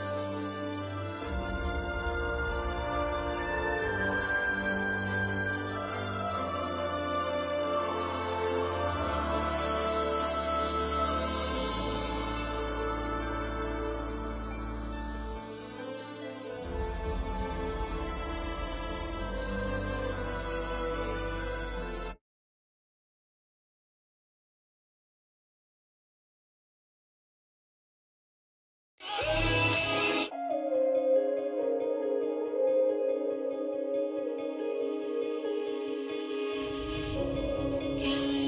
pages go, and I should go with them, I know. Instead, I gaze out windows, getting lost in months ago, thinking about all those highs and the lows. Turn a blind eye, rose glasses make it alright.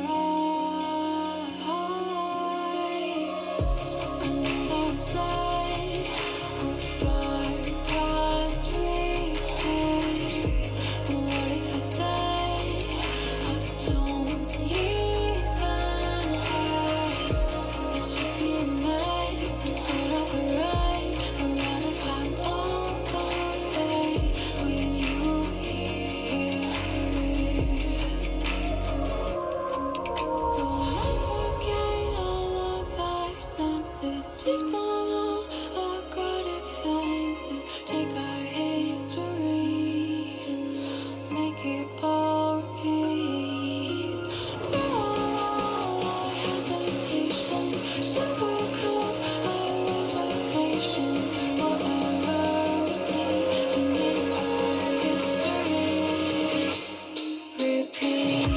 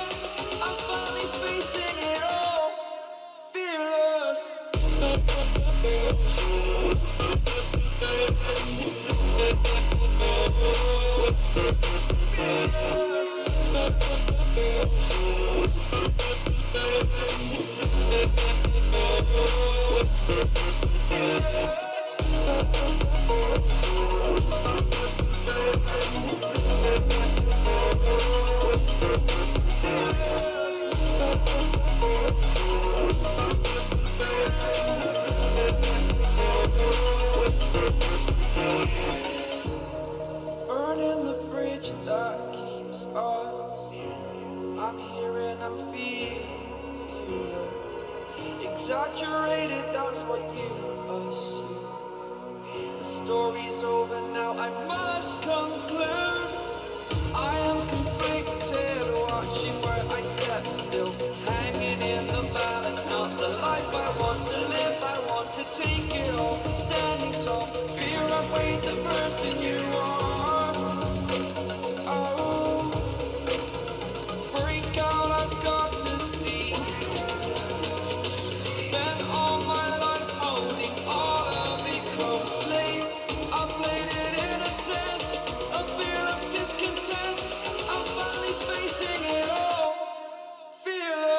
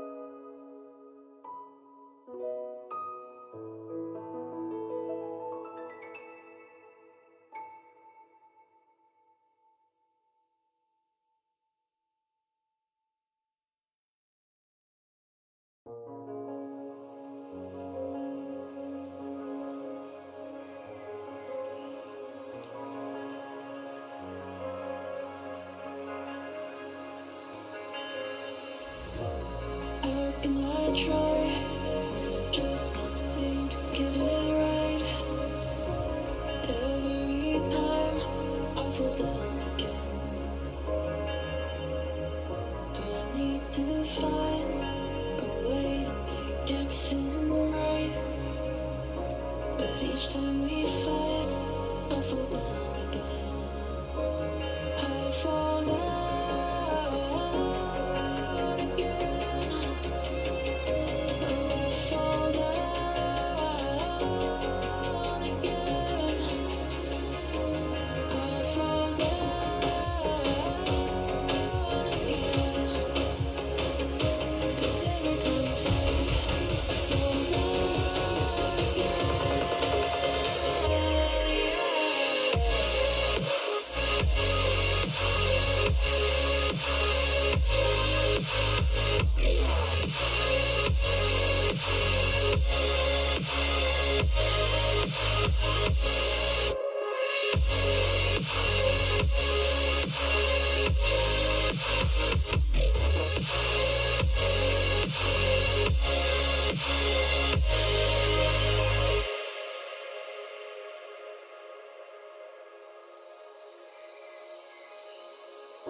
Will you light up the night?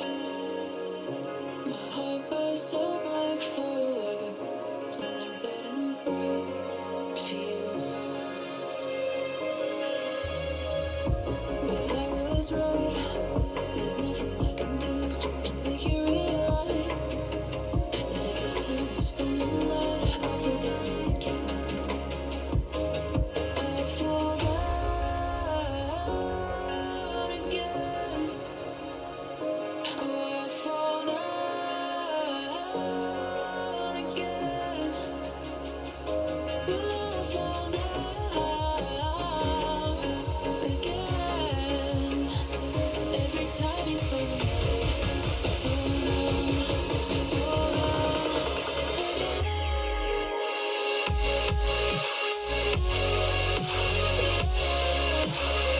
I fall down again.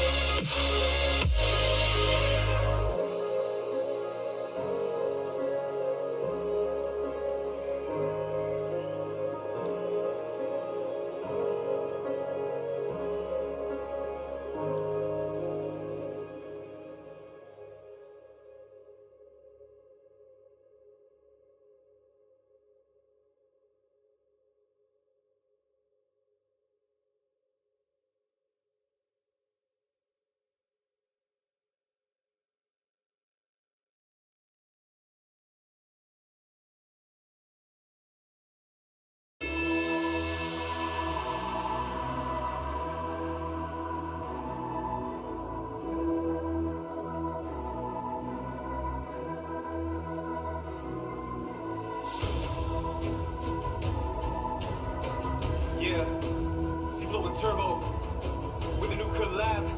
By the slide, let's get it, let's get it, let's get it, let's get it. Yeah, I'm done with the stalling, oh this is my calling. I'm done with the internal rolling. I'm feeling important, the talented putting on Mexico's only. No one can control me, I've been down and lowly. Yeah, moral of the story, right? If nobody cares except for the air, no one can compare. The kingdom's true air brought me through despair.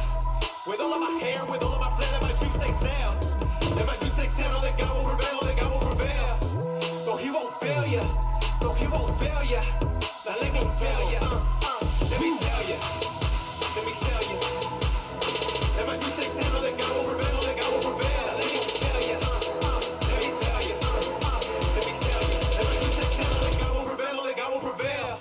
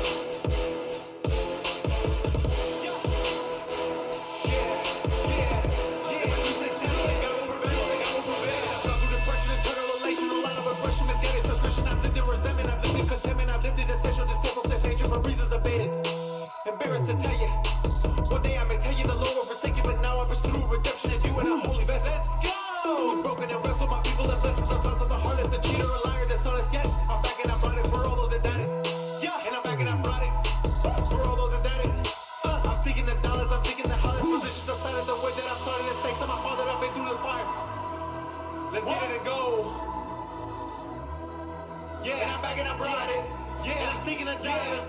Yeah, I'm seeking the dollars. Let me tell you. Let me tell you. Let my 2 6 handle it, God will prevail, let God will prevail. Let me tell you.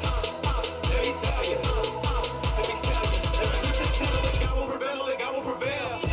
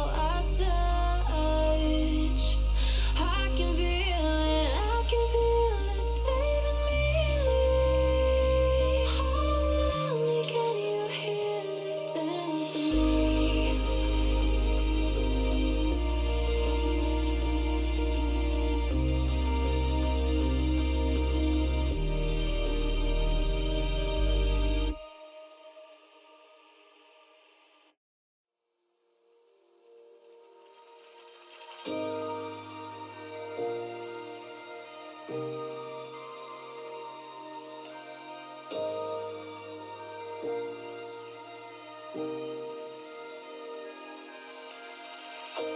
appear so softly right in front of me.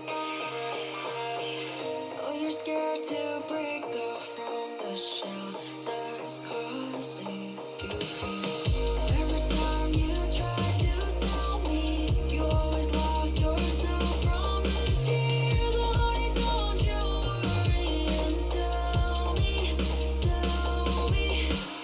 what's been keeping you up all night. 'Cause the more you try to hide, I can't see all the signs. Break away from all your worries, 'cause I know how it feels to be so broken. Oh, it's time for you to feel reborn again. So please be free and fly. Oh, sweet butterfly.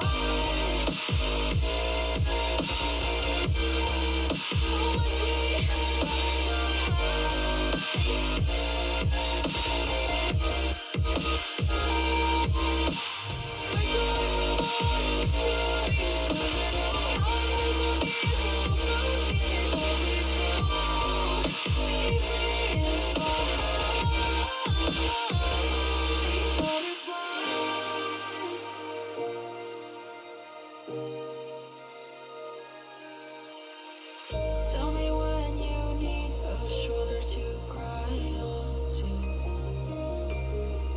All those sleepless nights, I'll be right there when you need.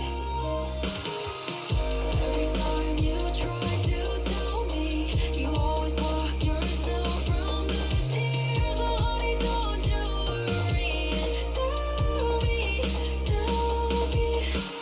what's been keeping you up all night. 'Cause the more you try to hide, I can't see all the signs. Break away from all your worries, 'cause I know how it feels to be so broken. Oh, it's time for you to feel reborn again. So please be free and fly. Oh, sweet butterfly.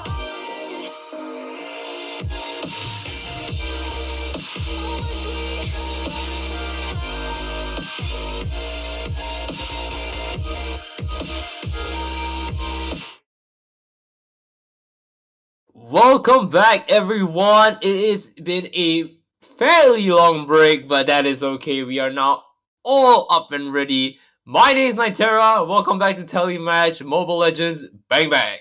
Of course, this is not possible without the help and organization skills of Susus, and of course, a little bit of prize sponsorship and our partners as well from Aftershock.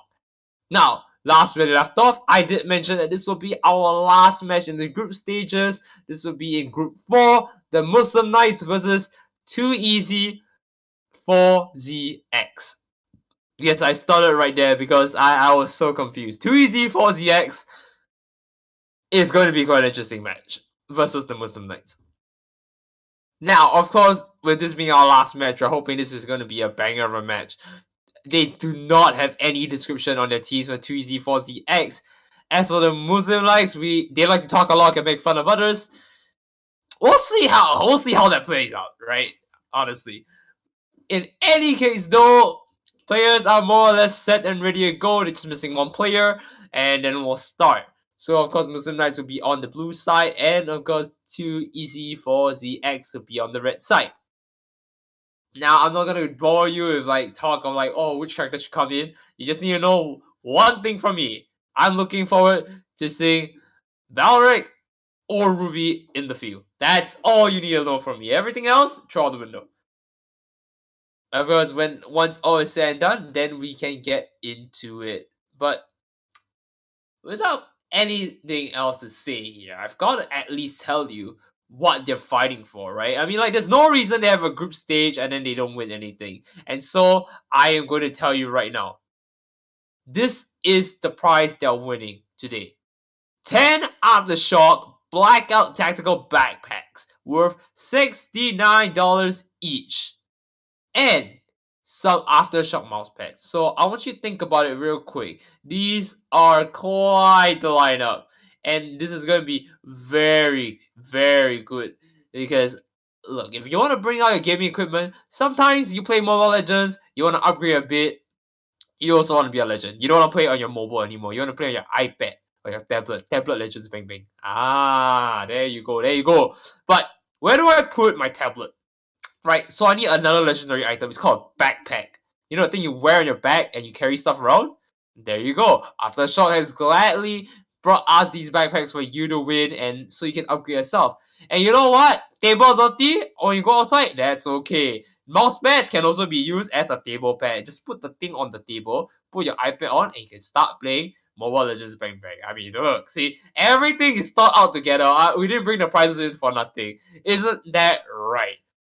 Now, don't forget, if you guys are coming in for the first time today, TeleMatch Mobile Legends bang bang, while we have prizes and whatnot, we are mixing in the casual players with the competitive players. And that is why we see a lot of different competitions here and there.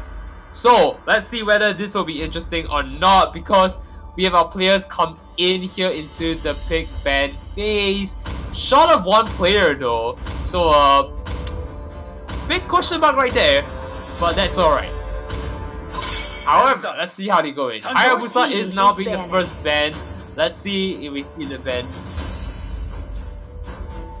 However, with that being said though, I mean, one player down doesn't seem like a fair advantage. And, you know, most of the nights, I don't want them to talk down too easy for ZX. So, you know, per my request, I'm going to call production here and say that, hey, could you guys reset the match?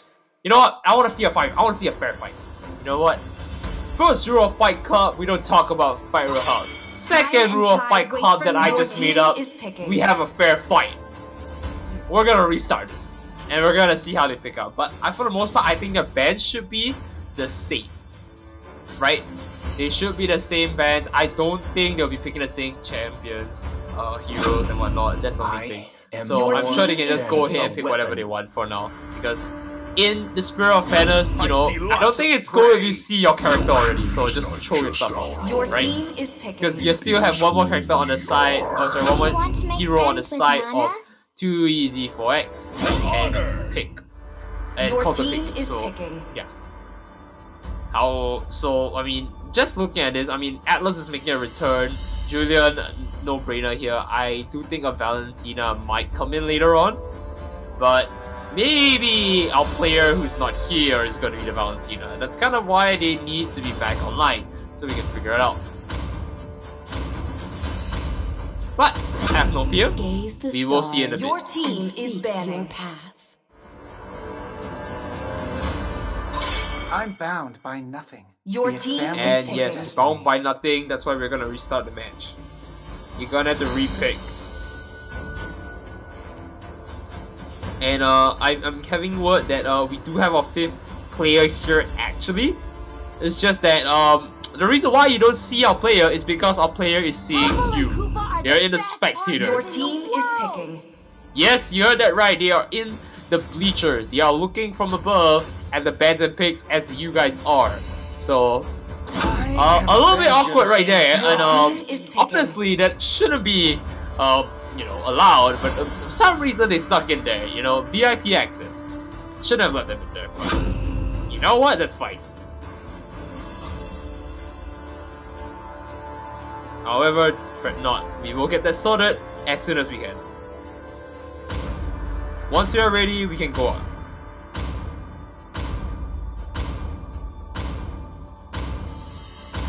See, everything's all loaded up, are we ready to go?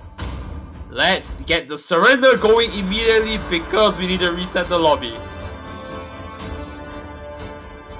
Now we just wait for everyone to load in, but before that, how was everyone's day watching all of these matches? Did any of them excite you today? Did any one of these matches make you think, wow, I need this? You know? That's what I always think. Like, how can we do it? So, if you have any champions or heroes you'd like to see, Welcome to you know, Mobile put it down in. Legends. You might actually see it. But hopefully the games are 5 reset seconds here. till the enemy reaches So the battlefield. let's see how it goes. Smash them.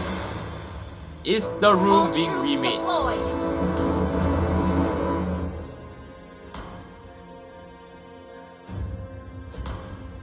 And here we go.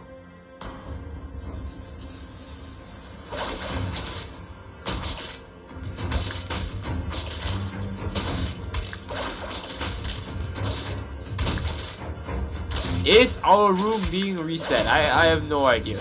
I have no idea. We're just gonna wait it out. I do believe on their side one of them needs to surrender, but that is okay. We shall wait. The game is paused. They have no way of surrendering on the side of the admins. We are going to have to wait for that. But do not worry, because as we settle this thing, I have a solution. This solution will make sure that nobody has to sit through this technical difficulty. That is right, I have no words. So we will throw it to a break, and we will see you in a bit. Fret not, ladies and gentlemen. Take care. We'll be back in a minute or two.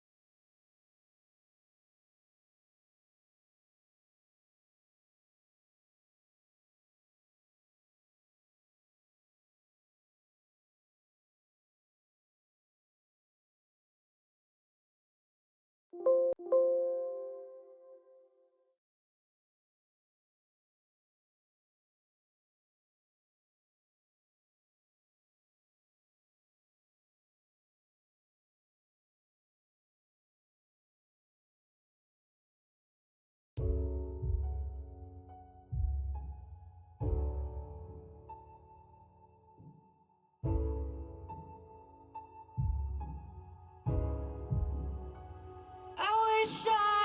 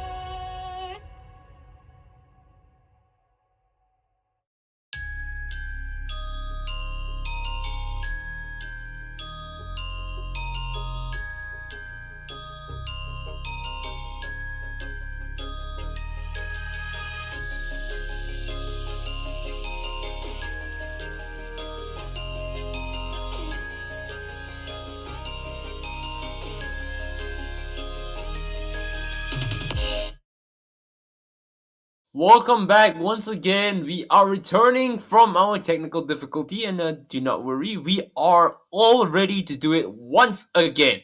I assure you, nothing will come out of it. Promise. As we now jump into the game, let me give you a quick refresher on our teams. It's the Muslim Knights versus 2EZ4ZX.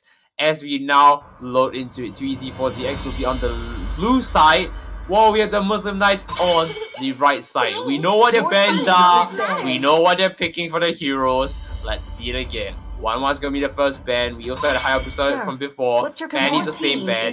So I'm looking at the Hayabusa this time. That was what the initial ban was. Change in the ban. Justice in the world. Change in the ban. Time and tide. I am not sure what this entails, but let's see. If there is a complete change in the roster, I would not be surprised either.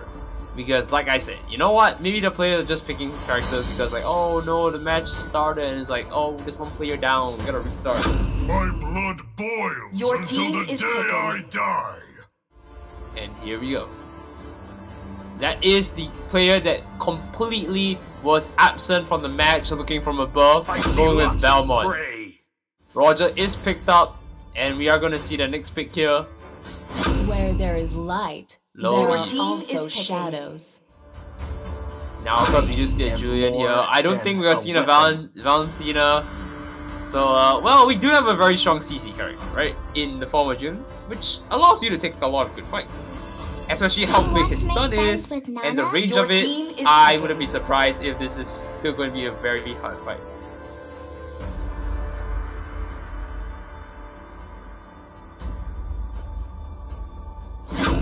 It's not just our Your team so, it is here's the thing. I may have lied to all of you, ladies and gentlemen. And we might have to remake it. I'm bound by nothing. Your be it team family is or banning. destiny. Because I do remember that Cho was coincidentally picked. And it just hit me that they banned the Cho. So, this is not a technical difficulty. This is the players not realizing that they did a mistake, a big oopsie. So, in hindsight, I wasn't wrong. But it looks like we might have to go intro it to another break. We'll see how it plays out. Your team is picking. For the most part, I think it's okay. We are going to see a change in the lineup, question mark. I don't remember some of the heroes being picked here, but we'll have to see. We will have to see. Where is my target? Your team is picking. And here we go, last pick. Woohoo! Set me on fire and I'll blaze through the battle!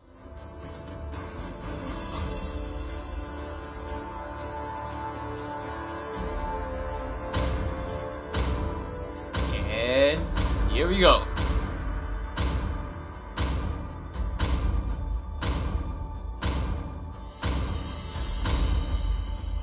Is this going to be a change, or are the players willing to just let it go? I guess we'll have to see.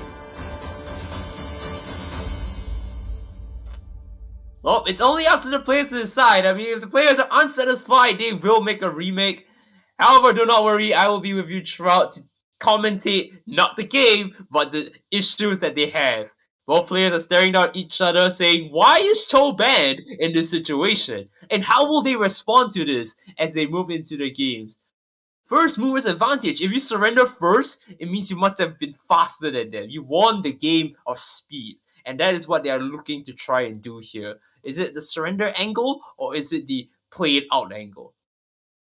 Now, of course, it's anyone's guess, but I have a good feeling they might just play it out. But that is just me. You know what? I've seen it all. If they chose to not do that, shame on me. They made me look really bad here because, you know, I thought they would play it out. Welcome to Mobile Legends! Oh, here we go! Is this a play out or is this an instant surrender? Reaches the battlefield. Smash them! Alright, I guess it is a surrender. They have proved me wrong once again.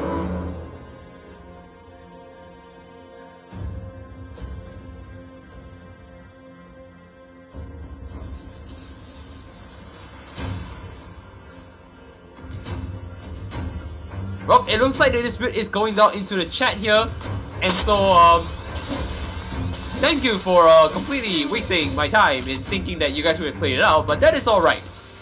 You know what? We want the best of both teams. We will see this to the end.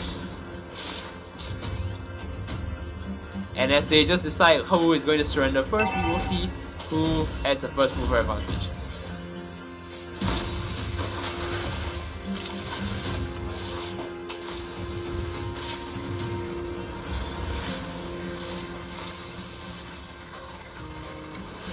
We do not see. Oh, there we go. We have seen a surrender on the red side, and let's go again. This time without banning Cho and banning Hayabusa, as per you initially decided.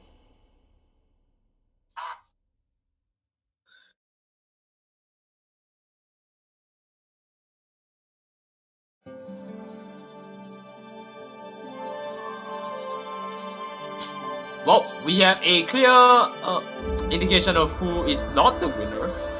So let's try and find a match where we can see who is gonna make it on top, because I'm a little bit tired. I kind of want to see it play out.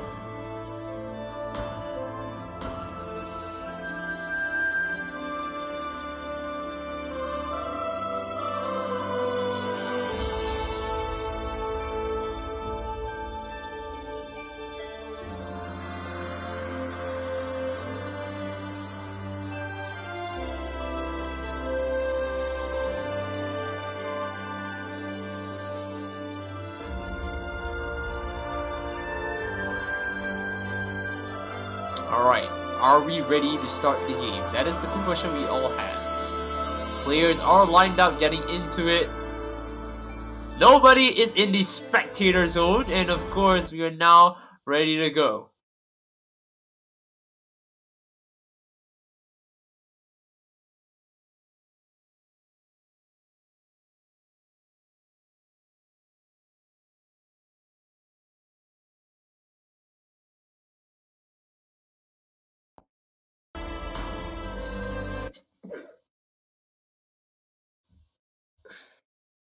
Alright.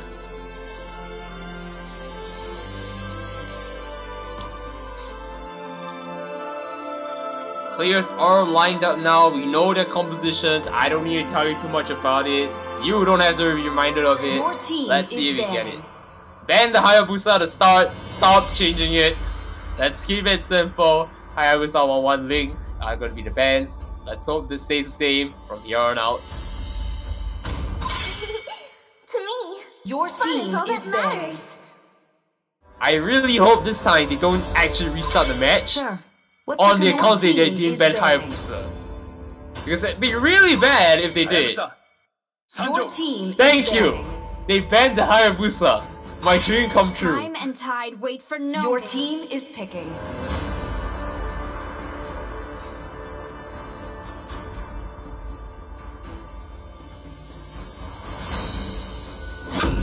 Alright, waiting it out. Your team is picking. A weapon.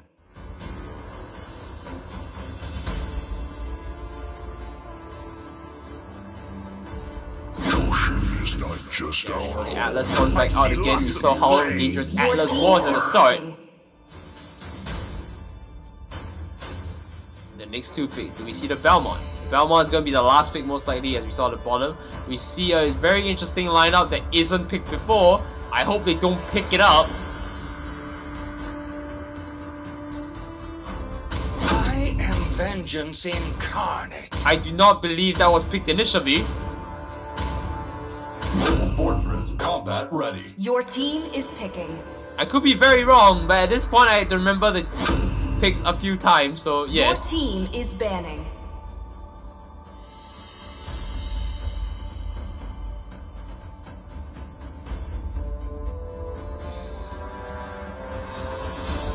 I'm bound by nothing.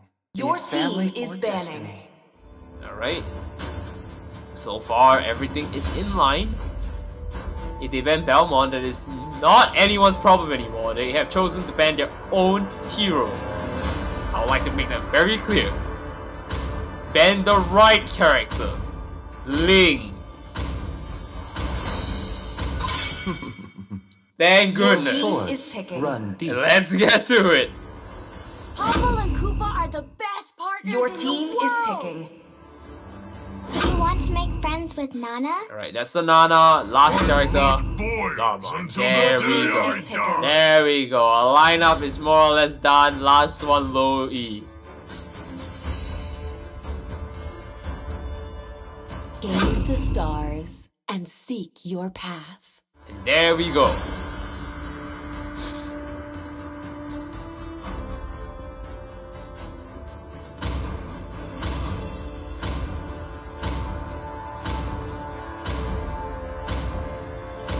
For the third time, let's get to it. As the players load out, let's be reminded who we're fighting here. The Muslim Knights versus 2EZ4ZX. Finally getting into it. I am so sorry for the delay, ladies and gentlemen. We are finally into it. Finally. And as we saw from the previous matches, if you weren't with us, we did have an Atlas play out just now. Atlas being one of the stronger characters in our lineup for today, having taken out a massive chunk of players with the Fatal Link into the Annihilation. Welcome to So I expect to Mobile see a lot of that. But again, Lillian also doing so much 5 work seconds onto till the the field. enemy Was reaches able the to battlefield. run it down and Smash just them. give so much damage as well as All crowd troops control deployed. effects by the stun. So, if anything, I'd be surprised to see if Jillian is going to contest against Atlas, because these two are basically the mover force and the unstoppable. The unstoppable shield and the unstoppable spear and movable shield. There we go. I was thinking of that and I was trying to phrase it right. Because Atlas has the ability to crowd control and is tanky, right? He's gonna go in and do his damage one shot. Whereas on the other hand, Jillian wants to stop that as well, and vice versa. So it's just a matter of who goes in first. So right now we are seeing Nana, just pushing it, waiting for the player to shove it back, and we are looking at Atlas and of course Low E going down here to a very low Belmont. Are they going to try and abuse this? No. Seize the opportunity to take down objective here. They want to go for it. They want to shoosh the way back in and go for it. Nana is looking in a bit weird position. Tries to go in, does not make anything work. But that's okay. Belmont is heating up slowly. They're just trying to make a way here. But look at that. So much damage coming out right there. The little wolf just doing massive work here. Turret is not able to kill him, and that is going to be it. They do find a Jillian here, and they're going to make the kill count. They do pick it up, though, looking a little bit low. The player coming in to help out, and that's the first bound to Jillian. Fantastic work. That's the one thing they needed here. 4 players down on him. They could not do anything. Nana wasn't able to help out. We didn't even see an assist on the top side. It was good as gone. So is slowly pushing in though with the help of Belmont assisted, but that's okay. We're gonna see how it plays out. Atlas at the bottom trying to rotate in with his team. They do see the Jillian. Do they take a fight though is another question. We have to see entirely at the bot side. Now of course they're not responding to it, and we're not seeing how it is playing out. And look at that, just waiting for it. Nothing picks up. Atlas still waiting for opportunity. Top opportunity comes in, goes in, do not pick it up. Jillian, are you going for it? The team is all together. Level 2 there, you're very low, comes in, Cho comes in, picks it up, almost knocking it out. Can you finish it up? Nicely done, Low E picks it off for Cho. Cho's short range was unable to clean it out, and Low E with his massive ability locks him in place basically, and he's unable to escape death clutches. Now of course they are going to reset here, and Cho is just going to be sitting down here pretty, holding his fort down, getting EXP where he can against lower level enemy players, and that's not a good sign coming from 2EZ4X. For 2EZ4ZX here, they need to try and work around the fact that Atlas is able to just tank and walk in, as well as the fact that Cho is able to push you around. Right, Jillian needs to be very careful, find a good opportunity to stun everyone before anything happens. If you start another fight though, Atlas come in straight here. Is it going to be the Fatal Link? No, I don't see the Fatal Link to Annihilation. But we do see a KO coming for none other than Pomuka. And that's great, because this is going to lead them up another kill. Look at that goal advantage, slowly climbing again. 2k goal advantage. Another fight comes in, Atlas is doing another impressive engage. as the roaming character, he is really dishing the damage where it hurts. And with turtle spawning in 40 seconds, I gotta tell you, not looking good for the side of 2EZ4ZX. And that is gonna be it. Muslim Knights is gonna find an opportunity to come in here, waiting for it. They do see him here, level 7 to 4. You know you don't want to take this opportunity down with you. You want to just wait it out. Your turtle is almost there. Don't make a mistake. Wait it out. Oh, there you go. Blink comes in, does not pick it out. Almost knocking it out, but no, we don't see anything. The fish has escaped its bait, and that's it. The line is broken. Jin just sitting down there, waiting for opportunity. The team has to gather out for the turtle as it spawns. 3 players on it, Low E and Atlas assisting it out right now. But now we find opportunity where Bull is in with the team here, calls out the wolf, takes it down. I think this is theirs for the taking. Does not pick it up even though they threw some stuff in. Not connecting with the turtle, unfortunately. They're waiting again. The opportunity to come has split, and now they've got to wait it out. Atlas sees the opportunity, he has to go for it. No, he does not. The car drives in. I really don't know what you're doing there. You're level 4, you're a bit low. 3 players in low, he's gonna assist as well. And we all saw another player come in to help out as well. That's not good. Another one! Julian, what are you doing? That is a 4v1. That is not a situation you want to go in.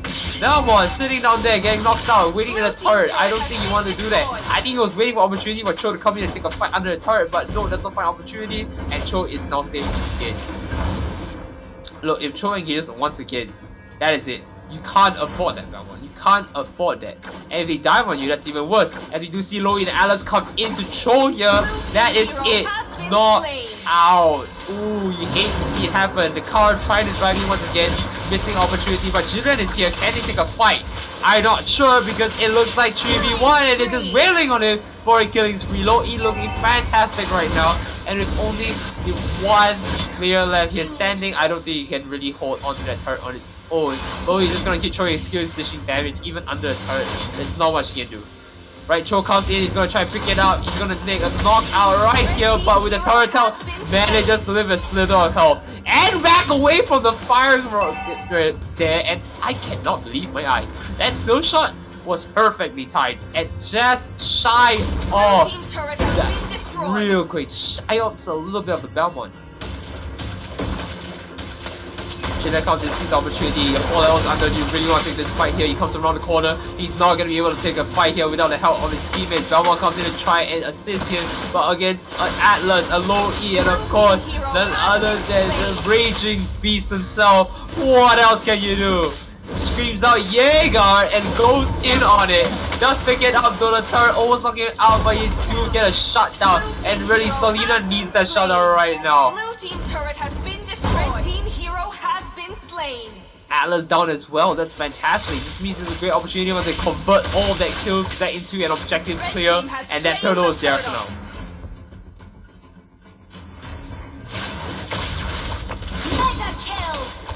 And that's a mega kill coming in. I'm surprised to say the least. This is a great opportunity for them. They're gonna continue to try and push this lead as much as they can, and that's really the best thing they can do right now. They almost got it right here, but they're trying to push for it. Can they make it? No, the turret almost knocked you out here, and let's be fair here, better to live out attempting than to die trying. So let's move on to the next fight here. Atlas is standing out low E here, and we do see Jiren taking quite a bit of damage already to start it off. If they want to take a fight here, they need to get a nice stun first, but level difference makes this very hard. Low E taking another one down for you. He's going in for it. He does not see the Atlas moving back into the fight here. When we assist here, how could you possibly take this fight? And again, another kill for Atlas, put onto his medal and badges. He wears them like it is pride and joy, gets a double kill, and ascends one more. And a monster kill coming in for Low-E. Low-E is a monster indeed. There's nothing he can do. The car runs in, ramps in. You're not really going to make an isekai off just from crashing into it. I don't know what you're doing there. It is over for you here. I think it's safe to say here that if anything is going to happen, they need to take all 5 of them down right now when they're at their weakest. And that is still not possible. They do take a 1, but is that enough? that is not enough. As Nana tries to find for something, he knows that if Nana goes in, that's game. They need to defend this right now. Keep the turret healthy as possible. And that's all they can do, right? Play defensive. Hold it down, hold on the fort, see what they can pick up. Because there's still a turret and a turtle. Sorry, not turtle. There's still a lord waiting for them. They have a chance for that. And the players just know, alright, we're gonna rotate out for a lord. It's time for lord. We can try it. Cho runs around the corner, does not pick anything out, thankfully. But hey, is that really all you can do here? Because it feels like so. And as we see the Atlas waiting there, pulls it out, sees opportunity, goes for it. Is this the fatal link into the annihilation? That's what you're all waiting for. Oh, the fatal link into the annihilation isn't coming out. No, it does not come out. But we do see another skirmish at the bottom here. We just picked off the Belmont with the help of Cho and Lo E.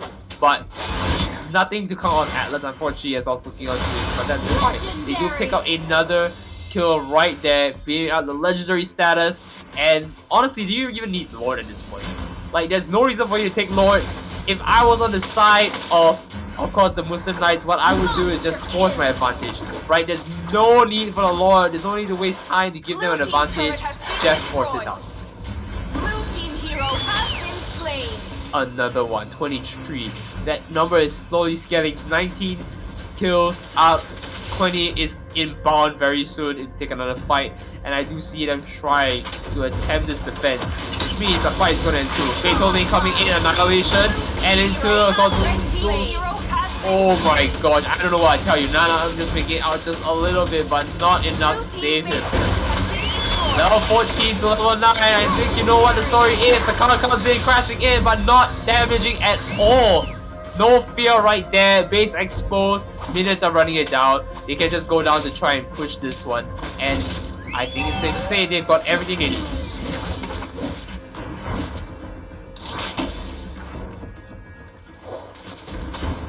And here they are. One person is at Lord. The rest of them are just clearing out the jungle. I think this is a great play to split out the attention, divide the pressure, and allow them to carry on. That's fantastic. Red team has slain the Lord.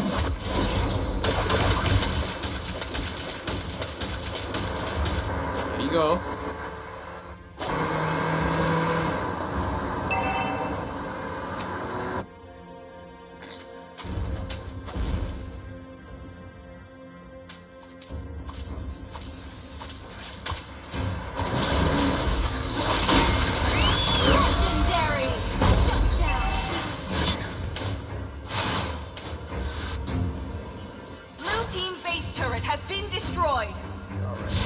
Are you speaking in now?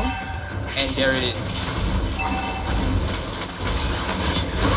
Lord is down. Legendary coming out. Fatal push. Annihilation. There is nothing else left. Lord is marching down. And even if they do take this, Lord is still something to deal with. And the minions. There's nothing they can do here. Victory was ensured. That is that.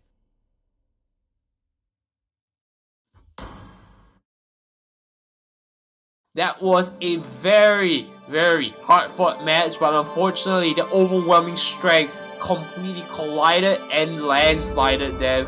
It was definitely a match that they had to capitalize on numbers a lot more. When Belmont was very low, go on to them. They just did that. Atlas was roaming around. Jillian was unable to farm and slowly racking up in deaths. There was nothing they can do, and the only way they could have circumvented was if the Jillian was somehow strong enough.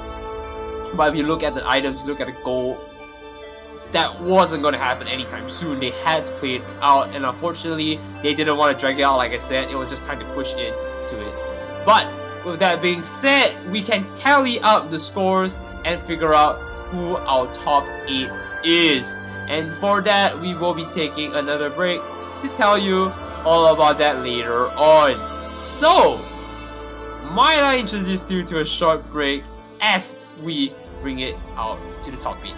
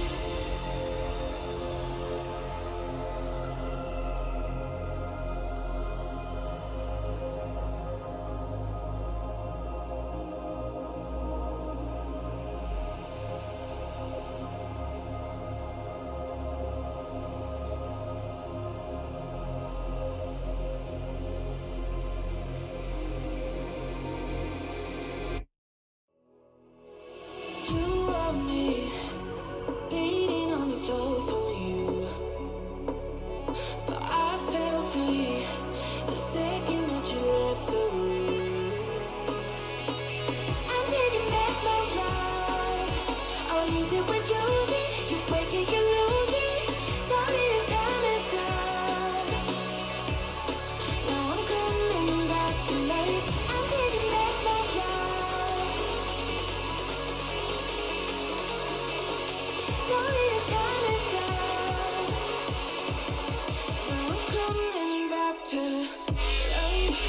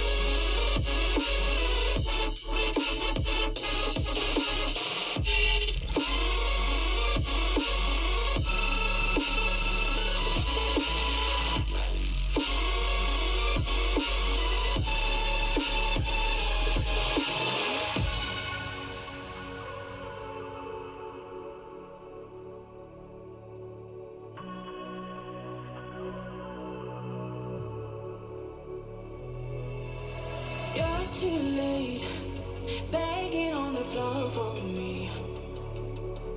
I'm not the same. I'm standing on my own 2 feet. I'm taking back my life. All you do is use it. You break it, you lose it. Sorry, your time is up. Now I'm coming back to life. I'm taking back my love. Sorry, your time is up. Now I'm coming back to life.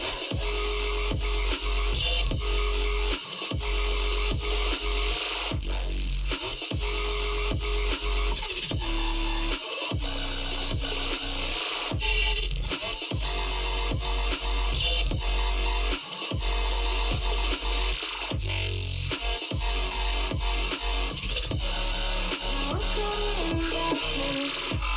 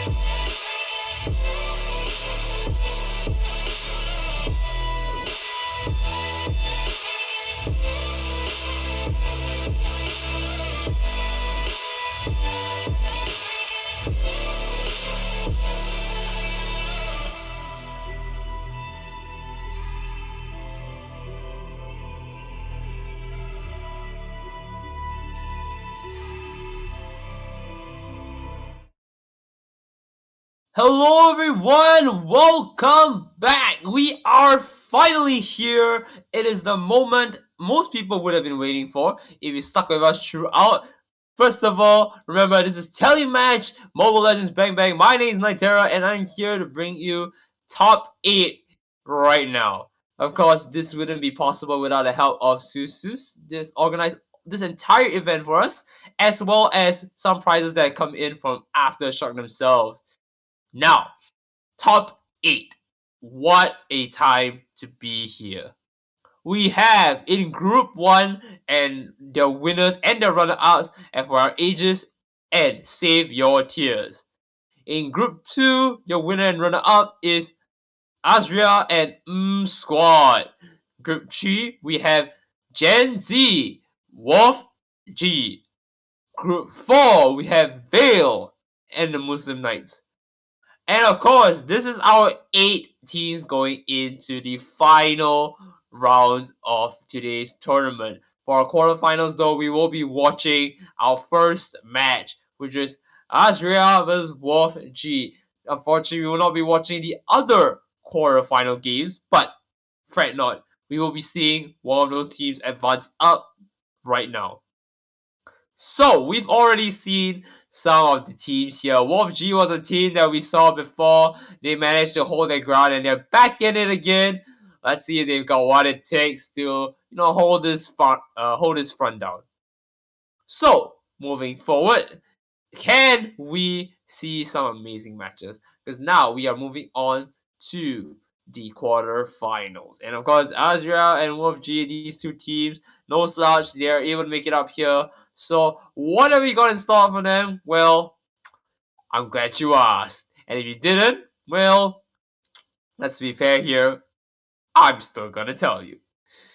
In our individual sign up, we have Azria. This team is an individual sign up team. Yes, I'm gonna repeat that twice for you. And our third time, this team are made up of solo players. They formed together and they managed to make it into top 8, not as runner-ups even, as the winners of their bracket. Now say what you want. Whether their bracket was easy or it was a tough climb, we'll see it for ourselves right here in this next match against Wolf G, which we saw did what they could as well as they can. In fact, both our individual sign-out teams have made it into the top 8, which is pretty surprising, all things considered. So a little bit of lookout here. This is a lot of stuff. So I'm excited to see how Azria plays. On the other side, Wolf G, I think we've already went through who they are. Their entire team is basically a mashup of Nintendo characters in their names.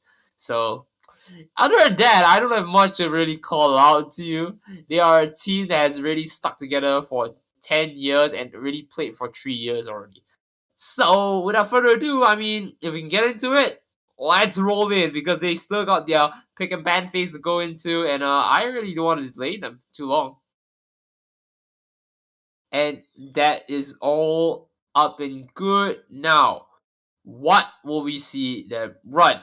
Wolf G had a few interesting picks just now. I mean, we did see a few things here and there that we could, we didn't really capitalize too well on Wolf G, and that's what I'm hoping they kind of ironed out now. So, can we go through this? In this case, I'm not too sure how it's going to play out, but if we can get to it, we will get to it. As we are going to see how Azra is going to work things out though. Because from what I know, if you're a winner rather than a runner-up, you will have priority in the first pick. The runner-ups will get second pick in the ban and pick phase. So this is very important to note because it's going to determine your picks, right? If you are the one to pick the ban first, you have no reason to ban Jillian, and we saw how strong Jillian can be. So it stands to reason, being the second pick, you're forced to ban Jillian. So yeah. And I'm not too sure how that's gonna stand out. I mean, we saw Valentina being banned, we saw Jillian being banned, and then a lot of different stuff here. We also saw a Link being banned, and the likes of 1-1 being banned. There were so many interesting bans here that was a little bit off. So I'm okay with it.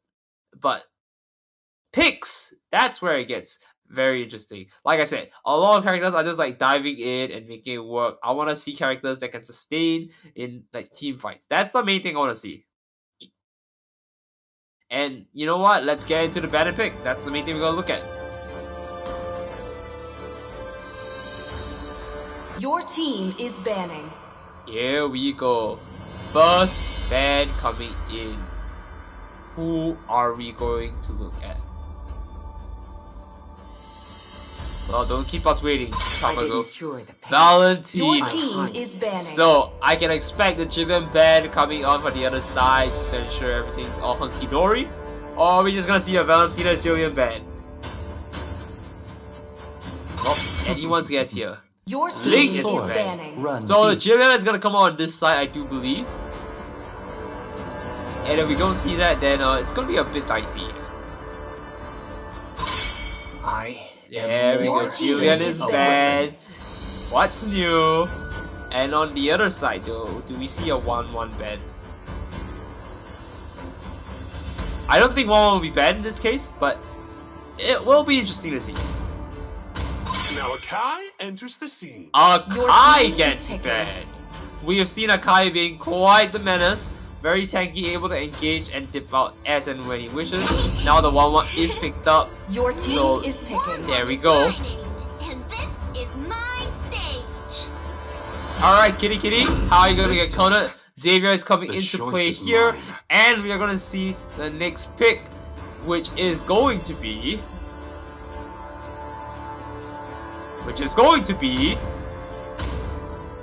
Okay, don't keep me waiting. You got 10 seconds. Don't worry about it. We're coming into it.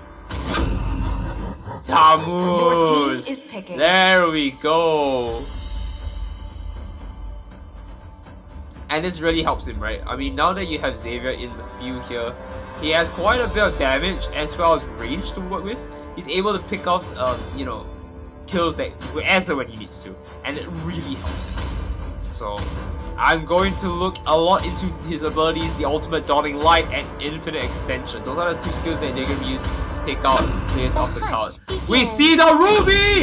We see the ruby! Guys, we did it! They did it! They called the ruby! I called the ruby! And it came out! Ladies and gentlemen, we have Ruby coming in. This might be the character we are going to see counter in the dive composition. If they're going to go run it down, we're going to see Ruby hopefully sustain itself a lot. Here's the problem I see though. Xavier, a lot of rage. Right? All the skills just going to be poking here in and out. So there's no reason for them to dive in. Tammuz is more of a chase kind of character. I don't see him going in super deep. He's only going to get kills, and if he can get kills, he'll chase. Other than that, no. So it really boils down to the last two picks on the side of Wolf G. If Wolf G makes a dive composition choice, maybe. Your team is banning. An interesting ban there.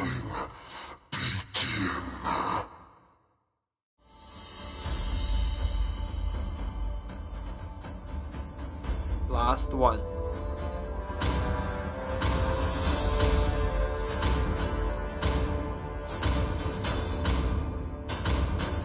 Come on, let's see the dance. Chivalry is dead. Clint Your ban. team is picking. So they really want to force you to dive in.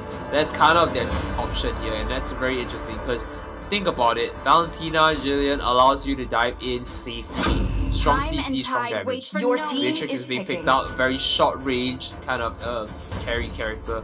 Very nicely done. Loe has a little bit of backline here, so that's not too bad. That is your mage as a whole. I like that. I like that. Where there is light, There are also shadows. But the question is, are we going to see another sustain character? A more tanky sustain? I don't think Alan's coming out. Valric? No, we're not gonna see the Valric? Thorns remain. Alright, you know what? We can't always be winners here. I did get my Ruby, I got my W. Oh, let's call it up. Let's call it up. They got the Lancelot, they come in with them. And of course, their next pick here is... Are they locking this in? That's the question we all have in our minds. What's your command? Well, not the first time on this rodeo. Expected it a mile away. And now we're going into this. This is our lineup. I hope you're excited as me, because other than the fact that I just got to see Ruby, this lineup is looking fairly solid, and I love how we're playing this out. I love how this is going to play out.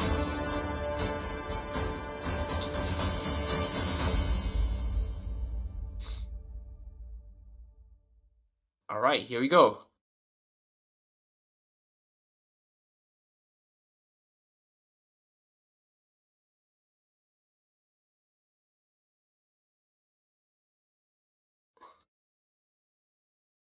Welcome to Mobile Legends! And the game has started. This is where we're going to line up. 1-1 is again going to go to the bottom path here. He's going to just farm out what he can, right? I mean, that's kind of all his job. Show a fire burn, hit someone, get some farm, do it again, but stronger than ever. But I'm gonna think, how are they gonna play it out? The engagement has already started. We do see Woji already taking a little bit of damage on both sides here. You know, just bit by bit, chipping them off right there and then. Kufra here, again, a little bit more tanky, but if you can't make a good engagement, that's all gonna be it. Comes in, the ball is jumping out, comes down, does not get in, he's going very low, blinks out, does not help the fight. Belmont looking worse for wear here, but of course the one to go down first though, not worse for wear, worse and dead, is going to be the Kufra giving you first blood. Pushing in for it, they are now in slight advantage here, and they are able to just, you know, capitalize on this lead. Do they want to go invade and like clear out the Belmont? They know the Belmont is not back, they push in the wave. I think it's a good opportunity to try, but no, they opt to go back and just farm up. And with that said though, we're gonna slowly pattern ourselves to the bottom lane here, as we do see 1-1 how it's playing out. 1-1 taking a little bit of damage here, doesn't look like he's making anything work out, but there we go, another engagement here. 1-1 is caught a little bit off guard, but is able to continue to take a fight here with Loli. But is this gonna be enough? Is this gonna be enough? Comes in, does not pick anything up from there. Oh no. Lancelot running up. Ruby looking a little bit low against Tumas, and of course Tumas having the advantage here is going to start onto that and not allow Ruby to go in. If more Ruby come in, there it is. Just go for the pick, does not pick it up. Oh! Does not pick it up, but also good attempt on that ability. It's not connecting there. They're gonna stun Turtle as well, and that's not looking too good. Tumas is gonna try and join in. Ruby has the advantage here though, with a little bit more HP to work with. I think it's good for them to just try and engage it out. Turtle is looking very low. They missed the smite, but they're able to last it still regardless. So honestly, it's still a win for them. So I'm gonna use Kufra here, and this one is going to go down. And Mario is gonna be next one to be slain, and this looks like a very big win coming for the side of non-Wolf G. It looks like Azura is going to look very dominating lead here, and they're gonna try and pivot it out. So what if they got Turtle? If we do take them out, we've got a lot coming for them. 300 gold lead here, not a lot at the start of the game, but that little bit of gold might make the difference in the early game. You know, it's not a full item, but every item now in the early game matters now, right? Kufra getting hit just a little bit, chipped off bit by bit. There we go. Trying to go into the bush here, back out, trying to see if we can find anyone, but gets picked off right here. Almost getting chipped off just like that for half HP. Goes in, tries to go for it. Tamago engages into the fight again, not allowing Yoshi to live, and we do see again the ability pop off from our main himself. Xavier's able to just keep chipping it out, but look at the bottom here. Joshi gets knocked out. Kufra is now out, bringing straight back to 1-1. And now the fight is looking very even. They go shoot a shot here, and they pick it out of Matrix. And again, Belmont returning the favor. Can you pick up the next one? Nicely done. Beautifully executed. Tumas now fighting against Ruby though, not looking too good for him. If he wants to come in, this is a good chance. Slowly picking it off. Ruby is just swinging that side over and over again on Tumas, making sure that they have no way to engage her. And Ruby is sitting clean right there. Now on the other side, taking a lot of their camps out of the way while he can. Since here, you know, it's like, hey, right here, I can help you. Lancelot now gonna return the favor, clear out the jungle, and return to mid. Maybe make something work here.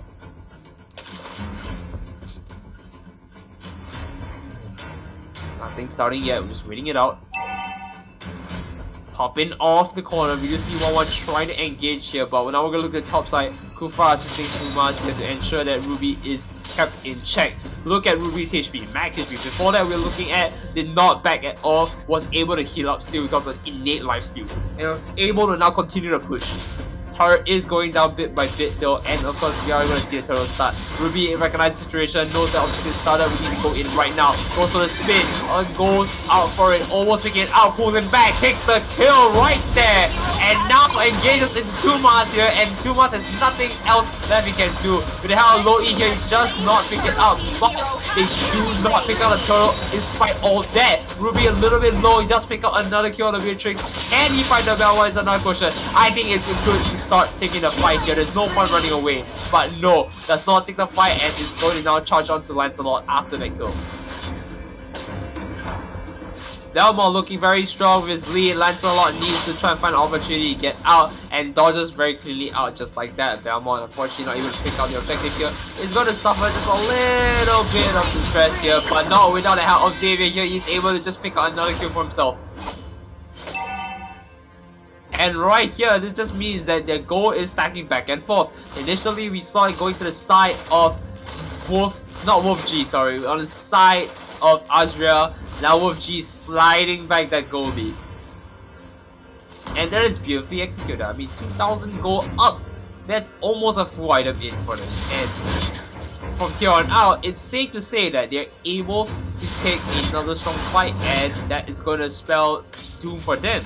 They don't want this to happen to them. They know they have to split up and make it work from here. Right? Their strength in numbers doesn't really apply to them when they have a lot of CC damage, or like AoE damage rather. And that's not gonna be good. However, Ruby's able to try and pick them off bit by bit here, chip them off. Innate Lifesteal is able to sustain long enough and make a good fight. Tumas coming in, there we go. The Lifesteal coming in, Kufra with the ball, and there we go, 3v1. Ruby has to sustain, can you make it work? Look at that healing, heals back out, takes out the Kufra, and Tumas is left wondering, can I take the fight in my team? Do I back off? He just chose his scythe here and just strips it off, but there's nothing else he can do. And hell, low E again, the damage just keeps piling up over and over. You don't want a tower? He's gonna just keep sniping it. He's gonna keep hitting it over and over again because he knows that Tumas can't defend. He knows that Tumas, whatever you do, he has to back in this situation if he doesn't want to take a kill. And there we go. Nicely done. Ruby is free for the taking on that turret right there. That is a free turret, and all they can do is sit and watch as Ruby continues to pelt at it. I wouldn't be surprised if they take this turret down, but I would be much more surprised if they can secure this turtle. They have not been successful thus far, and there they go, they finally take it. This is that turtle for them right now, and that's fantastic. Now they're gonna go on to them, wheel it down. Belmont looking very low here, dodges that corner just by a little bit, but being chased down by 1-1 here, nicely done. And now, of course, going for their jungle cash into the turret. But another fight is doing that. Tumas is trying to take another fight up top just a little bit. And we are seeing Big Duck under the tower. Can he pick it up? Ruby picks it up with a Innate Lifesteal. He's able to lift to the turret and take the turret for himself. The TO Lancelot as well. Nicely done. The mid is now pushing into the middle. And again, the goal lead is back in favor of Azria. And I've gotta be honest with you, this back and forth is making me a bit uneasy. We saw a back and forth like this beforehand, lasted 30 minutes. You know, that's a little bit too long for my taste. You know, a nice 20-minute game is good, gives you a little bit of thrill of the hunt. But now we're looking at it, looks like it might be a long one if they're able to hold on this lead. And well, good for them, because they're gonna want to try and earn themselves those backpacks from Aftershock. And as they are now going down, 1-1's looking very, very juicy, right? Nobody's in here. He's just gonna keep dashing around high in the bush. Is he gonna back? We don't know that. He comes out, he's gonna take a fight. No, does not come out yet. 4 players down here now. 1-1 doesn't know this. 1-1 sees 2, jumps out. Nicely done, dodges it out. Rufra is not going to make anything work, but he's gonna really chip it out. And another time, Xavier with his ability just, wow, cleanly snipes it off. And I did tell you here, ladies and gentlemen, that Xavier is going to be key to chasing them down. They're not going to running it down. Tumas is not going to be running it down. Tumas is basically playing like a tank, so it's not going to be there. And they were almost able to take another kill for themselves, but to no avail. Going down here, nicely done, Lancelot picks it up. They're going to take a jungle as well to finish it up here and push the mid once again. However, Lord is spawning in just a bit. I do believe this is the time for you to go. Lancelot, where are you at? I think it's time for you to go. No point trying to force this anymore. You have an opportunity to push turret or go for Lord. Honestly, Lord is a very good play here, but I think that turret looks juicy as well. Ooh, the turret's taking a lot of damage here. But of course, we're turning the damage back to Ruby as well. The Elite does help it out a little bit, but look at that damage. Nicely done, Xavier! Once again with a clean shot down. Is there a time I've not seen Xavier do that? Again, Ruby returning in favor of the Rufra, taking him out, showing how strong Ruby really is in this position, right? No matter what they do, they run it down, there's nothing they can do. The one saving grace in their team called here for Wolf G is the fact that Xavier is able to snipe them far away and also not be near them. Which is why I say it is so strong every. And once again, they make it work and they come back around, dominating again. And this back and forth is ensuing once again. They do pick up another kill right now on the Beatrix, and that's beautiful. And we do see 1-1 just throwing the needles out right there. Oh my god, that 2-man is doing so much damage. I cannot believe my eyes right here, ladies and gentlemen. That was an immense amount of pain that was right there. And it allows him to push with his teammate here for the turret. And this might be it. This turret might be just for the taking. There's no one to stop that. Rufra does not want to go and engage. He just backs out and goes to the middle. I can see why. Look, 3 players there, I don't want to go. Right, Rufra's Nemesis is back once again. How is he going to engage it? He's around. Checks it out, but no avail. Ruby sees the opportunity, he's like, alright, I'm gonna swap out. There's no reason for me to take it. He's gonna take a fight here against Rufra. And look at that live steal over and over again. We have not seen that HP move. In fact, it's gone up over and over again. Dodges Xavier's shot and is back to neutral again. It's almost like nothing happened.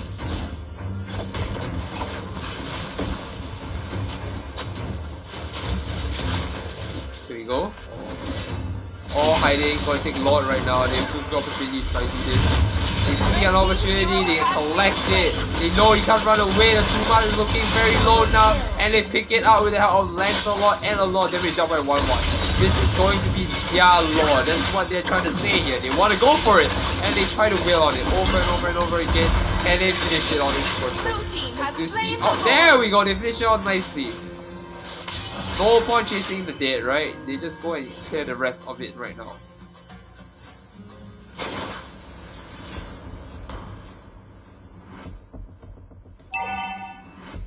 There we go.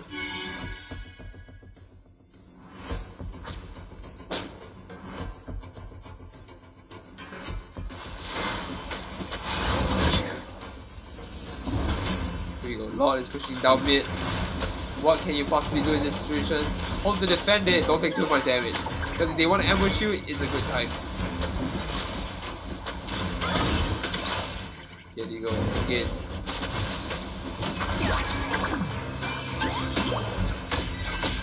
And right around the corner there.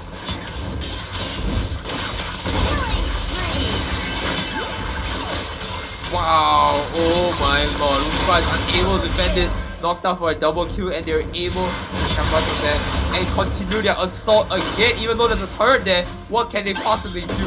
Here, dominating 24 to 14. They take out another turret down, and this is it. Push it once again and 2.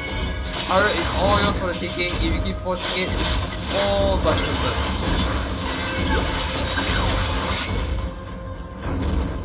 Here we go.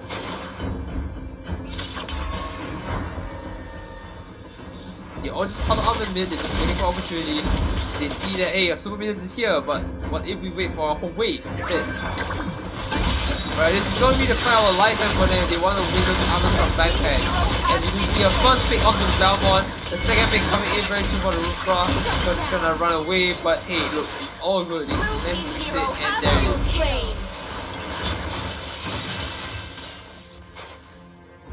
Here they go, finishing it up, no?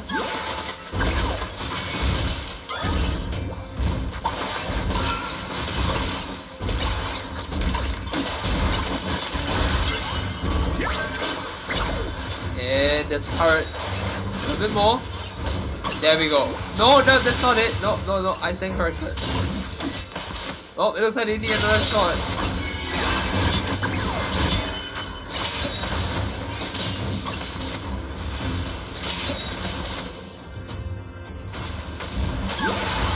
And here we go, another fight ensues. Coming in again, chipping out too much, a little bit more.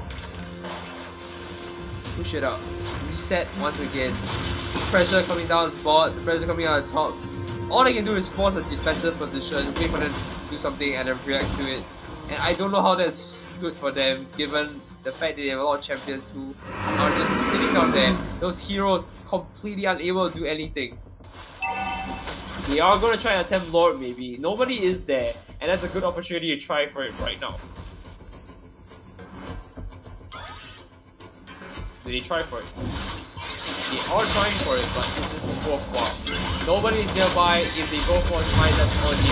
Double respect right now, and they were able to just pick it up. Nicely done.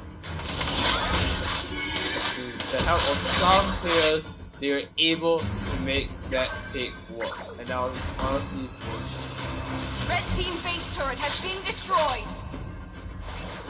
and there we go. Turret down. They're gonna engage in more.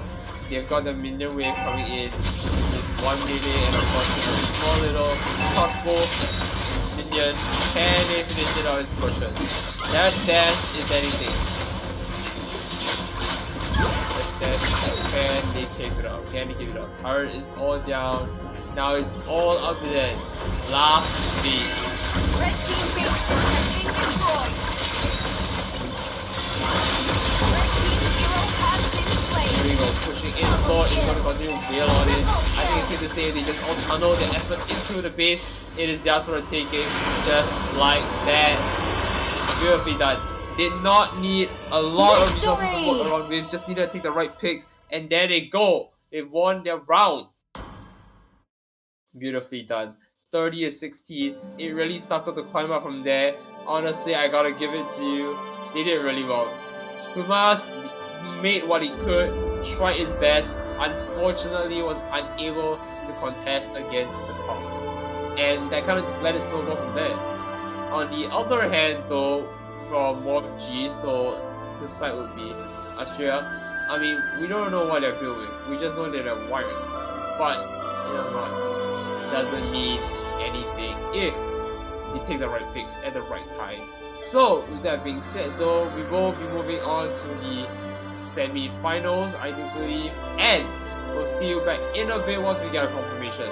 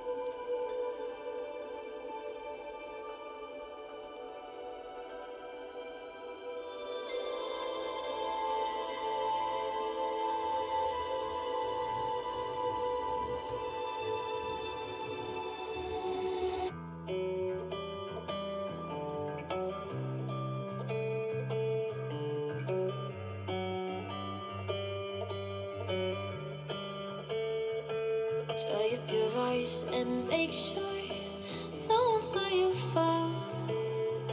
'Cause you don't wanna show. You're terrified to go.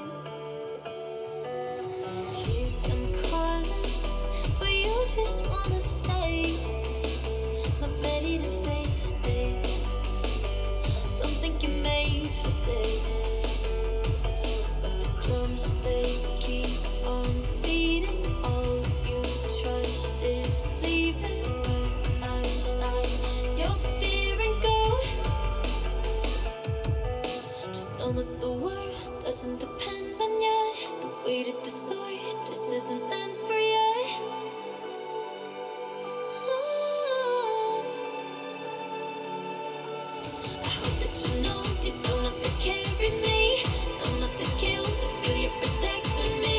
'Cause all that I know, all that I know, all that I know, you're not made for war.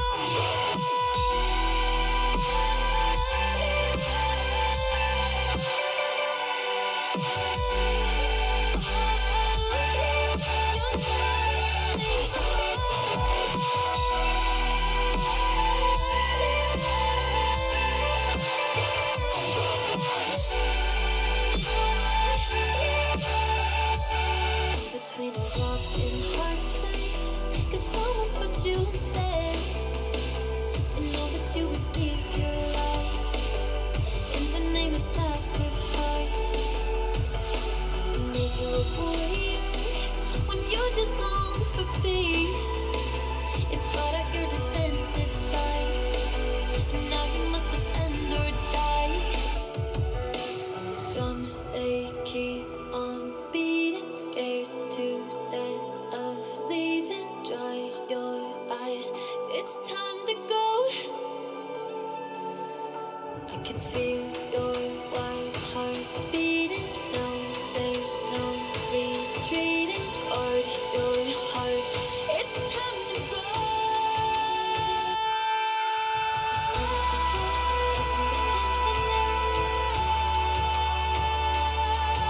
The weight of the sun just isn't meant for you, meant for you.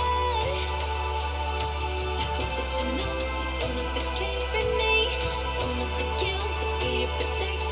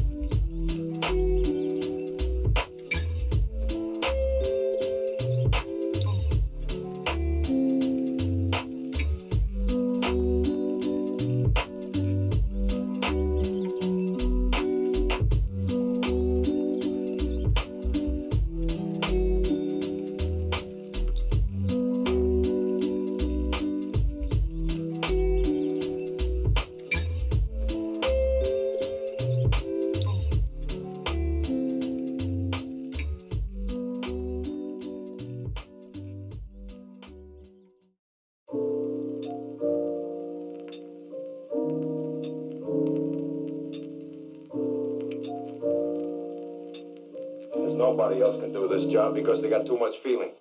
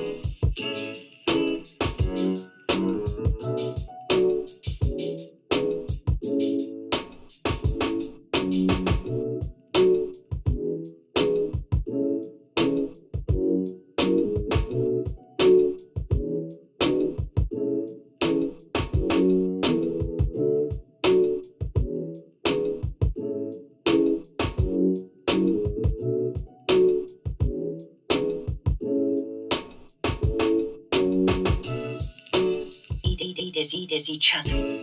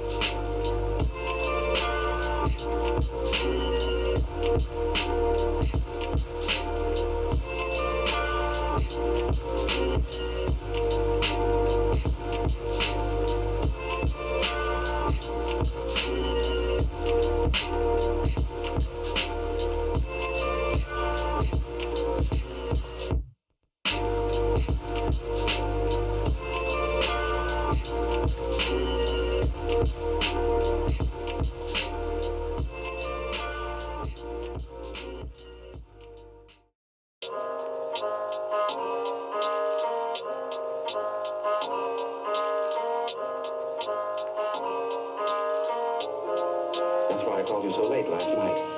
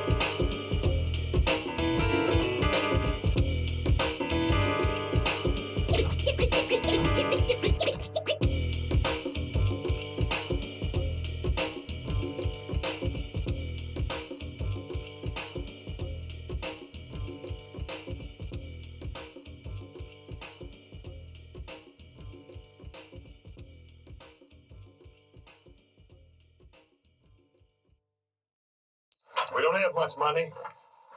We don't want your money. Then go away.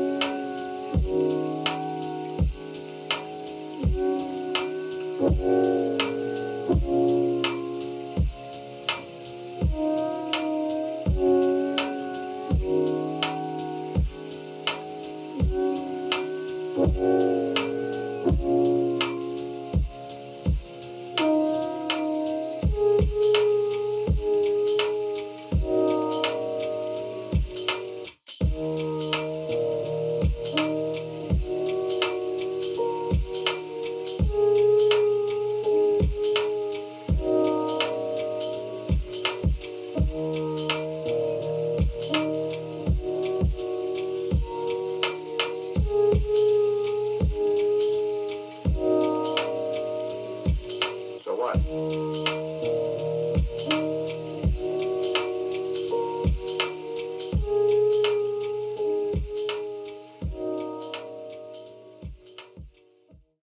It may even surprise you to know that I have positive proof.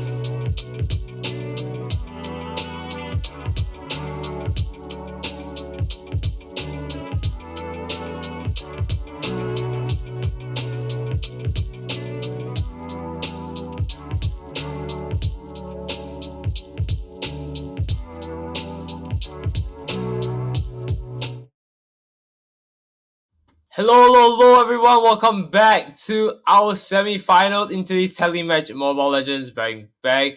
My name is Nyterra. We are finally heading down one more step closer to crowning our champion for today. In the last fight we saw Azria versus Wolf G, and we saw how that panned out for it. Of course, now we're going for another round. And this time, well, our semi-finalists is all set and ready to go. We're going to see how this is going to pan out. So, how is it going to be? Well, ladies and gentlemen, we have the players all ready and go. So why don't we just start that first and we look at the pick bands while I run you through who they are. So, who they are is definitely something everyone wants to know, and of course we have the lineup. So we have one and only. Well, first of all, we have one as the band coming from Gen Z. And of course, on the other side, I think you guys know who this team is. It's Team Dale. Dale came back for another round here. We saw them before with Reina Student, Don't Bother Me Show. And, well, I'm pretty sure we've seen all of them already at least once. So, I don't think I need introduction for you as to what they're fighting for. They're fighting for a chance to win one of Aftershocks blackout backpacks, right? Your team is picking. Blackout tactical backpacks worth it's about $69. And also accompanying that, they will be earning themselves Aftershock mousepads. So a bit of a nice combo here for them. They want to be ready to earn that. They need to get through this semi-finals into the finals. Let's get to it. And of course, we already see who they have picked up. Just now we just saw Xavier being a very strong pickup, and now we're gonna look at it once again, going to the side of Gen Z. On the other hand, we are gonna look at the next two picks coming up. And what do we got? I am vengeance Your team is picking. Well, you have your picks here. Moscow's gonna be joining one of their lineups as well. And again, we saw Moscow in the last round. Not a very strong character, right? The hero itself needed to be powered up really long. And it really depended on how you farm, because there's a good chance you might not be able to farm fast enough. And that kind of snowballing game. You cannot be taking fights where it is. And of course, there we go. Oh, you were tempting me. You were tempting me, Team Vale. I saw the bell ring, and by golly, I was banning. And here we go. Now they've got the next band coming in here after the next 3 picks. Need them 2 more. Let's see what they got. Jillian was banned. I don't see a Valentina. I don't see a Ling. Enters the scene. Your team is banned. Akai is up. Do we see a Ling ban? That's the question. Do we see a Ling ban? The Alice was locked out. This is something I failed to mention. There we go. The Ling comes in. Your team is picking. Run deep.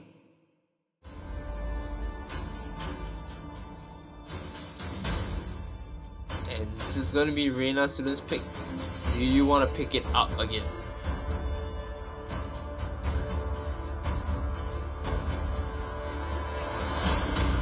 Oh. Belmont. Okay, for a minute there, they got me tripping. I really thought it was going to be a major again, and of course it's not. Thankfully. Now we do see a pickup. Is it a Ruby pickup? No, Esmeralda pickup. Following out, X Panther is going to follow in up with. I'm thinking maybe a Matilda would help, but they have something they want. I'm not gonna tell them. They know what they need here. This is their backpack, not mine. I'm not gonna influence it. Your Yin comes team into is play picking. here. And their last pick to finalize it all. Life is a game, and I decide how it's played. And the last pick is coming in. They still don't exactly have like a, I want to say a character that can roam effectively. So maybe somewhere like Valentina might be good. That's actually a good pickup. They just run around the map Valentina and just start spraying. But you know, Arrow is also fine. And this is your lineup, ladies and gentlemen, for your semi-finals. Remember, all matches are best of 1, so this is it. This is going to determine who comes out to the finals and who will be fighting for our grand prize.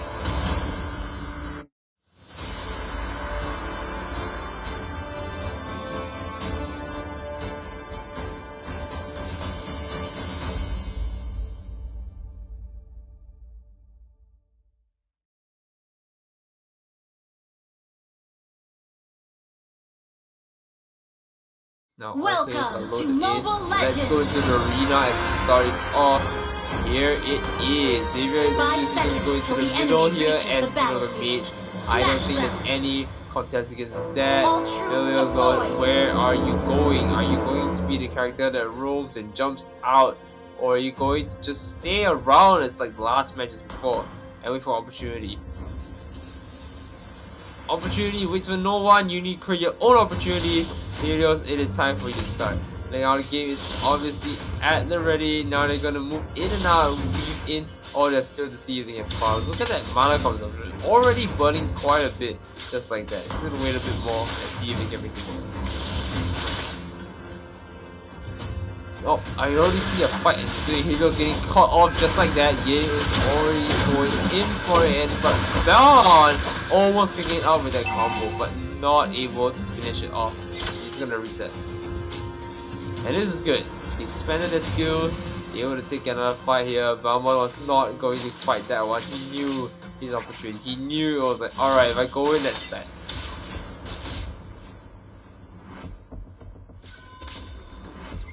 Now all you gotta do is just wait for it. You gotta wait for a good time to come in. Axe Builder, where are you going? Come back here, Helios says. 4 legs, running it down. Can you pick it up? No, just not enough. 2 players in together now. Are they trying to pick a fight here as Helios does re-enter the fight? They're gonna go for it, but no. Nothing comes off the combo and they're gonna push it back into it. Now farming it out once again, just waiting for an opportunity of a lifetime.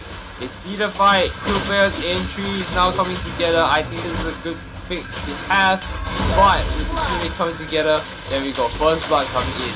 Can they return the favor and take a straight for that? No way. I'm telling you right now, the trade has happened, but is this enough for them? Because it is a slight stabilization of the but it is nothing to write home about. They are still in the neutral game here. Nothing has changed. Cards are all up, and the turtle has been dead. So here we go.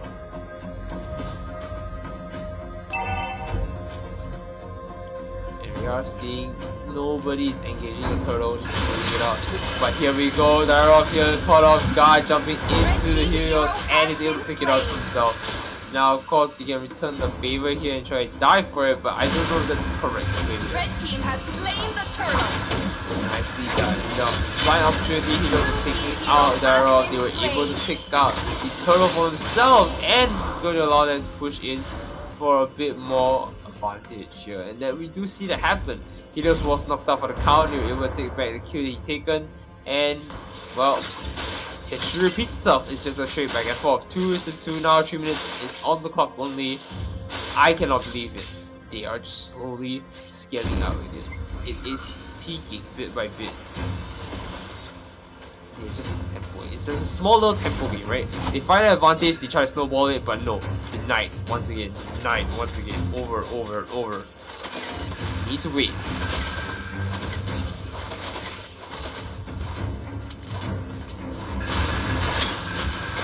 Here we go, see. Thing 5. You see the opportunity, they come for it, do 2 more damage.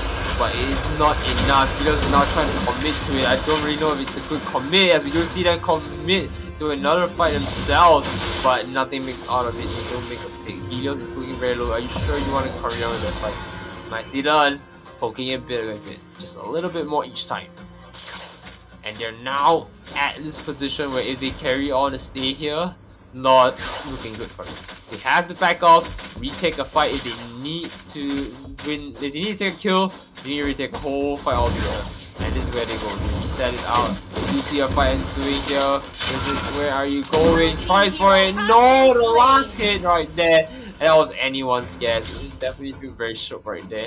Long on the Atlas, and gotta tell you, looking really good. Veil is trying to push for it. Bit by bit, they are able to take a slight advantage here, as now we do see Veil is up and coming here for this. Gen Z here, they need to pick up the pace if they want to make something work, as they now contest against the turtle once again. That one already onto it, just starting it out early. And Helios just left wondering, how can I enter this fight? There's nothing they can do. As you see the fight happening, they're running in again. They lose the turtle, and they're not gonna win this war as well. But Helios with a little bit of sustainability, allows his team to just, you know, help him soak the damage first and then let his team take a kill.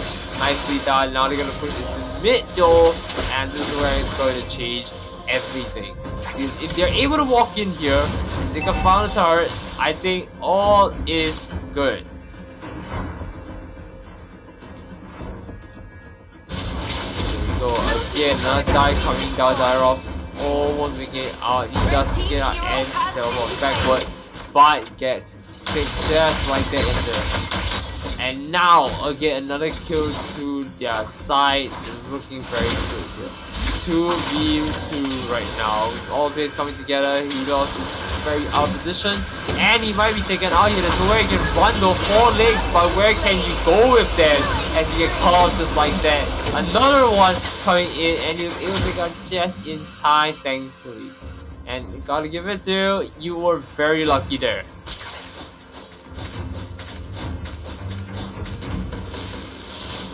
Run around the corner, and we're gonna see it retake another fight again.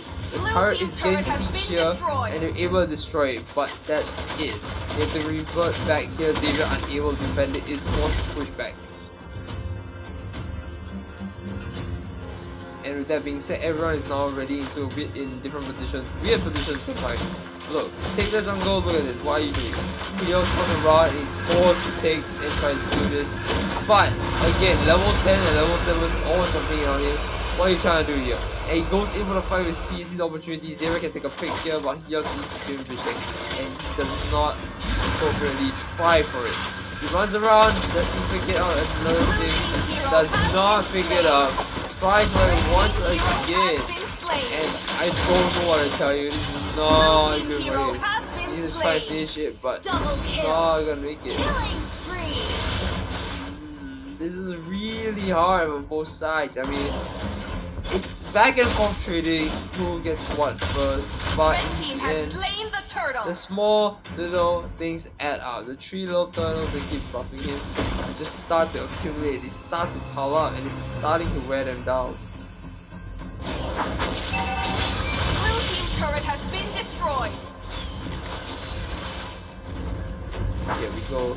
Another turret for the taking, or another kill. Darrow trades it out right there at the bottom lane, and I'm excited to see how they can carry on through them.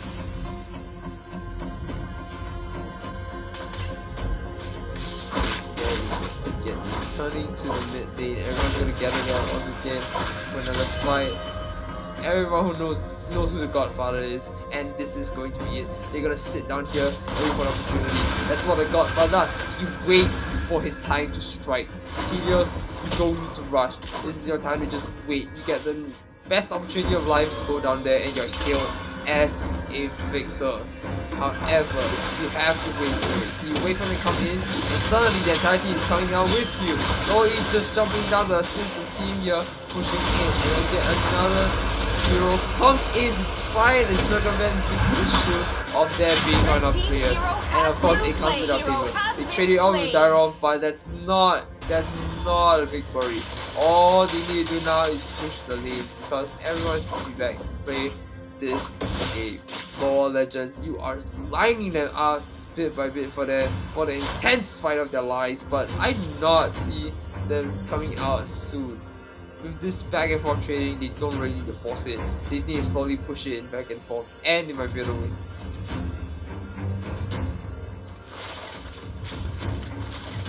There it is. Again, huddled into the middle. What can you possibly do there? What can you possibly learn from that? Yeah, here we go. Okay, in the bush, they're waiting for the opportunity to go for a Lord, but everyone is just not ready, not on time. And there it is. You see Helios coming in, they take another fight here, and they know they can take it. However, Helios is just opting to say, I don't want to take a fight, I'm just going to keep backing. I'm going to keep backing, walk backwards. Just make it out, but at what cost? There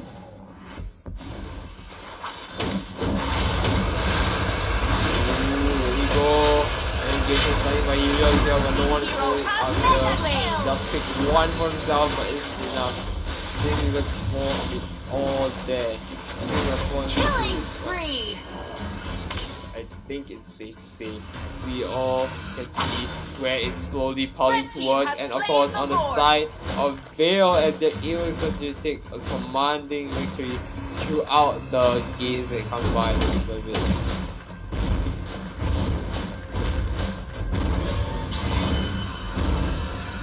So another turret down. We're gonna fight the dust though. No, it's not. Thankfully, it's the Alzheimer. That's that. He's able to just clean it up.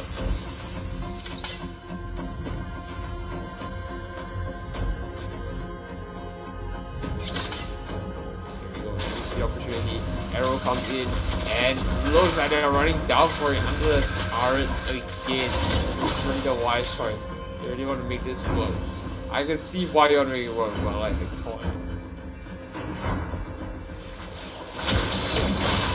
Blue team's turret has been destroyed.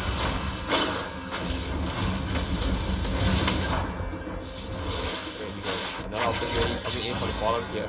If they take a pick here, it is going to snowball once again. They need to play safe, and the only way to do that is to stick at the T. But sticking at the T has proven fatal when they lose this area, taking a lot of damage just like that. Blue team turret has been destroyed. And they're one player away from the fight. Now trying to push. And the turret is going to go down very soon in the case. But it's a valiant effort coming back in from the other side here. Doesn't look like Vale's gonna get them away. But another relentless assault back. They might be able to get a double into the triple here if they chase it down. Can they get a triple here? And no, they do not. But again, Matrix tries to chase it down for a triple, but oh man, that was so close. I would have accepted that idea now going to the night 2. That was my fear. Because wow, I don't know. Blue team base turret has been destroyed. There we go. Stage is already going down. They have one last attack to defend it, but I think it's too late. If everyone just tunnels them, ideas down, their vision down, winning.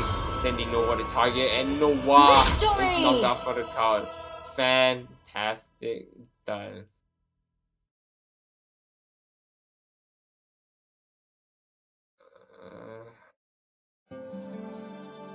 And here we go. This is going to be the lineup we have here. MVP is going to be on the side of Salmon here. He was able to pick 6 kills just like that. And I gotta be honest with you, it's a lot to work with. Unfortunately, we are going to have to bid goodbye to Gen Z. They put up a very strong showing to the very end. They did what they could, but unfortunately, Vale had to close the curtains on them, and we are going to see Vale move into the finals. So, that being said, are you excited for the finals? Who will Vale be facing? All that and more after a short break. We'll see you in a bit.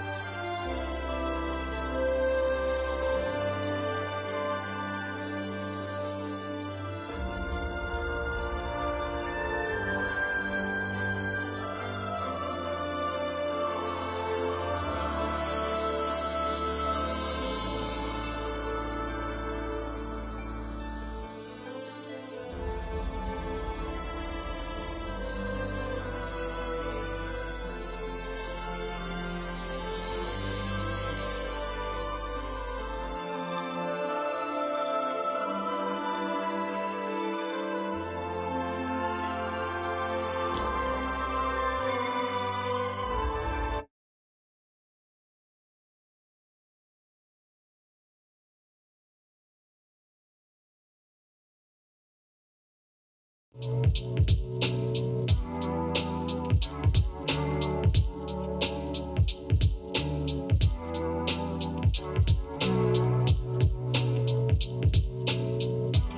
have to be careful.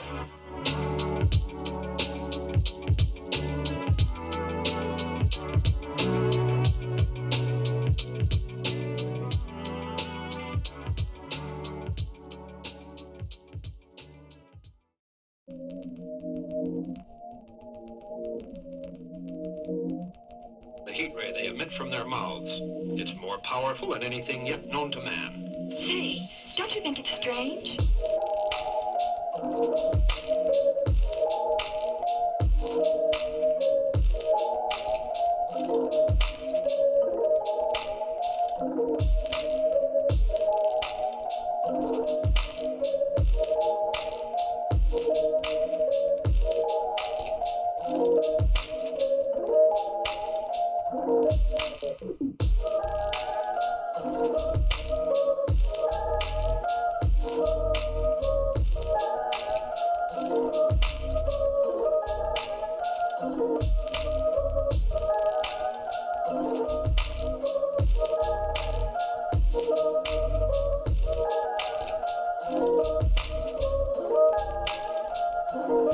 Sit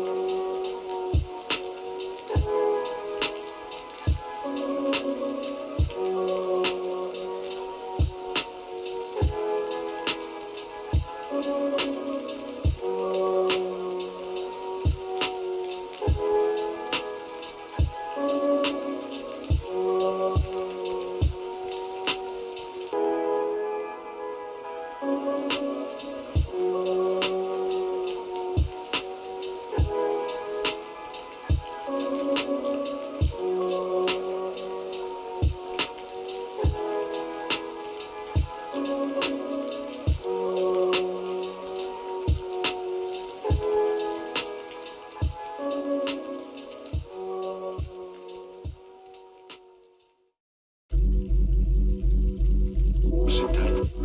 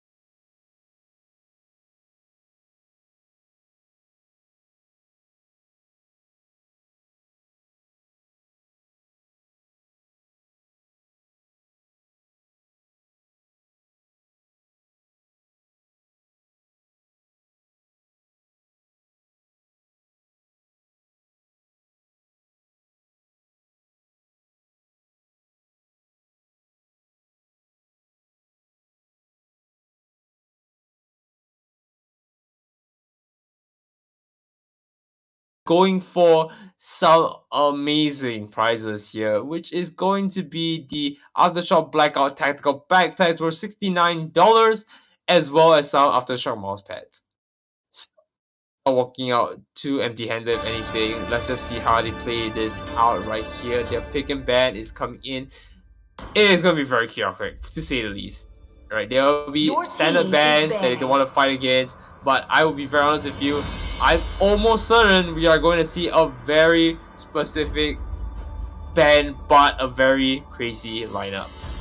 I didn't cure the pain. Valentina, followed by the Julian, is a very common ban from the side of, well, Azria, right? And of course, Vale might just ban all the icon picks, Loki and Ling. So those are the combos I might see get banned. And don't forget, Shook is in the game right now, so they might go for an Atlas pick. So I'm just gonna call it out. The Atlas pick might come in. Xavier, very strong pick to ban. That's true. Maybe the Link ban will come in later. 1-1 is banned as well. So now is Link going to be the next one to be banned afterwards? Or Julian? That's the question. Tagayo, it's your time to pick. What is your call?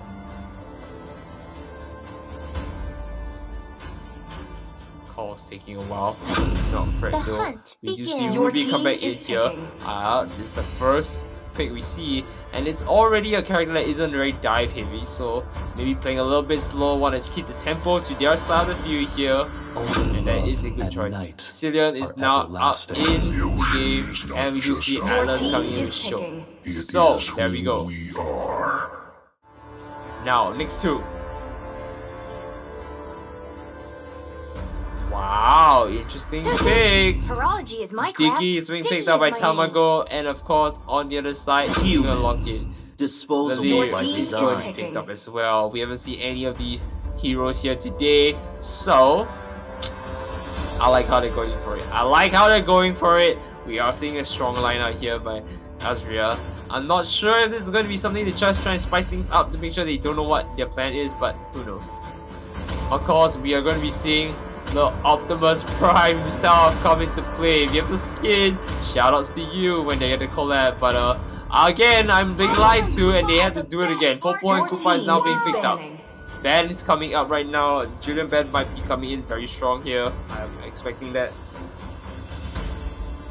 But I am also thinking there's a good chance Akai will be banned. There we go, the Akai is banned. And on the other side, I mean, it's hard to say what you really want to get banned here. Cho is a good pick. Do you want to get picked off? Right? I think that's a good ban. But, you know, it's really up to them. Uranus gets banned here, and that's interesting to say the least. First pick coming in now from the half. And you don't bother me, what are you going to choose? What is your final hero of the day? My blood boils. Belmont comes to the fray once again. Grin is not going to be able to use the almighty and powerful 1-1, but they are going to pick themselves out a Julian potentially into maybe another character that can hold the front. Because I mean, at this point, you need a marksman, right? I think that's something that you want to look out for. Another marksman would be nice. Gives you a little bit more range to work with. There we go, Beatrix. A bit more of a closer composition. Nothing to smile or frown upon. I like this. I like this a lot. Ruby's gonna hold on the fort for you. Your Julian to give you a big stun, and then you just can just run it and spree. That's nice, that's nice. And not to mention, you also have Kiki as well to help out. Yu is now coming into play as well, and we are looking at quite the lineup here. The only fear I have here is if they dive in hard enough early on that they can't come back. Ruby will be a key player in that they will never touch Ruby here in this lineup. And of course, that means Vale has other options here. And Julian needs to be the one to respond as fast as he can. Every single time Vale does something, Julian needs to be there to say, hey, I'm going to stun you and you're not going to do anything to my team. You can't engage. That is how the game is going to be, and I feel like it's going to be very in favor of Azriel's side. However, if it's anything to go by, Vale has shown that they are able to just force dives when they need to. And it might be a very tough fight. Remember, they're fighting for their grand prize that's on the line here. This is it. They need to win this last fight. And now the arena they're in right now is going to be their final battleground. How is this going to play out? Smash them. All troops deployed. Here we go. Players take your positions. Diggy is now going to try and join up with his team here into mid. Just holding his ground here. They see Atlas here. They don't want Atlas to come in. They're like, alright, you want to do something? Alright, we'll throw everything at it. It's fine. Throws it out, checks it, and there we go. Atlas is now taking a fight against Diggy. And obviously, Diggy is not a very strong character when it comes to a melee situation. He's just going to take the brunt of it. But hey, not exactly unheard of. Now, look at the other side though. We have Beatrix over there, just farming it out, waiting for an opportunity to do something, but it's fine. Diggy again caught off guard, and that's the first blood right there. There we go, but returning that though, can they pick up the Atlas? No. Goes in and blinks out right away. And again, returning that favor is just gonna be Jillian trying to make something happen. Running around the map trying to respond, but to no avail. But that's all good. That's all good. They have to slowly pick it up, right? Diggy might be down for the count, but he's at least still in lane because of his passive, and that's very good. They're gonna return the favor. Atlas, do you see the fight over there? A little bit below. They are trying to take a fight. Atlas knocked out here. The first one, very nicely done. 3 players in. They can return another fight here. Julian taking another one with the team, and that is beautifully done. 2-1. First blood is not offset. They are able to carry on taking a fight. Valier is going to continue pushing and force their ground down right here. Looking very good for the side of Austria. Shok is going to try and find opportunity to take a nice fight here. He seeks it out, sees it, goes for it, and can you pick it up? Nice blink out of here, avoiding annihilation from Atlas, and he's able to now just force himself to reset. But at the cost of what? The turtle. Because Ruby is still up there fighting blue, but he does pick it up. He can go down on the house of team here as Juliet is going to try and steal it, but no, does not make it out. Belmont is able to come in. Now with the support of Ruby here, can they make a retreat here? They force a retreat, but at the cost of the turtle. Again, they didn't lose too much, and I honestly think this is fine, especially since they got 3 kills up. It's all good. Valia trying to slowly pick out the Atlas, pitching him a little bit of a skill shots here and chipping him down, but nothing to write home about. He needs to do a little bit more if he wants to make sure Atlas is out for the count for good again. Now, of course, Tamago is trying to be a bit aggressive here. Very nice base start coming in for the player. Likes to play a lot more aggressive, even though he's playing a very field character. And they do see Alex again run for the corner. You see the fatal pull here, and again gets punished from that. The fatal pull to the punish. More like a fatal punish if you ask me. And of course, this means that they're again up another 2 kills. And this is going to be detrimental. There's nothing they can do. You see the Buffalo here trying to take another fight.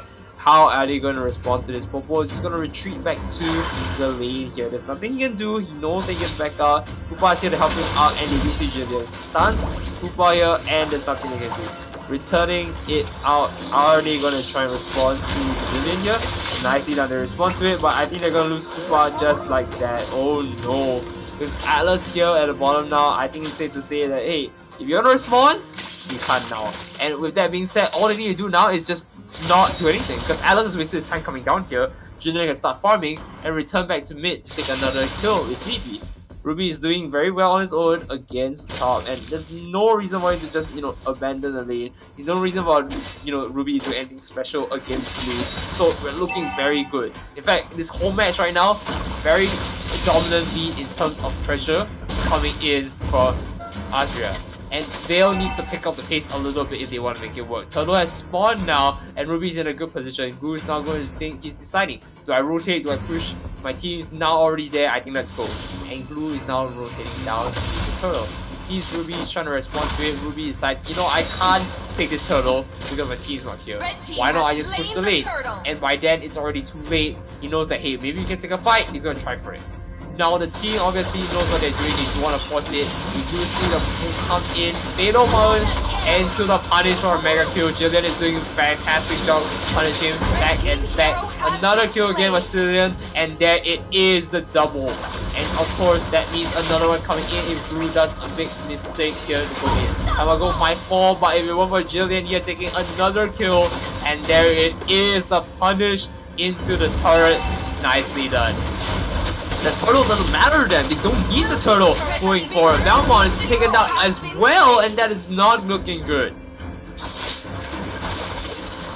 And again, I cannot believe what I'm looking at. It's just repeatedly going on to objectives. They don't need objective, and they time and time again show the objectives mean nothing to them. Look at that KD coming in from Jillian.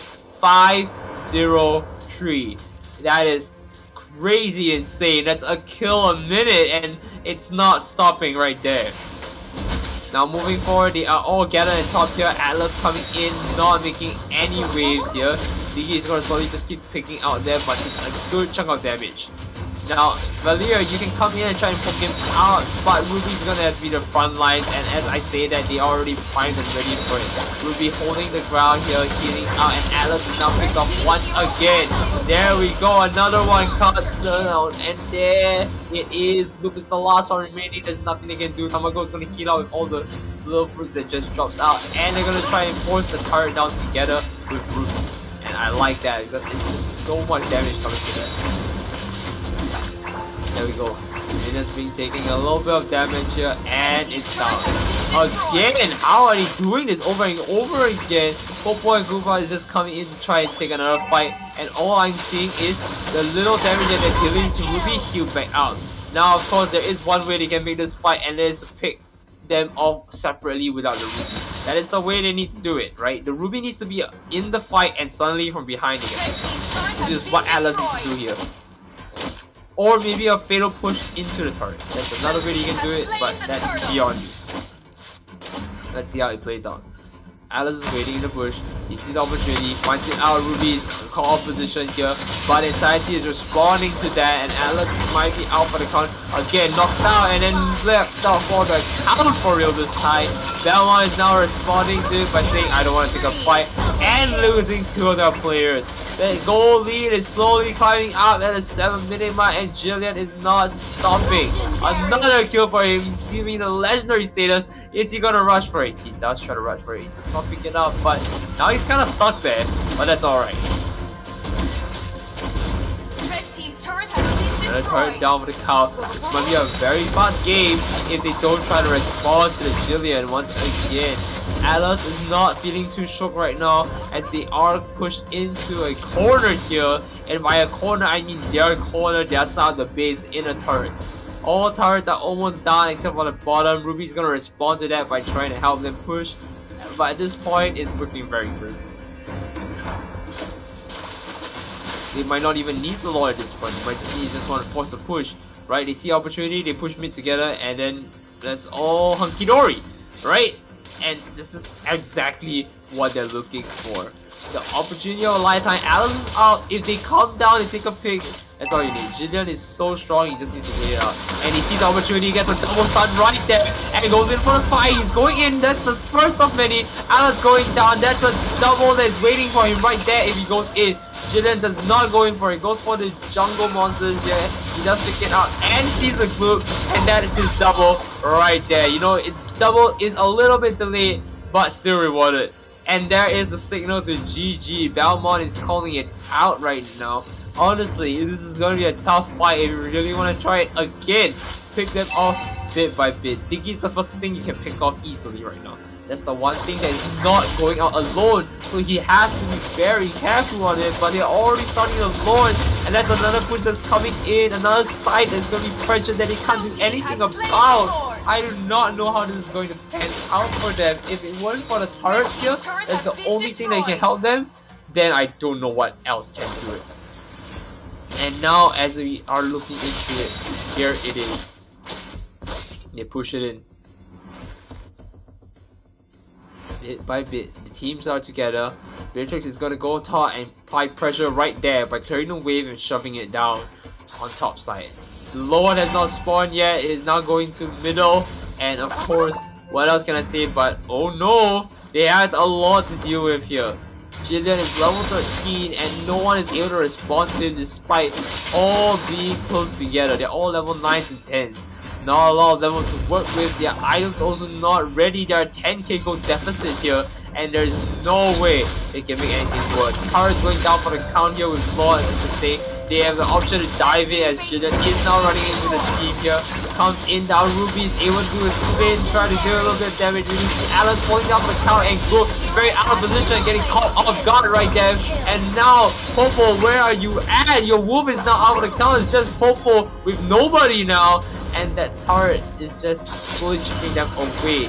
But again, that's your inner base. The one that has 2 and more damage in tank. Mr. Stun here, we are seeing Popo and Goopa just trying to defend, and I think this is going to be it. And there it is, the base is done. Ladies and gentlemen, we have our champions for today, and that is going to be Astria. Oh my god, I cannot believe my eyes. This pickup team has done spectacular wonders. They brought one of my favorite heroes to the mix with Ruby. They managed to win it all, and not only that, they did a commanding victory right there. Atlas tried their best to pull him back with a lot of fatal pushes into the Annihilation, but it's just circumvented by none other than Jillian, which again is definitely the MVP of this match. Of course, we are going to also look at Ruby as well, being one of the players that was sustaining himself long enough for Jillian to really skill up. Jillian didn't need to bother at all given how much sustain Ruby had, and Good was unable to just respond to any of that. On top of that, Belmont was also unable to do much here. They're just waiting opportunities. They did get Turtle, they did get a lot of items early on, but that didn't really account for anything when they got all the kills. And with that being said, that kind of concludes our TeleMatch MLBB, so we are going to move into the prize presentation. But it won't be me presenting it today. We've got someone else to present it today. I'm pretty sure most of you who are in TeleMatch know this very well. We're going to be calling in the Potato Fluff herself to give out the prizes for our winning teams. Take it away.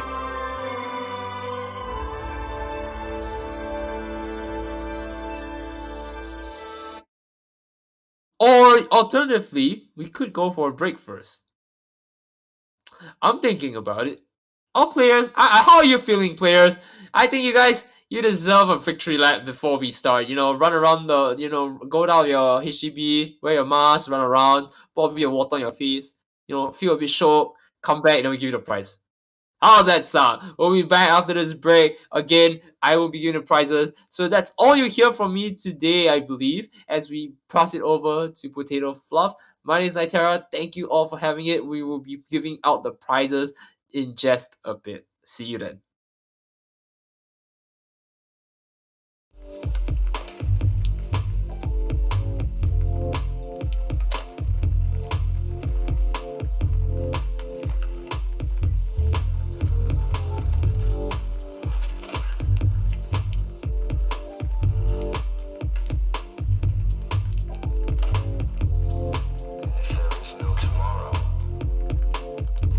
Then there never was a today.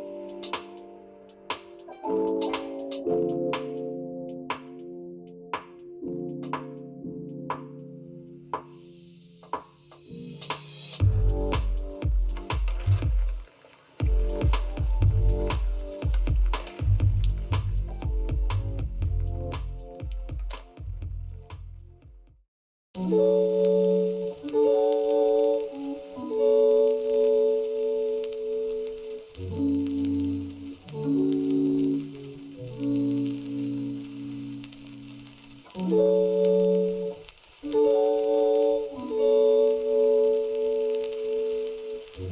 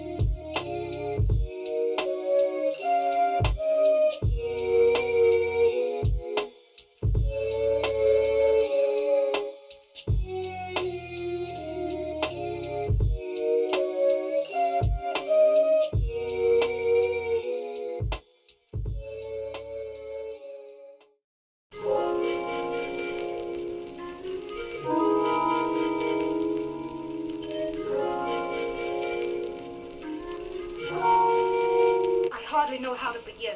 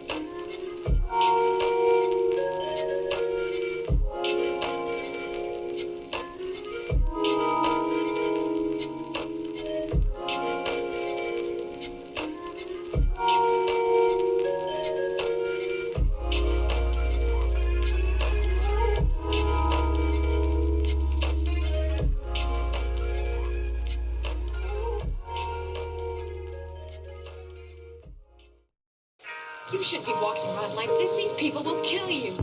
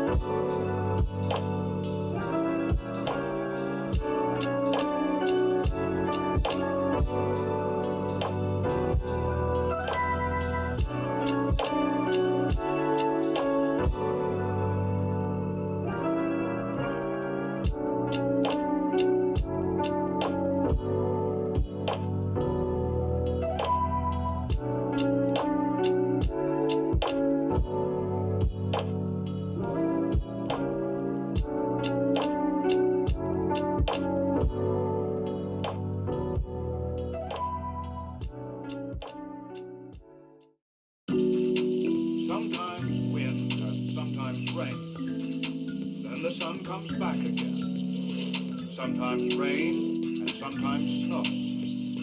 Goodness, how we'd like to know why the weather alters so.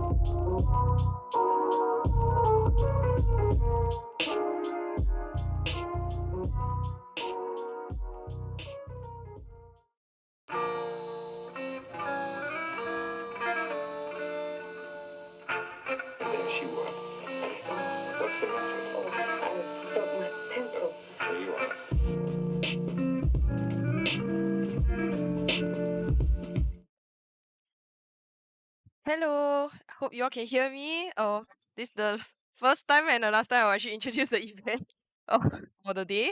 So, welcome back to TeleMatch MLBB 11 June 2022, organized by Susu's and Prize Partner Aftershock. So, if you're wondering, like, how come there's a difference in the person presenting, I think it's really thank you so much, Ryan, especially he's the caster Nyterra, for really all the solo casting. Trust me, guys, solo casting isn't an easy thing, and I think if you guys are like at home cheering, please just like give him a clap, all right? I'll just give like I'll clap here. So I thought that he was really very amazing in sharing all the, like, all the getting all the excitement. I think his energy throughout the day was just so amazing. So yes, I definitely would like to, like, I know all of you are waiting for the prize presentation, wondering if you guys are like prize winners, so on and so forth. But I thought to just, like, point out some amazing stuff that we saw behind the scenes, as well as yeah, like what happened, because all you guys see probably is just the games. Really very exciting. Some games even going all the way to 30 minutes, and I know there are some sides, there are some quite one-sided, but I just really want to give a really shout out to all the players who didn't give up, who played through all their games. So let me just take some time, if you don't mind, to just go through what happened behind the scenes. Like I really really love round two, where the players actually I love the the exchange, like wow, your damage is so high and like all these things, and like I see a lot of like cheering for each other, like as what Nyterra mentioned, it's about bringing each other up, not putting down, like really just crediting when good work is being done. So I also understand that there was also some I would say, like, highlight about, what's BM, what's not. Like, so for those who don't know, like on the live stream now, uh, BM is actually like bad mannered, or some people say bad mouth. So what happens is sometimes when we're playing a game, we can get overly, I would say that sometimes we might get a bit emotional, and we sometimes, like, tend to spam and stuff on the chat. So that's why at TeleMatch, right, we're also very, very concerned about this, as because we really know that we really want to reach out and serve the community, like in terms of especially the casuals who might not have a chance to experience competitive play. So we are very mindful of making telematch a safe and healthy space for all gamers. Doesn't matter whether you're casual, you're competitive, or all the way to professional. So that being said, I would like to also address this point where, at telematch, of course, the rules that mention that you're not allowed to emote in between. So for the start, you can have like good luck, have fun, that's fine. And at the end, it's like GG well played is okay. But the reason why we don't allow emoting in games, or like recordings, like just doing the recall or so on and so forth, there are many many other variations of it, but the key thing is we do not want misunderstanding, because I understand, like sometimes when you play, it's just out of goodwill, of like good fun, rather, like just a banter, like like emote and stuff. What's the harm, right? But I never know the other team that is maybe their team is actually going through a very tough time together, like trying to hold things together, and sometimes they might actually see it as like, hey, are you like mocking me, or are you like taunting me, so on and so forth. So in telematch, we really try to eliminate as much misunderstandings as possible. Thus, the rule is being that way. But of course, our sole objective of having this rule in the first place, it's never to police over anyone. It's like trying to tell you, are you BMing, are you not? Unfortunately, rules are rules in the sense that it really just, it might be an accident, it might have been done out of habit. But although the intent is not to BM, but sometimes because of the rules, it's just that, it happens where we have um to use it. Like we have to say, like, look, rules are rules, and to abide by it, we have to either issue out forfeits or DQs, which means disqualifications. So with that, I am just very, very, very thankful for the community, for those who are with us today, who are like actually abiding by the rules, and for those teams who got disqualified or forfeited, I would just like to extend an apology as well, that definitely we can do much better um to find a way, a balance between what we can do in the game that is fun, yet not seen in a offensive way, or like a triggering way for others as well. So definitely there's a lot of room to improve, and I'm just very thankful for all the feedback that you guys are providing, and really reaching out to us in how to address this. But no matter what, this is definitely an issue that is ongoing, and I definitely know that you guys might be facing this in your pub games as well. But I just like to encourage as well, is that although it's just a telematch rule, right? But also, like, if let's say you're playing your pub games, to like, don't spam the emote and stuff, because maybe your opponents might get triggered, or even your own teammates might get triggered, right? Yeah. So yeah, this is some things that you might want to take note of, and I just want to also shout out to the the the scorers who are behind the scenes, making sure like um all these, like, like these issues or concerns, anything in the game that happened earlier, or even like, making sure your scores are updated, so on and so forth. I just really want to shout out to Wai, Justin, Safi, Benjamin, uh uh, Bart, Joseph, and as well as Kelly. Thank you so much for taking out the time today to just really help out, and really just addressing all the concerns that the players have. And of course, I just mentioned earlier, but of course, to shout out to Nyterra, who really took up the challenge to solo cast in ML. And I just really want to really thank you for the bottom of my heart, that to put out this for really investing in the community. Oh, also I'd like to highlight as well that even for the games, I mean, if if in the case where the other team has accidentally emote and stuff, I hope you guys don't see it as like it was intentional. From it really wasn't, and I think sometimes we might see it that way, but really to know that everyone is really here to have a good time, to have fun together, and maybe our way of expressing fun might be very different. I mean, we're all different, right? It varies person to person. So with that, I just really want to thank you for really registering and having fun together. So I think it's really the first time that we actually have individual team proceed so far. And for the finals to actually be a team made up of like 10 individuals who registered for TeleMatch, and I am so pleased to see that. Yeah. Oh, I think for those who tune in and wondering who is speaking, right? Yeah, so I'm Potato Fluff and I'm from Susus, yeah, the organizers of TeleMatch, just in case, alright? We didn't cover that. So I also like to shout out as well before we go to the prizes that I just the top 8 teams, that means the winners and runner ups from each group, again, just really want to congratulate you guys for making it to top 8. So it'll be group 1 FIR AGs, FYR ages. Oh my gosh. Yes. Sorry, I was thinking of the Chinese band. So group 1 runner up Save Your Tears. Group 2 winner Azria, which also they are the champions of Telematch. Group 2 runner ups Scott. Group 3 winners Gen Z. And group 3 runner ups W of G. Group 4 winners Vale. And group 4 runner ups the Muslim Knights. Alright, so now we are going ahead to announce the prizes. But before I announce each and every prize, I always explain what each prize is and how we award. So at TeleMatch, we really try to award as many individuals and teams as possible, so there's no repeated winners. And also, you notice that we don't just give like the winners, we also have like best teamwork, we have most spirited, MVP, as well as the best support. Yes. So, oh, and I also like to shout after, since I'm doing it for the group winners, also to shout out to Azria for making it all the way to the finals. I think it's a really good job. I think pat yourselves on the back, and yeah, continue to play together. I hope all you guys after Telematch. So yes, we're going to announce the individual prizes first.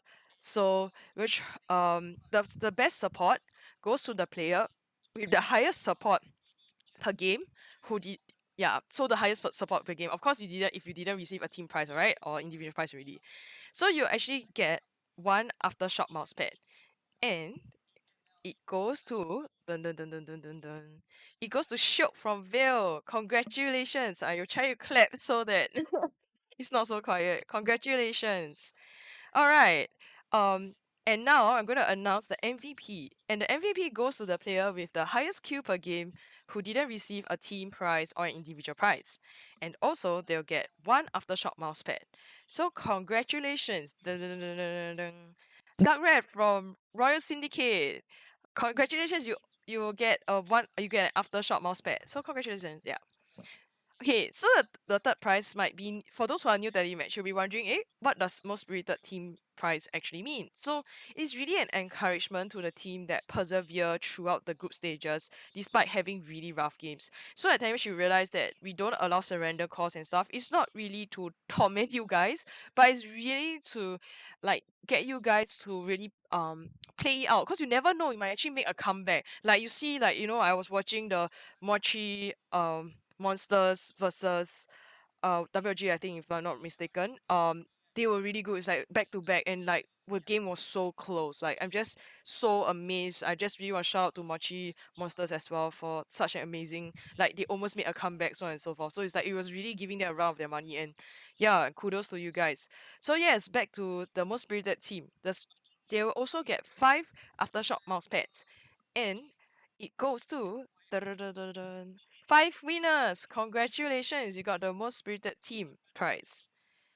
So next will be the best teamwork. Okay, it goes to the team with the most assists per game who didn't receive a team prize. Okay, and it goes to it goes to Gen Z. Congratulations. So you actually will walk away with 5 aftershock blackout tactical backpacks for the team. And Last but not least, of course, is our champions. They will be receiving 5 Aftershock Blackout Tactical Backpacks for the team. So congratulations, Azria. And of course, you earned the title of being the champions at TeleMatch MLBB. So congratulations. All right, with this, we really come to the end of the of TeleMatch MLBB, and I thank you all for actually staying all the way to really support the teams. And I know even the youth groups that it's like playing at the centers, like you guys really did a great job. And I really want to also thank all the viewers here. Yeah, you guys, I noticed that you have been staying here. So I think to support our initiative, we really it's just really community run, and just really follow us on Facebook and Instagram, where you get more updates on like not just Telematch LBB but even other games as well. So you can follow us on teletrip.gaming. Is on our Facebook or Instagram. If it's you prefer Twitter, and it will be Teletrip Gaming without the full stop. And if you want to stay connected with our Mobile Legends SUS community, you can actually search us on Facebook. It's a group where we actually will curate what people can post so that there's no spams. So it's called the Mobile Legends SUS group at facebook.com/groups/Mobile Legends SUS.